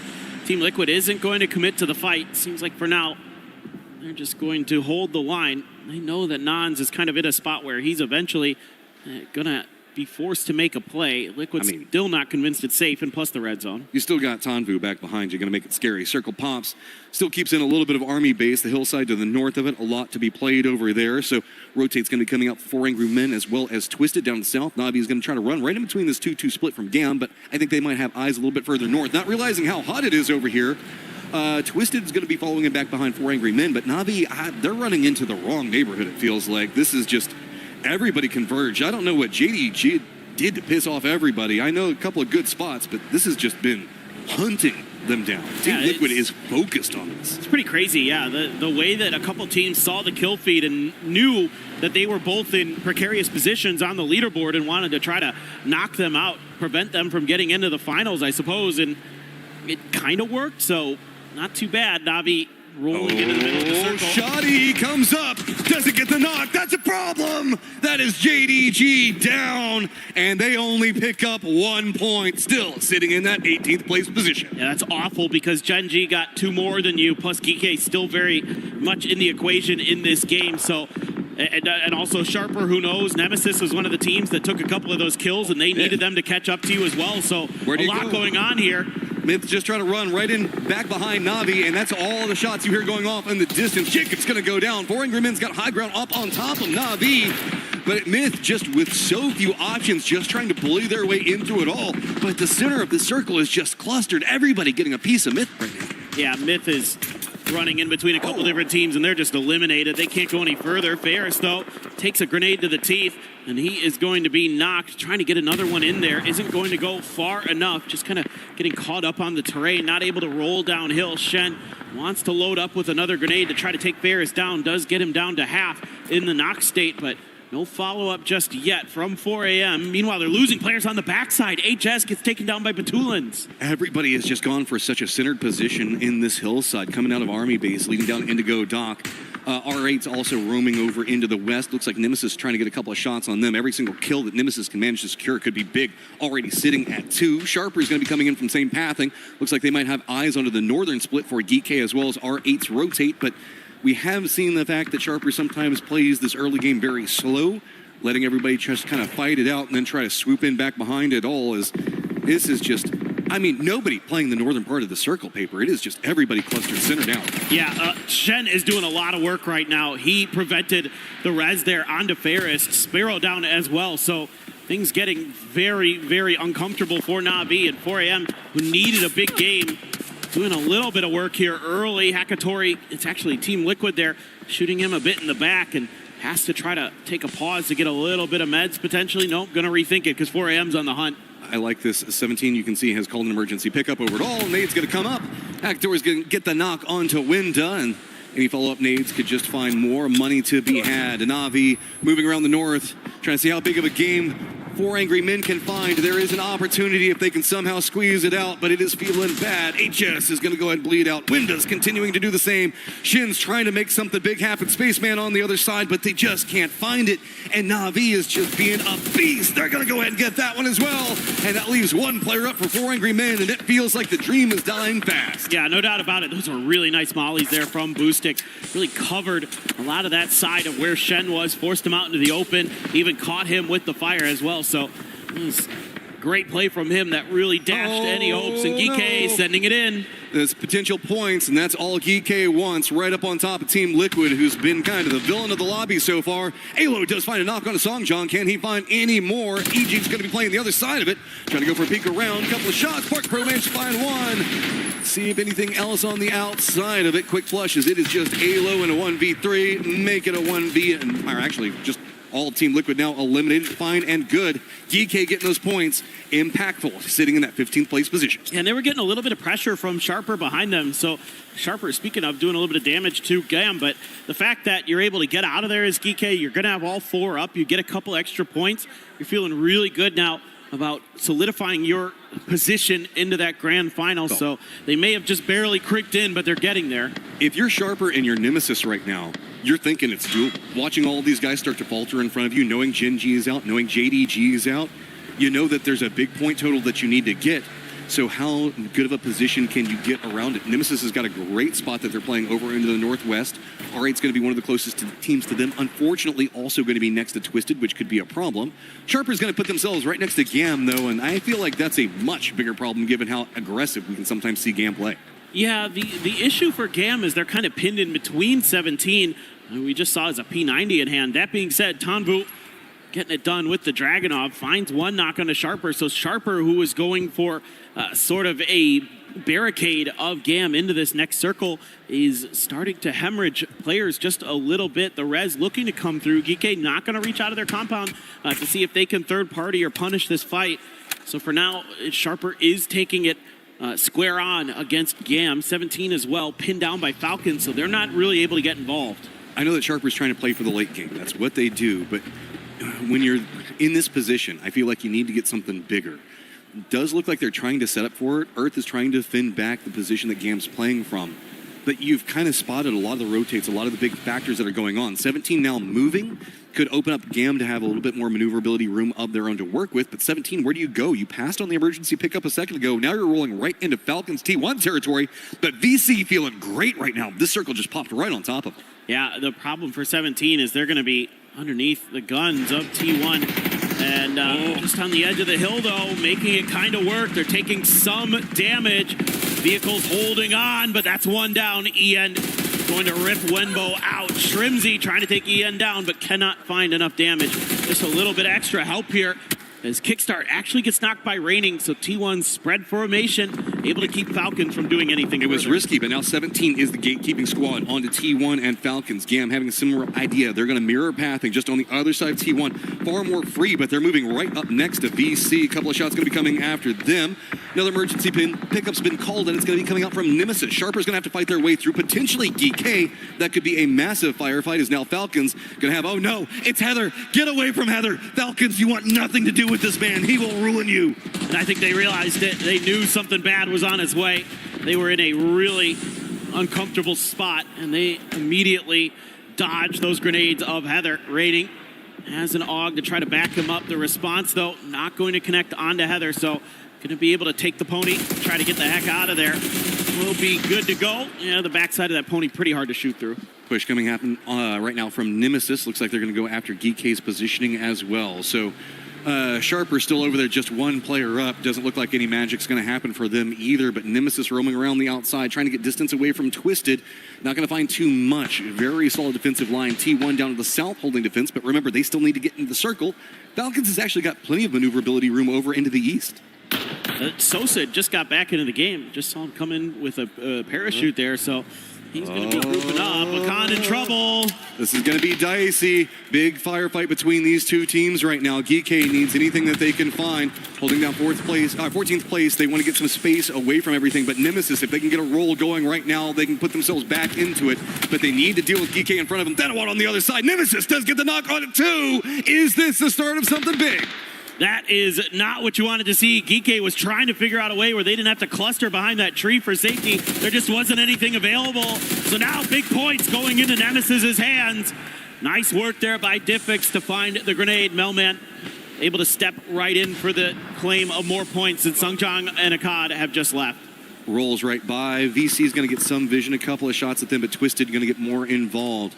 Then I walk back behind all of Nemesis. And remember, it was Stade that survived so long inside that last game to buy them a couple more points.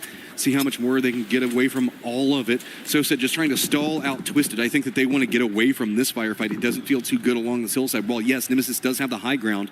They know that it's a valley over into the east, and the circle's probably going to abandon them. And Twisted also not really feeling too good about this. Is going to separate away, go more over to the north, while T1's going to have to push down the south. Circle pops, and it stays right on top of VC. Yeah, Perfectix does get a little bit of trailing damage, but not really able to connect much there as 17 and T1 dusting it up there on the southern edge of this circle. Tian Heather already in the knock state. Grenades out towards Xiao Wu. Happy feet there, going to keep him alive for now. Raining taken down by Tiggleton, so EN Type. The drop shot from Type is good. Takes down Xiao Wu, takes down 17. Go ahead, run yourself back in, but you have to deal with a very high ground positioning coming up from Vicious because, yes, their positioning is quite vicious. GK's got control on angle over onto Twisted. Twisted's going to be more forced to the north. Nemesis, where are you going to go? It looks like they just might be trying to cut east. That could put them into the remnants of GK, but Twisted really can't get out of the spot. They've got R8 back behind them. Lou's already spotted out what's going to be going on over there. They're starting to realize maybe we just have to take this fight with Nemesis down to the south. Let's see if we can find something. So said. Going to shoot a couple of bullets to see if he can dissuade it while Thanawat's still back behind Nemesis waiting for his moment. Oh, man. I mean, Thanawat needs to go big here. He needs to get a couple kills at the very least. He'd love to survive later into the game. That might be plan A, but he needs to take the points where he can get them. Is he going to go for Sosa there? No.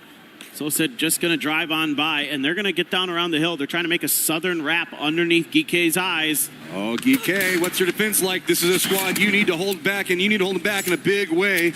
Trying to get smokes down for defense. Other side, Nade's rolling out. Doesn't connect on one side. Other vehicle does find it. Songjong gets a knock. Stade's going to go down. But just two players up for GK could make this problematic. They need to defend strong. And Twisted is actually wrapping back behind on top of Akkad. This is a problem. Songjong needs to finish this fast. Songjong needs these points. He really needs to find a way to get them. But he's feeling the pressure from the other side. And here come the grenade barrages from Twisted Minds. He is in trouble. He really is stuck inside of there. He needs Akkad to go crazy on this side against Twisted. Falcons are doing a great job on corralling T1, and that's putting them back into this similar path. And VC still has high ground control over it all. Dipx trying to find something. So says doesn't get the knock. DK goes down, finding more points. Nemesis trying to rally. They want to get themselves back up, but they have so many problems. Just one player in Dipx now alive, and it's T1 one side, Twisted on the other. That's going to feel terrible. And there's Tadawat. He strikes and starts claiming points. T1 right on his backside immediately, though. And they're going to start taking players down from Nemesis. They have been eliminated only at 48 points for them. Heather, grenade in hand. If it's on point, he's done, and he's got it. He just cannot miss today. Just both sides getting hammered from there as now T1's going to continue their wrap. Maybe eyes on the Twisted. Nature of the beast on this circle is you got Vicious, super high ground, a couple of odd rock croppings coming down. It almost feels more like a Stalber ending if you look at the way that this land settles. Falcons going to be in east, comfortable. VC on the new circle pop. They're going to have two of their players up, high ground. Everybody else nowhere near the circle. Yeah, this one looking like it might just come down to Falcons, VC, R8, depending on how this all shakes out in the southwest side. T1. You guys didn't see that. He was shaking his head really hard at R8. Nope, never. I would never do that. What do you mean? Twisted Mind's having a little bit of trouble, but man, Lou hit some nice shots with the M24. Seen him in the kill feed a couple times with that. The grenades to try to finish off aimbot down there.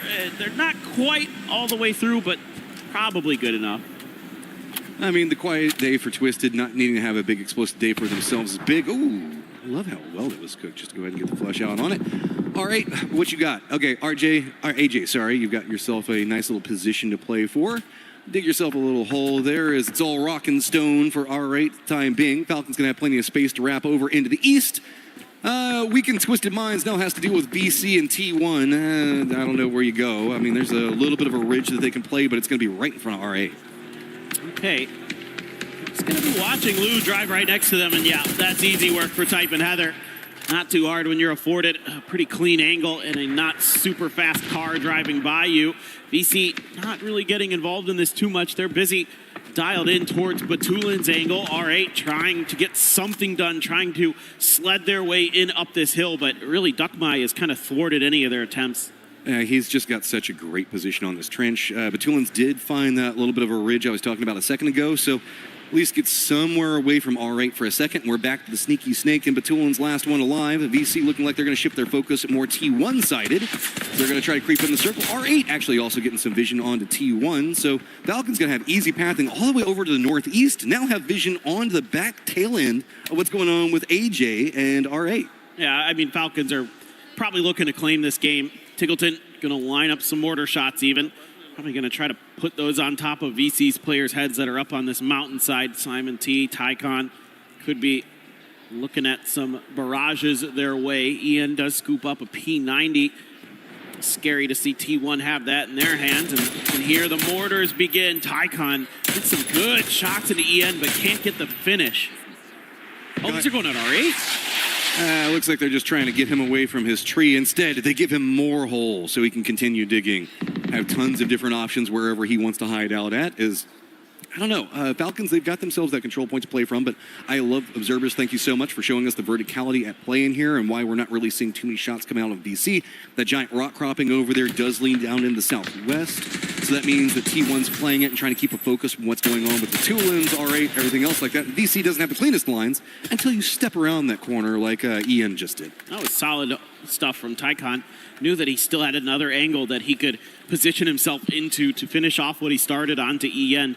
Was right there to clean up the job. So that's one player down on one of their bigger threats right now for Vicious is T1, who are looking on the outside of this new circle. Are they just going to wrap around the eastern side, but that means they're going to run into Tiggleton sightlines, or are they going to just try to sneak right underneath Vicious, see if they can get that done? DOTA and actually Tycon there combining to do a little bit of damage into Empty. Who's just trying to find a way in. I love the fact you pointed out Falcons have left Tiggleton behind down into the southeast to make sure that nobody from T1 wraps around. Falcons already sent also Shrimsy and Gustav in control over the northwest, or actually just due north to see if they can stop out R8 and any rotate. But you can see it gets really complicated over here. They hear the vehicles roll in, how the nade's going to be cooked. They're going to be throwing them AJ's side, so it's going to be Shrimsy gets knocked onto Empty. And good old AJ still alive at his tree for the time being. His kickstart, I think, is going for a full wrap back around. Nope, Shrimsy's going to go ahead and make it easier, get the knock onto AJ. Now it's just Teddy, the last one up, watching his friends die at range. Yeah, Teddy's just like, well, I can't really do much. Now he's in grenade range of VC, so he just took one of the chops. Meanwhile, Tycon looking to try to steal that point, will do so. Falcons not going to claim it, but not going to be too bothered by that, considering their position on the leaderboard. Tiggleton has abandoned the defense of the southeast. He's going to go ahead and regroup, so it looks like it is going to be Falcons lined up against R8.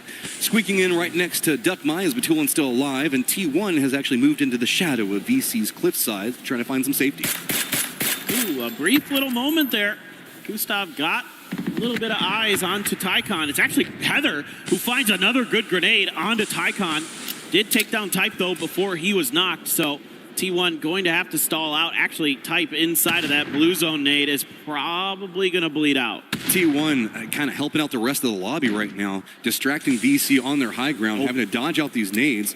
Pretty decently cooked so far, does still get some damage, so you can see every single time that VC has to step away from the nades from T1. It puts them into the Falcon sight lines, and it's two different teams trying to punish the squad, and T1 is intentionally throwing their nades, knowing that, expecting somebody to the north to assist every time that VC has to move. T1 just barely got to type in time, and they were able to get that res through. I didn't know if that was going to be possible. T1 being diligent, clearing out all the hidey holes on top of this rock. Heather going to start scaling his way forward. Simon T trying to watch it. Has not seen Heather just yet, but a molly there. Going to disallow him in the shot from Type. That was such a smart molly. I think that other molly hit his teammate. I was going to say, didn't he just drop one on his teammate? Everybody got too excited. It's like, we finally get the high ground. That's such a hard push up onto the top, and it's going to be Duckmine now looking up over the rock croppings that VC's had control for so long, and he's going to go down.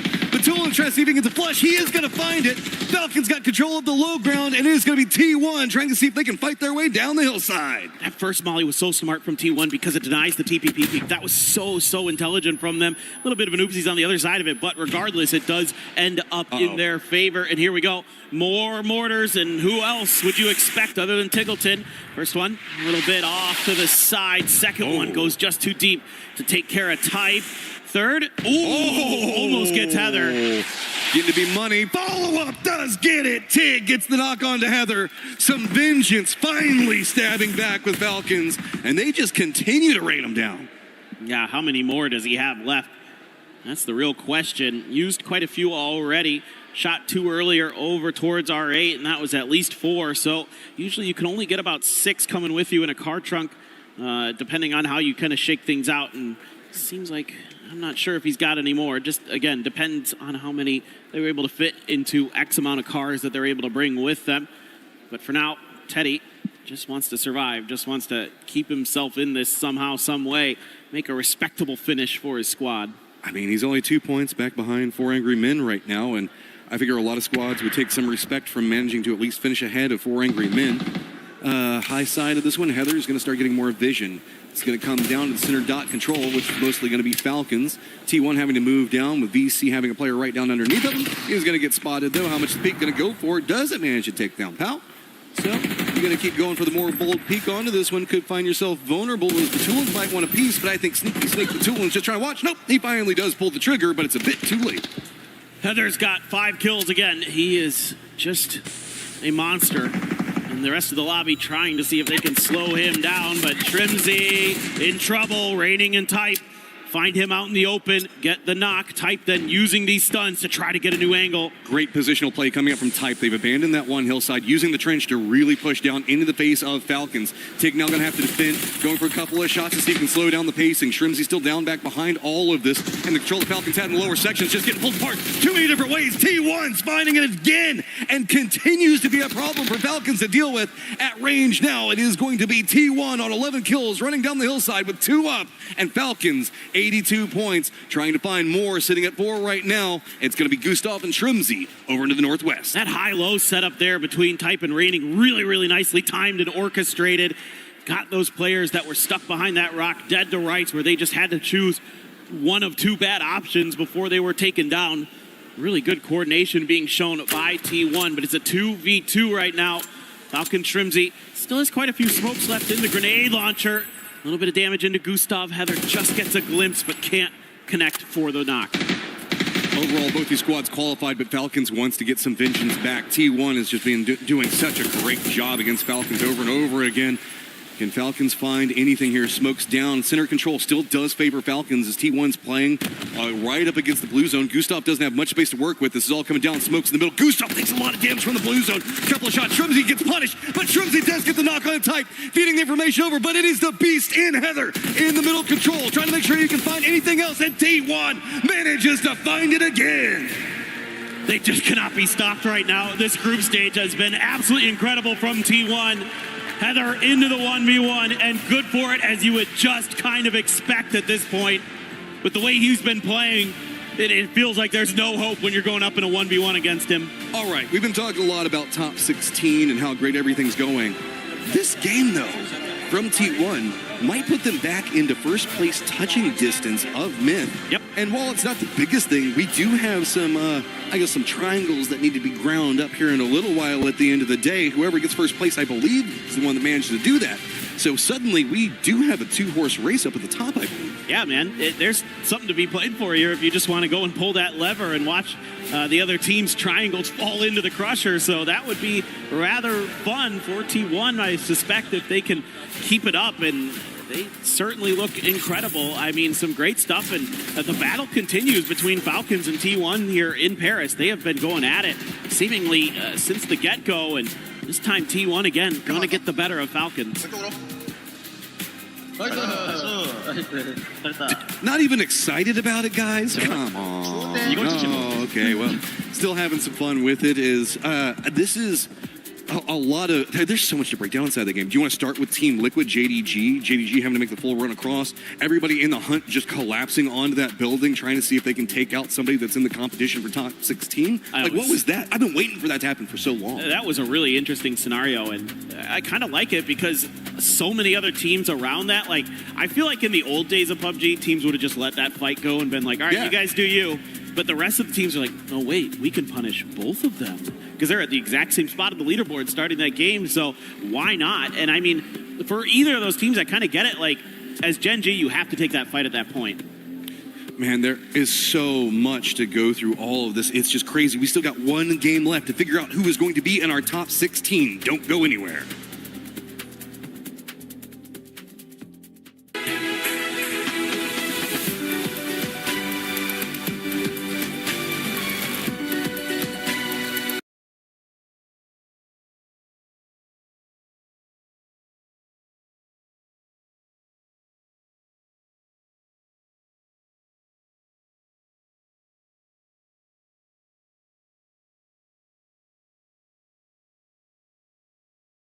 Exactly how this lobby goes, Myth, they might even just sit on the edge if they want to and just specifically hunt a team. Do I think they're going to do that? No, but the point is the possibility is there. That leaderboard is going to be moving as we head to the final game of PUBG Battlegrounds at EWC 26. Ladies and gentlemen, we're going to get our 16 teams that are going to the finals, and we're going to be getting 8 teams going home.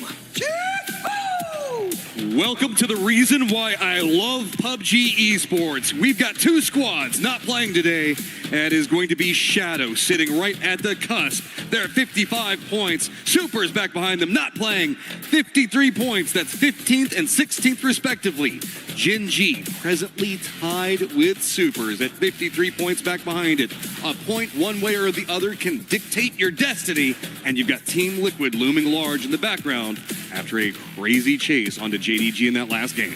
Yeah, I mean, it's really important here that you kind of take that lesson that you learned from that previous game. If your team's like JDG, Gen G, or even Nemesis, who needs to get deep into a game, who needs to, really have a big moment to try to get into that grand finals, and there's teams hunting. We've already seen it. We saw it in the previous game with Liquid, and then T1 even a little bit kind of sniffing out at that fight. So you had a couple different teams that are out there just saying, we're going to try to deny you because we want to keep, potentially Shadow Esports in the next lobby. What is going to happen here? I'm waiting to see how the drops are coming out for this. Remember, we also do have the fight for first and who gets to kind of crush the keys. Only 8 points up there, but whenever we look at T1 and Myth, 8 points is either a big difference or not a difference because sometimes it's go big or go home. See how these drops come out. JDG look like they're going to be right at the end of it all. Slow rotating over there, and of course, Team Liquid just to the south. Maybe a little bit of a fight over vehicles as Team Liquid is sending somebody right into the JDG drop. Oh boy, that is Luke 12 there. Yep. Maybe just trying to steal a vehicle, actually. I mean, you could grab the one that's close to the bridge and then take it over if he so chose. Just wait and see, and that circle is absolutely awful. Okay, well, Georgia Pole, JDG, all these guys up at the top. Nemesis, get ready. You're about to have to make a quick path. Razak also look where Gen G is going to be at, but DK already right on the edge of the, or right in pretty much, I guess, the center? What do you want to call the center of the circle? I guess it's military, but water? Luke, how is the car extrication going? He is about half health, but it looks like he's going to get away with it, so with those shots, JDG, this is such a terrible way to start because Team Liquid stealing these vehicles just makes it harder and harder for those couple of points you need because JDG doesn't need much. They just need to get, 2 points? And then they're at least up there, and then they just have to worry about everybody else and how their game's going. Yeah, they need 3 to get ahead of Supers, and then they have to finish ahead Gustav. of Genji. And if you get 5, then you're feeling really good. Yeah, hello, Gustav. How are In South you? George? You know, it's fine. Yeah, it's okay. He's chilling. I mean, he's got a few Falcons players around him. This doesn't matter. It's kind of funny. This almost matters more for Liquid, not to anything to do with getting into the finals, but because Liquid, I think, is pretty keen on messing with JDG from what we've seen. Really, JDG, I mean, they have to, their whole game, they're going to have a target on their backs. If a fight breaks out, Team Liquid, they're playing with points in the bag, 68 right now. They can just crash whatever they want. And the reason why they're messing with JDG is look at what we're looking at right now. South George, North George squads makes it hard to rotate, especially if you get a northern circle. You're going to be right on top of each other. You're vying for vehicles based off of drops. Team Liquid is playing the long game on this one and not afraid to be the villain if they have to do a couple of things. Not necessarily untoward towards JDG, but I mean, it's fair game. I mean, that's part of the equation there. I don't know what happened to Baron. It's fine. I mean, Myth is. I mean, again, Myth, you're playing for the. You're playing right. You're playing for the key crush spot. Like at this point, so that's I guess maybe impactful, but. Look, at the end of the day, I'll say karmatic for me because while everybody else is having a serious conversation about GOATs, they're like, "Oh, my team, I love you, Myth." Oh, when they were picking their own players? That was a cowardly answer. Yeah, cowardly answer. I'm with you on that. I liked everybody else because I'm like, oh yes, I agree with that. Oh, Uva, yes. Loki, absolutely. Shrimsy, interesting choice that I kind of agree with because I think he's been incredible throughout his career. Then you just pick your own teammates. I mean, don't get me wrong, Jacob has been exactly what Myth needed to push them into the top tier of PUBG esports, but yeah, come on, bros. Come on. A little bit more consistency on wins coming out. Myth might have, there's an argument for in the future or maybe right now, they're the GOATs, but usually when you think of it, it's you gotta win a PGC. Gotta win a PGC. That's what the OAT side of it is, right? Is now most of our squads are starting to make more of commitments into rotation positions, and this is going to be a very small circle given how much water is going to be in play. Sharper's just going to go full Navy right now. T1's got a 2-2 split on Military Base Island. DK is just going to be to the south of them. Myth's going to have the hillsides just to the north of Military Base proper. Gam's going to go for bridge control, and 17's going to go for the ice chest over into the east. You're my oath side. Hey, I was trying hard not to make a joke about it. Thank you. People tend to forget about it. I'm always just matching. Yeah, I mean, that's like 99% of what you I was this close to actually having my handle be Quaker. I was like, nah. I think it's technically better long term. I could have gone with Darth. Darth? Oh, yeah. Darth Vader. That's actually really good. Yeah. Okay, look, it's time for us to rebrand. All right. The Quaker Darth. All right, let's focus in on the game. That's way better. Okay. Yeah, all right. Rotates over to the east. Na'Vi, a little bit of a bridge camp. VC's got eyes on it. VC presently sitting in a good position. Na'Vi also in a good position, but I don't know if VC is going to make too much of a commitment onto this bridge camp. He's got multiple players already inside of vehicles, and that's a BRDM. So Simon might get some damage and a knock, but it's really just whatever he can find. If anything, that kind of lets Na'Vi rotate ahead of you, right? I think really importantly here, we got to notice that JDG is in an emergency pickup, and there's not a ton that they have to work with. Thank you, observers. You're right on point today. You guys have been amazing. There's like the very southern compounds is basically what you have to work with if you drop onto the military island. But even that's a little bit of a gamble in this. So I think the good news here is for JDG, you've got out of that bad situation that Team Liquid's trying to put you in. The bad news is you're flipping a coin. Are you really out of it is my question, because usually whenever you go for one of these types of pushes on military base, you want to play with that coastal line, right? To try to put your backs to where you don't have any information, you have no idea where anybody's set. But on this circle, because it's still so western laid, that's going to be near Ferry Pier, and you have to assume that maybe somebody could take a wrap over there. So even playing that position doesn't feel good. Instead, you might be dropping right on top of DK, Sharper, or T1 of all squads. Exactly. And so you're going to have to go way south as JDG, and then are you going to be able to get vehicles? Are there any left on this road? Because if there's not, trying to make foot pushes out in this part of the map can be very, very difficult. And already, December to the 12th, taking a few shots here and there, but they will find some level of stability. It is not the best compound in the world, though. That is actually really big. That was GK taking those shots. If they had gotten a knock onto one of the JDG players, that might have been a go signal, because GK is presently sitting at 59 points in that 4th place position. Gen G still just trying to touch one more point and get up there. Of course, JDG as well. The gamble right now, think about that. If you're GK, if you're JDG, you look at this circle. of all circles, and you're having to pick, do I stay on the main island? Yep. Or do I go Millie? The circles could be absolutely brutal for these squads in the hunt now. If it goes north, 2 squads vying for survival right now could be in a bad spot. No, Twisted could be in a bad spot too. Yeah, probably. But I think more importantly in this game is the fact that, okay, well, now I have to hold my thought because Vicious is camping a bridge because, of course, they are. Why wouldn't you? It's a team with Tycon on it. They don't mind causing a little bit of chaos. So Twisted going to have to try to drive around this. They will be able to do so, it looks like. So, okay, I think I can talk about this. So, really important thing here. The fact that Team Liquid was barreling down on top of JDG forced out their emergency pickup really early, well before you would want to. Now look at Nemesis. They are taking theirs, so they time it with the phase 2 pop, so they have a better idea of if this is going to be a 50-50 or not, so they can make a better educated decision on where to land and potentially get themselves further in the game. Gen G not even opting to go for any movement yet right now. They're still over in Razak, kind of playing around Boatyard as well. Interestingly enough, Team Liquid has moved over to Pachinki. I guess maybe just get a little bit more loot based off the timings, because remember, they were next to Falcons. Falcons making the wrap on Fairy Fear. Where are we going? Is it going to be friendly to those in the hunt and JDG and GK? And yes, it is. It pops down to the south. Math favors them, so everybody that was slow on rotate, this is the other side of the gamble. JDG, GK, they went for military base. On the other side, now we're going to have the squads in Nemesis, in Gen G. They're going to be on the chase for the circle while everybody else is doing the exact same thing. Yeah, the circle is absolutely awful. I mean, it's like still 50% water even in phase 2. The good news for JDG is you flipped that coin correctly. It came up heads. The bad news for Nemesis is because you, I think, made the smarter play, the safer play. You might get punished for this because you're coming in so late. Now, there is still room on the southern edge, so they still have some availability of space to work with. But again, you're probably not going to get vehicles here as Nemesis, and making foot pushes in this part of the map, hard. A couple of rotates, of course. Myth and Twisted are rotating near each other. VC also going to be over there, but we're kind of watching the rotates and the focal points for where people are going to be fighting for the cusp positions to qualify.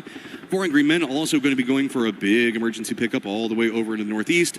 Nemesis looks like they've got a focal point right on top of the exact same building that JDG is in, while there's going to be a wrap coming up from Gam right below them. We already saw the Gam will get involved. Big shots come up. Cold gets a knock on the stage to start it all. And Nemesis, you're in trouble. You were fighting for survival. You needed some points, and instead you feed them to JDG. That is unbelievable. They go right to the worst spot possible. Melman getting lit up, trying to get over the fence, but there's grenades on both sides. He's just done. That is absolute madness. Where does that put JDG? Tied with Gen G, but they still don't have enough to get past Supers. Oh, we ain't done yet. Sharper in a lot of trouble. 17 just lands in the face. Yao Wu doesn't even care. 17 with 1 player down. Sharper in a lot of trouble on the outside of this, just watching their teammates fall. Now you got to play salvage. There's no hope to get back to Tanawat. So the other 2 players need to just survive, and they coming out from that coast is really, really tricky. If the circle moves away from it, you're kind of just left running in flat open terrain. I mean, the good news is that these days, of course, there's the destructible terrain, so you have some better options than you used to, but it is still tricky to say the least. Meanwhile, Xiao Wu will be res 17. 4 strong once again. Another emergency pickup, this time 4 a.m. Going to make their go of it. Long one from them. Gen G just playing for placement points, still outside the blue zone, playing it slow, patient. Myth Twisted, we saw them just a moment ago kind of bumping up in a rotate. They're going to be playing the actual airport itself, leading into the airfields and where all the planes going to be landing at. Navi's in a great position in the circle, GK as well. So that's the other thing to be looking at, is now that GK has moved into that 14th place position, if they can close out any of the doors back behind them. Sharper now in trouble at that 50-point cut line as Falcons going full-on Navy. No big need to get into the circle too fast, as they're going to be fine. Emergency pickup, though, finally called for Gen G. I was wondering what they were doing, because they were out in Narnia just looking for maybe an emergency pickup period, probably just scouting houses. That is going to cut out a lot of the water, fortunately, for these teams, so they don't have to worry about that too much more. And Gen G going to be the last ones to the island party. And we'll see if they're able to find anything safe inside of the circle. It's not going to be easy, to say the least. And there goes 4 a.m. They're trying to drop in, and you can see anywhere you try to go is hot and dangerous. This hillside can kind of be somewhere to hide out in for the time being, but the size of this circle is going to make it scarier the faster this goes on and the longer it goes. Gen G with their emergency pickup, not going to have too many options. So whenever we look at this, remember that this is the hillside coming out of military base proper into the west. So GK is going to have the high ground control on everything. It's also pretty open all around it, right? If you look over in the east, nobody can really play that. There's those couple of compounds that lead into the shadow of military base proper that Navi's got control over. Everybody else is pretty much just going to be playing in dips from this point forward. So a late rotate could be a problem, and Gen G, who just needs a point or two, could falter here. Dude, Matt, this is the game here for Gen G. They have to find somewhere to land in this circle, and it has to be safe. Sure, T1, Team Liquid, they're having a little bit of a dust-up. EN probably as Alo dead, indeed he does. M4 going to connect, runs out of bullets, so can't follow through. Curdy will take down Raining in response, but as the UI is there for a bit of safety, hopping around the seats. Cowboy also on the scene. So this is a problem with this firefight going on as loud and heavy as it is in the northern section. Gen G is going to see that first. Know that they can't drop off in the northern section. Instead, they're going to probably pull down in the south, where Falcons just made landfall, where we saw 17 go, where we have 4 Angry Men at. It's going to be so dicey over there as Team Liquid still just trying to fight. Get this one out. Heather's going to be on the side of it, seeing if he can get the better of Cowboy, but it's just going to be too big of a crossfire that's been set up for Team Liquid now as they're just balancing back between it all. Cowboy knows where they're at, but this is the circle that we're looking at from here on out. There's not many trees. There's not too many other cover pieces to play. It's going to be burning smokes early in these types of firefights. They're going to be a problem. As here comes Gen G. Where do they opt into going? By Falcons. It's right next to Falcons. They're already getting tagged. Gustav there can't maintain his footing. He's actually going to drop down, parachuting through. Going to match Bean there. Bean takes a bunch of damage on the dropping. It's going to be Shrimsy who catches him. That's one down. Their others did at least manage to touch the ground, but it's going to be very hard to play over here. More is now coming out. Don't know exactly where they're going to be going. Sharper still clinging to life over here, as at least Gen G has their backs into a safe position for the time being. Kickstart, though, is also over into the west, roaming around on the outside of the spotting it in T1, now being a little bit done with whatever's going on to the north with Team Liquid, has set their eyes into where we can see Gen G kind of playing from. It feels like it's on to JDG now to be the ones to supplant the supers. See if they can do that as T1 continues to crumble. It is Heather alive, though, and we know what he can do even on his own. Over towards our next circle. Oh my God. Gen G. You have got to be kidding. You are feeling so lucky right now. Geek, you're just feeling cursed. You've got to come down out of your high ground. Roaming Team Liquid up at the top, still kind of contesting up against T1. I think that's going to be finishing out there pretty fast. But it is Heather. Heather can continue to put in work. He's a one-man army in and of themselves, but Nate is going to finish him out. Team Liquid has to make a path down. JDG, Geek both have to get into a circle that's going to be really open, man.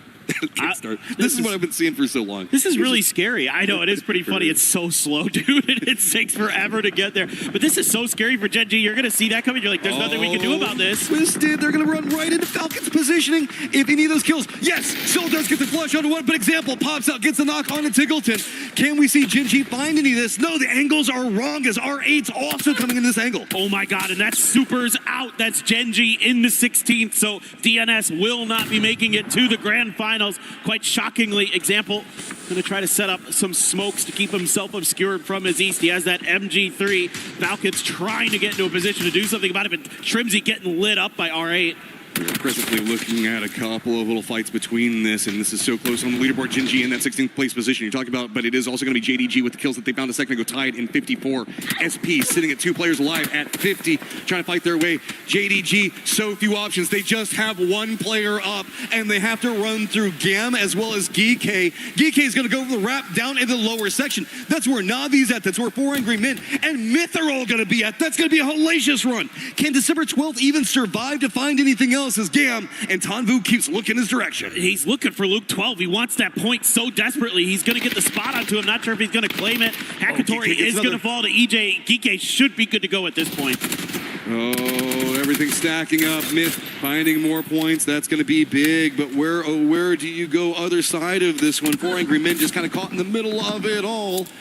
I'm still just trying to see if anything for JDG. Can they find a way into the circle?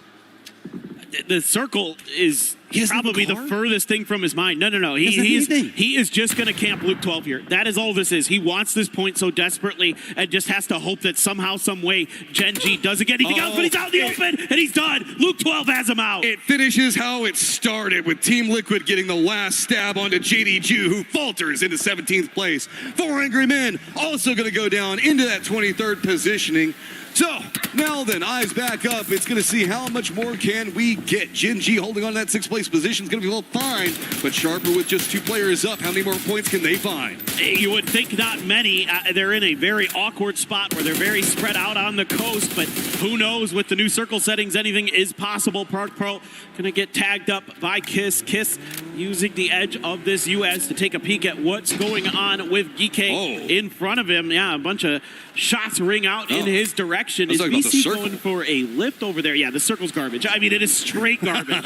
It's still 50% water over here. Gen G going to be in the center of it. GK is going to make the wrap down on top of Myth, and Myth is in some trouble. VC needs some more, but this is all low side of the hill, so nobody actually inside the circle can get involved. Oh, GK probably comfortable now into that grand finals. Just looking to try to barricade Myth, do a little bit of damage to our top team from the group stage. See if they can finish them off cleanly. Grenade gets up there, does some damage. The follow-up from Sungjong, he's going to be peppered, but he is going to find the mark.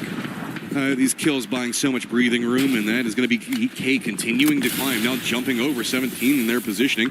Car's going to be rained down in front of him. Gam just having to make a send into the circle. It's going to be right next to the BRDM that Navi's been trying to use for some form of safety. It's going to be pretty close to the center of the circle, but it's going to be a tree, and that's about all she got. Tangu's got some solutions for the problem in front of him, though. Nice shot there.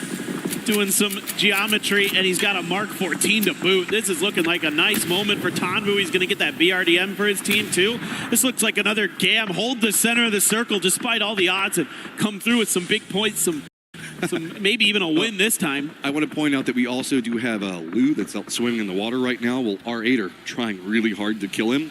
So if you see any sweatiness happening from Twisted Minds, it's just Lou swimming, an example right next to Falcons.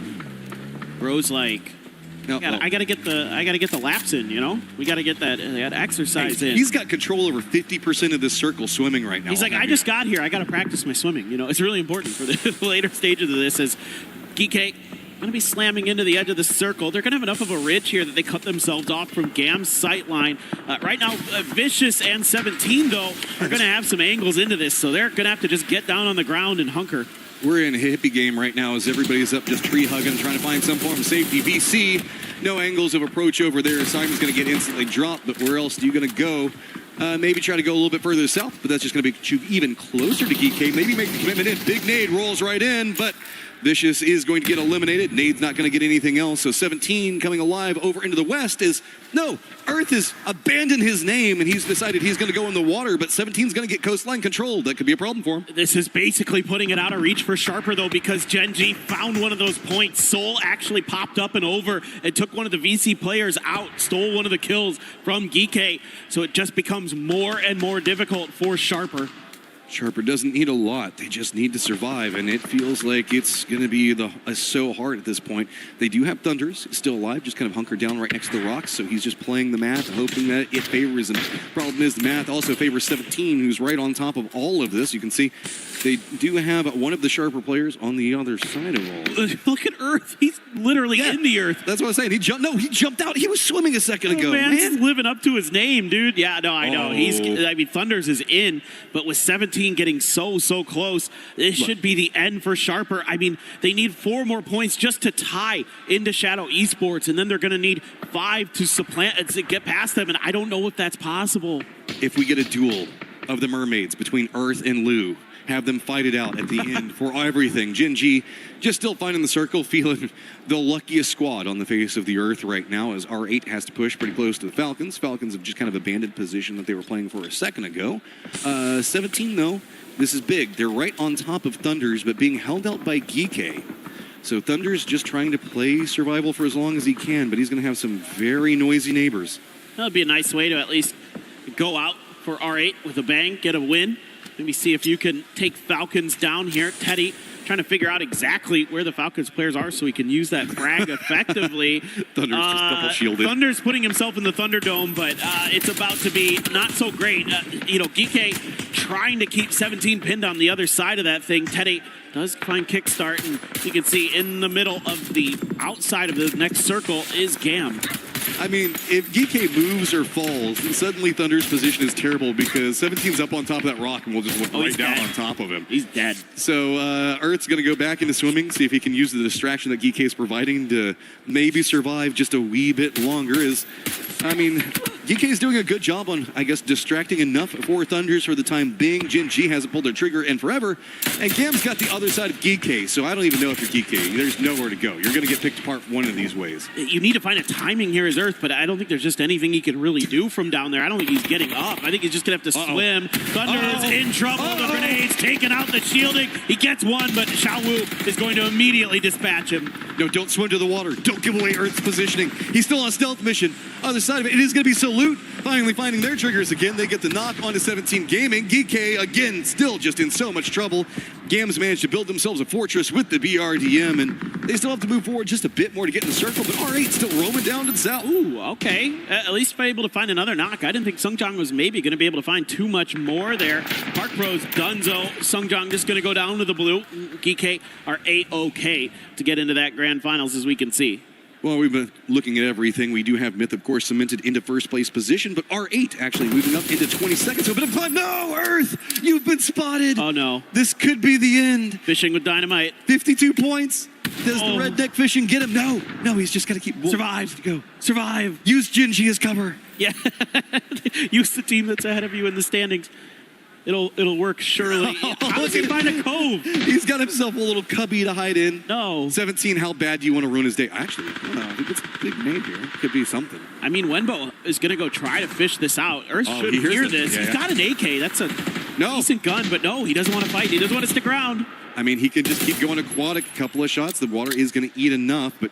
Okay, how well are you going to cook this? Nate looks like it's on trajectory. Oh, doesn't get a lot more, but going to jump out, still be safe. Molly's don't work in the water. I'm Molly-proof. Run away. Continue to get to safety. As it is just... Earth is the last airbender here. He's using water, fire, everything. Salute's just watching like, what is happening to the north? He keeps shooting at 17 players. And he's like, what are they shooting at? It's not me. I don't know what's going on. I'm just chilling. Oh, no, D! D has spotted him, and Earth's dreams are crushed. That's it for Sharper. They will not find themselves into that grand finals, and we have it all established. We know where the cutoff will be, and it will be Shadow Esports. Well, let's have some fun with this one. Tanbu with that Mark 14. I want to see him sing with this. Jinji's got a great position. Can they take the last game on top of surviving and getting into that qualification? Salute's gone down one side. 17 making the push in.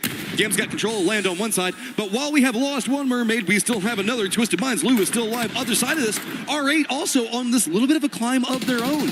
They've still got a lot of players up in control of the south. Gen.G losing players here and there, so that might have afforded Lou the opportunity to make landfall and try to find a way up here. Not exactly sure if he's going to have a spot. Yeah, he definitely does have some room in this circle to find a way up for sure. Teddy doing some nice shooting there. Tanbu goes for the spin, but will be sent out most likely. Looks like there's enough of a edge there. It's unbelievable, dude. Unbelievable. He has a P90. There was a crate out in the water that he went and got. Just PUBG things sometimes. I love it. All right, Gam, 17 up to the north, and it is R8 now that's getting the focus of everybody. Tian Tian is going to get the knock on a Hong F. So 17's going to leapfrog up. Tian Tian's going to go and try to get the res on a Winbow, and now Lou is looming on the rocks below it all.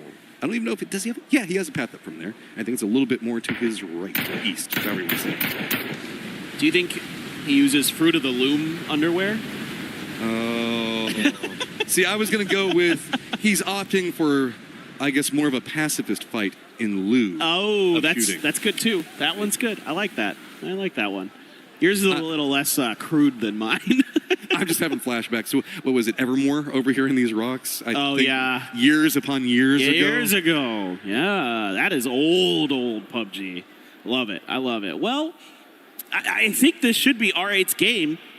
I think. But how much hard can to they say. I mean, yeah, they're not going to qualify. No, I don't think that's possible. That's a big come up at the end. 4, 5. That'd be 48. Plus, they can get another 6 points. Well, maybe if they kill. You know everybody? what? Actually, wait a minute. I'm trying to do the math on this 5, and then we got another 9. They can get 6 more points, if I'm not mistaken. I think they could do this. But they have to get all the kills. They have to get all of the kills. I think there's like, they can't pass Gen.G, but they can pass. They could maybe pass Shadow. No, wait, no. Yeah, no, they can't. They can't. No. Trying to do the Not possible. Not possible. I just did it. I hate doing caster math. I absolutely hate it. is the worst thing in this job, trying to figure stuff out on the fly. It's not possible. I'm like 90% sure. Because I think the most they can get is 11 more points. And yeah, I'm trying to remember where the cut lines were. So it's yeah, 55, so they can't. They're 1 point short. Sad. I thought you had me hoping for a moment. I'm like, oh, that flush that happened a second ago. Whenever they got the knock and it was stolen away. Oh, man. All right, well, that being said, R8 trying to wipe everybody is also going to be pretty hard, given the fact that Gam and 17 are closer to each other than anybody else. And I feel like Lou may die to the blue. So while all the caster math could be a thing, the factors are really the teams are too close to each other for R8 to get much. Well, okay, they at least managed to get one out of that, as Gam is going to get eliminated, but 17 is going to find the other side of it, pick up one of their own. 17 having a massive game, all considered 8 kills right now and still fighting their way forward, as it is going to be them over into the northwest. Down in the southeast, it's going to be R8 and good old Lou living the, I guess, the beach life. Wenbo's trying to see where exactly Lou is, and then he's going to reposition up to the high ground. He takes a little bit of damage from the blue to do so, and he can't really sit there too much longer. This has to be kind of clean, can be kind of tricky to get up those rocks sometimes. And this is so great for Lou. You know, he's kind of jet lagged, having just arrived. He doesn't have to pull his trigger too much. He just gets to kind of watch what's going to be going on. 17, if they play along the rocks, going to have their own problems. Ooh, blue zone going to take down Wenbo, and he's going to go ahead and get flushed by gravity. Uh-oh, Tian, he's spotted. Not like this. Don't peek up there, Lou. No, don't do it. I mean, there's so many players in front of you. You got to go for it. MT wanted to go for Lou, but he's just trying to hold his breath down there. And can he out-survive anybody else? R8 wants him. Yeah, let's see if they can find another kill. Lou does make landfall. Goodbye, Tian. Now all eyes will be down there. Lou's got one. Oh, he's finished off. There you go. Last game is going to be a moral victory for our boys in R8. Climbing the leaderboard right when they needed to at the end. But, I mean, it comes down to that cut line. We now have our top 16. Well, that was a crazy circle to end on. I mean, just so many teams having to make really calculated gambles. You know, you're trying to wait each other out. You're trying to wait who's going to be that last team to go for that emergency pickup. And believe it or not, Gen.G is. And they somehow, some way, were forced to go to the coast, which normally you would think, well, that's not great. You're probably done from there. But the circle said no. And Sharper. I know. They wanted it so bad. R8 on a climb of their own. A lot of these squads that were just trying to get to the top 16 fight so hard. And now they have their dreams dashed as this is our squad. Bottom of the leaderboard and 4 angry men. I'll say unexpected. Yeah, I mean, with what 4AM has kind of been able to accomplish so far this year, I thought they were a good shout to at least get into the grand finals. Definitely disappointing for them once again that they just can't kind of come to some of these international events and live up to expectations, live up to the hype. Yeah, just a nice moment there, at least for R8. This is what it is. Getting the win, still something to be proud of. A little bit of sadness for JD Gaming because they were trying there at the end, but it was just everybody and everything uniting against them. And I will say this, for anybody that plays in PUBG, if you're like, oh, well, people were bullying this and they were fighting this and it's so unfair, every single player in a battle royale will tell you, if I didn't get the points by the last 2 games, it's my fault I didn't qualify. I should have got them early. Yep, no. Every player will tell you that there were points they left on the table in other games that they should have had, and that's why they weren't able to get it done, because they weren't in a position in that last game to just kind of freely play. They might have to press for some points to try to do things they normally wouldn't do, whereas they didn't capitalize on opportunities in previous matches. If you keep yourself in an exploitable position, sooner or later somebody is going to exploit, is what it comes down to. And unfortunately, it was just for JD Gaming. They just bounced too many times into Team Liquid. But I do love Team Liquid, who sometimes we have called out for being a bit too passive, trying to take more control over their own destiny. Yeah, no. I like the way Liquid played the end of this day. You know, once they had that finish on Miramar where they were pretty much secured, that's when they got active on the map. That's when they started picking on teams. And frankly, the fact that they kind of started to focus on JDG there actually made things really uncomfortable for JDG and put them into some bad decisions that they had to make that they normally probably wouldn't have to. Watching our mermaids in action now, relaxing. I mean, arms back, trying to kick back and relax, breathe a little bit more is... I mean, yeah, that game was super stressful for the mermaids, right? Well, I mean, at least it was for Earth.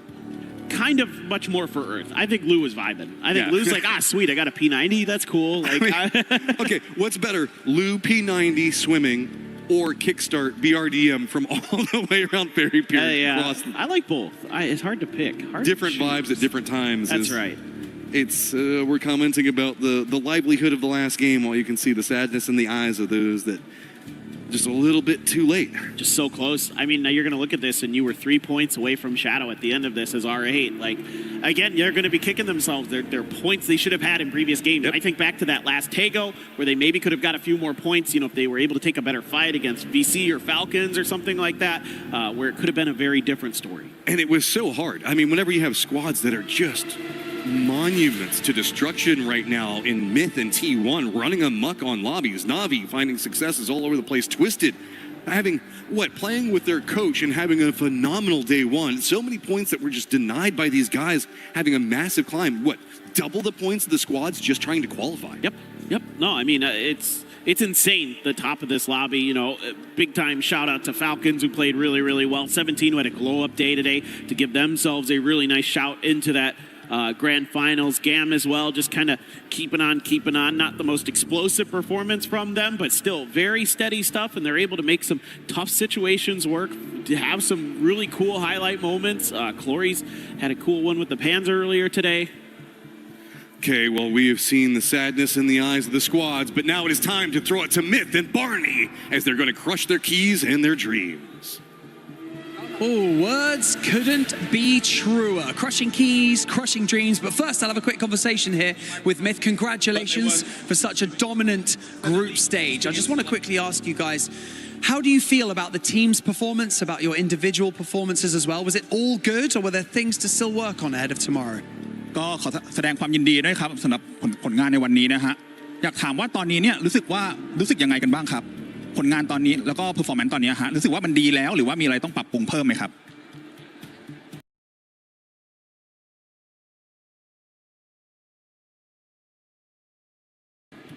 ก็คิดว่ามันดีแล้วครับผมแต่ว่ามันยังดีได้อีกครับ Yeah, I think it's good but not good enough. There's still something that has to be working on. Okay, well, fingers crossed you'll be able to fix it ahead of tomorrow. Now, tomorrow the stakes do get higher. Everything resets as well. So how are you guys going to stay focused and stay composed going into the grand finals, especially if there are things to work on? ก็เมื่อสักครู่บอกใช่ไหมฮะว่ามีบางอย่างที่ยังต้องแบบว่าไปจัดการหรือว่าไปนั่งศึกษากันใหม่นะฮะอยากถามว่าพรุ่งนี้เนี่ยทุกอย่างมันจะรีเซ็ตแล้วเราจะทำยังไงกันบ้างฮะกับพรุ่งนี้รู้สึกว่ามันกดดันบ้างไหมหรือว่ารู้สึกกันยังไงครับก็ยังคงต้องทำให้ดีเหมือนเดิมครับกดดันก็อาจจะเพิ่มขึ้นมานิดนึงครับผม Yeah, of course there's going to be a little bit of pressure like coming up to them, but we have to keep moving on, giving everything we got as usual. I mean, it feels like quite a somber, quite a relaxed atmosphere right now. However, now is the time to celebrate, okay? Because you've placed the top spot in the group stage, so follow me, gentlemen. This is time for the fun bit. Come on over here, come on over. And I want you to climb up here, mind your feet, no tripping. Let's get up here. Welcome to the Crusher. Step on up. Okay, so you're going to crush some hopes, crush some dreams, and crush 8 keys of the eliminated teams from the group stage. And so, first and foremost, can I get you please to press that button? รบกวนกดปุ่มด้วยครับ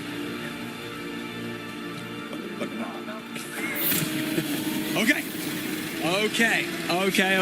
Now, Jacob, I would like you to gently pull on this and say goodbye to the keys. Is there anything you would like to say to the eliminated teams? ก่อนอื่นนะฮะก่อนที่เราจะส่ง the key ของทุกทีมลงไปนะครับผมมีอะไรอยากจะฝากถึงทีมที่ตกรอบบ้างครับ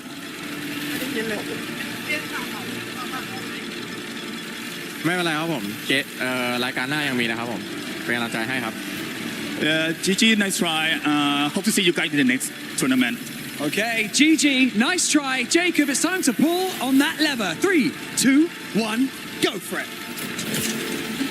Woo! And that right there crushed 8 keys out of the tournament. And now just 16 remain in the competition.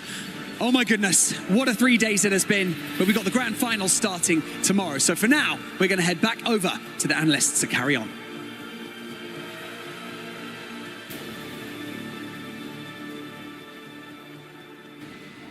Aha, okay, all right. Well, as Barney says, 16 teams only remain here. Kind of crazy to think that overall China's only able to send one team into that grand final. But of course, at the very top, Myth as well as T1 looking spectacular. But in front of me, I have two very familiar faces that I'm going to be talking to about everything that's going to be going on in that grand final. To my left-hand side, Shrimsy from Falcons. To my right-hand side, Batulins from Twisted Minds, the club champions and the PUBG Battlegrounds EWC champions. Gentlemen, going into this grand final, of course, last year we had it extremely close. It was down to the wire, the very last game. Twisted Minds was able to take it. I'm going to start with Shrimsy first. How do you think Twisted Minds here in 2026 is going to fare in the grand final? I mean, they better put their coach back in because they had no points today, so it's not looking good for Lou. You know, maybe put the tab back in, put him on an EMT, and they'll be good to go. Batulins, the same question. How do you think Falcons may do in this grand final? Well, they're from the weakest region ever, from Americas in the PUBG history, and also the weakest team in TPP, only playing LAN tournaments because of GPD. But I wish them luck still. That was unexpected. Okay. Well, that is definitely one way to start things off. Overall, though, you guys were fighting in this last game as well. Any kind of final thoughts on that last game? It's all slop. Everything's slop. You know, we're just trying to get points out here. We're down bad. Batulins, I guess same question. Example was around for a while. Lou was doing some good swimming, but we're going to see more of that in the final. Well, I mean, it's the only good thing he did today. So maybe we should consider like option to get back to the top. Yeah, maybe he was right, just a little bit. Yeah, but it's still fine. Yeah, not the best day from us, but like we are in the finals, and that's the most important thing. What do you think the chances are for a back-to-back Twisted Minds EWC victory here? Yeah, it would make sense. We are a pretty good team. You're not wrong. You're not wrong. So final question here for you, Shrimsy, before we kind of move on as well. Obviously, Falcons, there's a lot riding on you guys. You are obviously the defending club champions and how all that goes. Do you think that there's going to be a significant number of points here? Obviously, you've got Gustav now in. We've had him, throughout the PGSs and stuff like that. Is this the roster to be able to take you to number one? Of course. It's EWC, and we always show up in these events, the big events, except for PDC sometimes. But, yeah, we're feeling good. I think we made a little bit of a statement today, We were on the edge a little bit, and we got good points, and we're here to win, so we're going to do that. There you go. All right, well, thank you very much, gentlemen. Hey, shake hands. May the best man win in the final, of course. These two teams, alongside 14 others, will be going head-to-head in that grand finals. It is going to be a banger here across the next 3 days. We're going to send it back over to the studio to get everything under wraps here for the finals of the group stage. Let the smack talking begin, because that's exactly what I wanted to hear out of these players. We're done with the group stages. We know which teams are going to be moving forward, and I can't wait to see what those finals are going to be like. We don't always get smack talk. James Kalaris was shocked that Shrimsy went so hard on him, but he's right. I mean, it seemed like Lou spent the whole night flying and the whole day swimming, and then the rest just running, because he didn't really have that big of an impact. But it doesn't matter. It's Twisted Minds. And you know what? The good news is the scores reset tomorrow. And that means everyone has to do it again from the jump. Yeah, I mean, I agree with Batulins. I think, Twisted Minds is just a pretty good team at this point now. I think they're just human now. I don't think they're that great. just give them extra time. And I'm still going back to what you guys told me. Slow starters. So that's what I'm going to go with. If not, I mean, we heard them say that it could, maybe their coach could be put in. Listen, I'm willing to do some more roasting, okay? Go for it. 4 a.m. I think they got 4 points today. It's in the moniker of the name. Listen, China came here with 5 teams, okay? Only one of them made it to the grand finals, and that's going to be 17. So, China, where are you at? Yeah, well, I mean, on their way to the airport, I guess is the answer. I guess so. I will say, I do want to give props to a team that really impressed me here on the back end, and that was R8. This is a team that had 10 points coming in today, and they busted their backsides, man. They came out 42 on the day. For a couple of players that a lot of people don't really know that well outside of maybe Teddy, they were fighting tooth and nail right up to the last moment, and you saw them gutted because they were only 4 points from passing Shadow and getting that qualification spot. And talking about Shadow, baby, Shadow Esports, I get a chance. I was the only, well, actually, to be fair, you know what, Toffees, you got me on that hype train. You were like, Shadows? I think they might end up surprising us. Boy, did they end up surprising us as they were able to qualify with those 55 points. You know, I said if they had a good first day, it opened the door for them to make that run. And I did say, I thought I was skeptical about day 2. It could be the worst day of their competitive career, and it wasn't a great one for them. But today is now the best day of their competitive career because they did enough yesterday to make it into the top 16, which means they get to play with the big dogs when it comes to the final. And regardless of what happens in the finals, whether they do really well and surprise us there or they kind of flounder, the point is they're going to get a lot of experience, and that is so important. Coming into a tournament like this with stacked teams, the best teams in the world, the opportunity, the prize pool that they're playing for here, it is just incredible. To see them going into the grand finals, I think is a truly special thing, and they really need to cherish it regardless of the outcome that happens for them. They do, and the beautiful thing is that when we go to finals, you guys said it, the leaderboard is going to reset. Everybody's going to be starting off at 0. We are going to have 3 wonderful days. The smack talking already started. I can't wait to see what else we're going to be seeing. And before we even just end it here, going into the finals, is there one team that you're going to be looking at? I mean, obviously, Myth, we saw what they were able to do. We saw what they're capable of, even in PGA 6. But there's a lot more teams that were honestly able to surprise here. You know, a team that I'm going to have my eye on, I've watched them all year. I've said I think that they are the future of PUBG is going to be Na'Vi. They came out today. They put up some big numbers. They worked really hard. I think they ended up in 3rd place at the end of it all. And they are a team that, like, they, even when their back's against the wall, seem to be able to cut loose and go for those crazy 1v2, 1v3 point salvages, but also know when to hold back and wait for the right moment. I respect the patience and the class as well as the punching power. I love the way Na'Vi plays their macro.